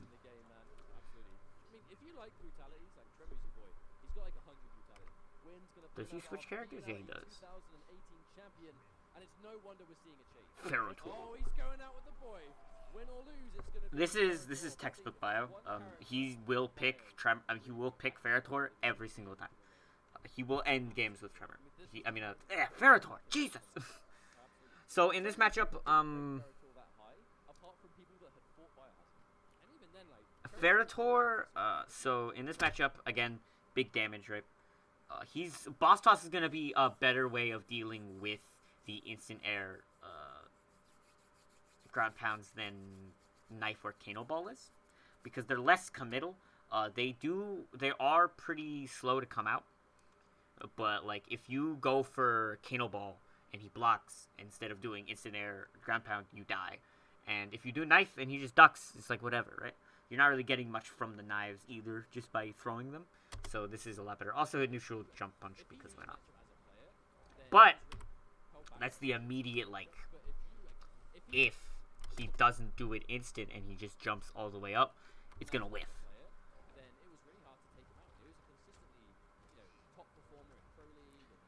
This is gonna be hard still, but also the damage that you get. The problem with Commando Kano is that he doesn't get a lot of damage. This character does. I think that's supposed to be EX. See, usually you'll see Tremor players side switch there, but he just wants to keep him mid screen and like full screen. Oh wow. Okay, good opportunity. Nice catch. Into button is way more viable with Ferrotor, because down three, the down three is plus, right? Like +1 or something. Off my head, I can't remember, but I know it was always a strong tool. It's pretty damn good. Let's just say that. Yeah, it's pretty good. I don't think it's plus though. No crystal. And yeah, this covers a lot of options. If he presses a button after his plus frames, like a person who would press a button after plus frames, it'll beat him. Obviously, it beat the forward jump. It won't beat block, but it's also safe. Break the face!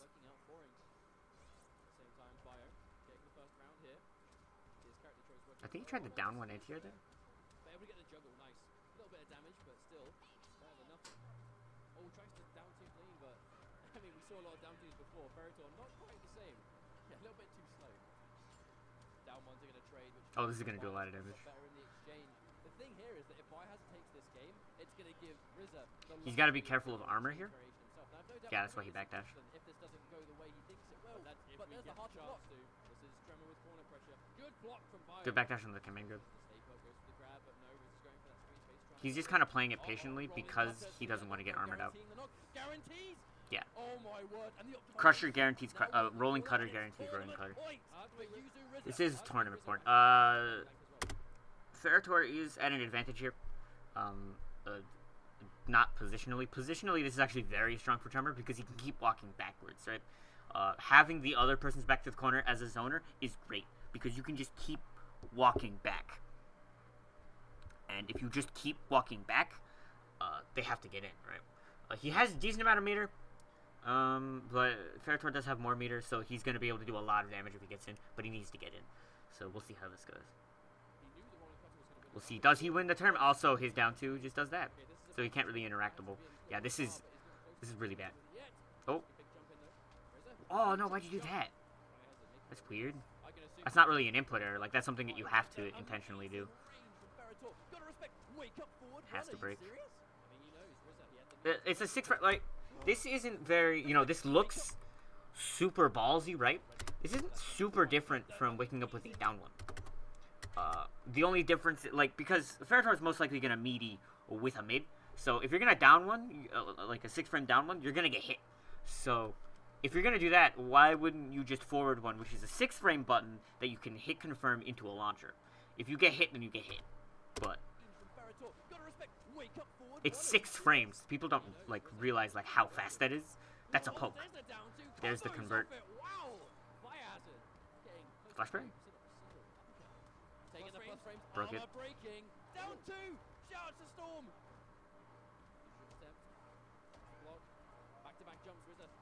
Great anti-crossover.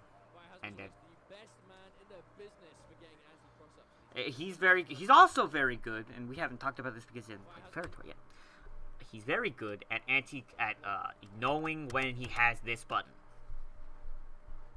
This button only shows up if you are playing Lackey or don't have Ferritor on your back. Or Pharaoh, rather. If you don't have Pharaoh on your back, you get this button. If you are playing Lackey, you get this button. And he's going to hit confirm that all day into tons of damage. I think Resist can still win this. He just doesn't play the matchup slightly different. Flash parries help. He still should zone him, but like answering how Bio gets in is important. No punish.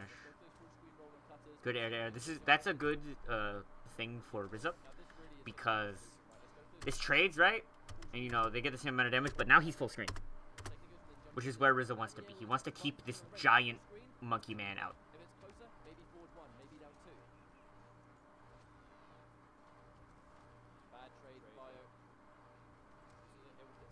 Yeah, he's just, you know, forward 4, throwing all his projectiles. Like, it's very hard for him to get in. He's playing it a lot smarter now. He's using more forward 4 to try and keep him out when he jumps.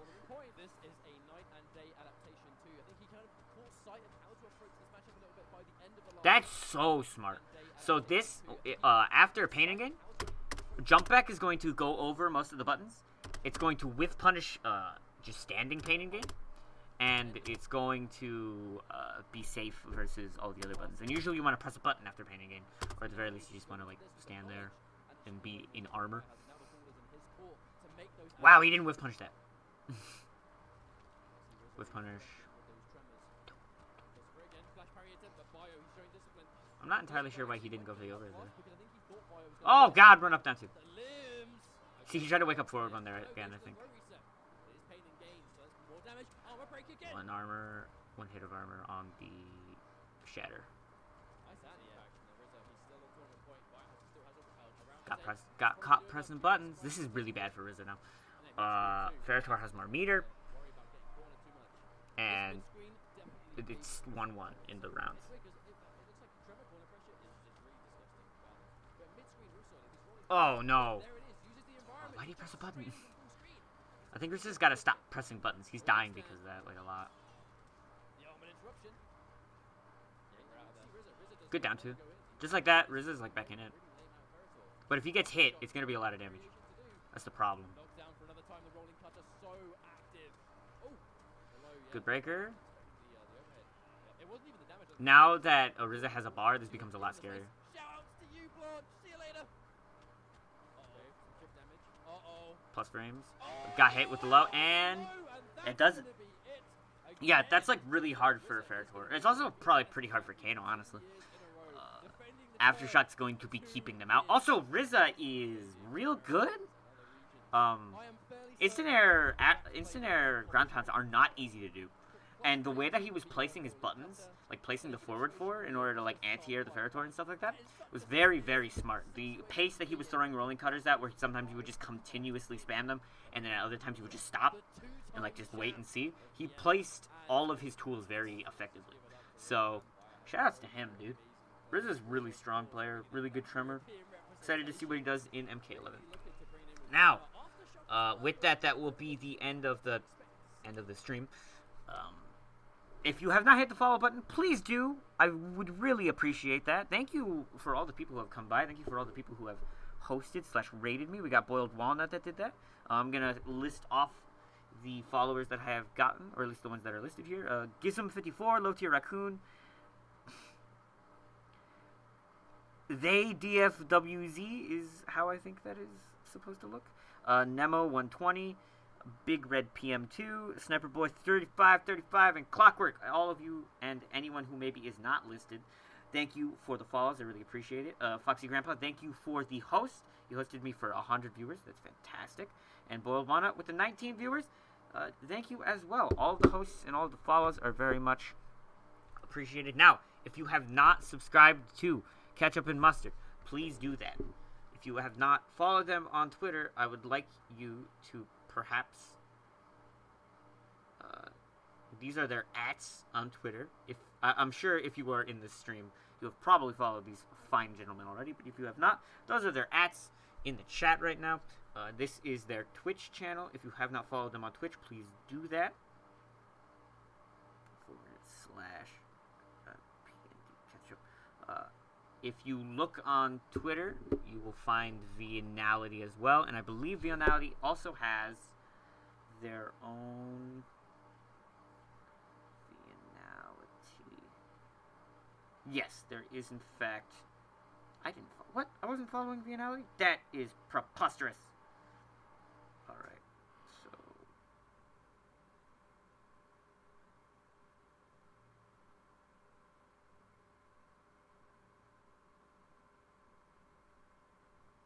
Yeah, okay. If you have not followed Vienality, please do.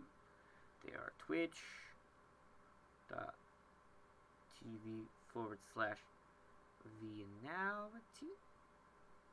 I believe that is correct. So please follow those people, subscribe to them, whatever, etc., etc. With that, I will be off for the day. I plan on doing my other streams will be so basically I'm going to be streaming Tuesdays, Wednesdays, and then Fridays, Saturdays at 11 a.m. EST. So I don't know what that is for your time zone, wherever you happen to be, but those are the times. That's going to be the consistent schedule, hopefully. This Wednesday, I might not, because I might be doing birthday stuff, because it's my birthday. But I might do a birthday stream. I might not. Who knows? It might not be this, but I'm definitely going to try and do analysis most of the time. Sometimes it will be gameplay, but for now, it will be analysis. With that said, thank you everyone who stopped by. Again, thank you for all the hosts. Really appreciate that. And I hope you have a lovely, lovely day, hopefully filled with some nice MK or some other fighting game that you happen to be playing at the time. Peace out. Crap. Now peace out.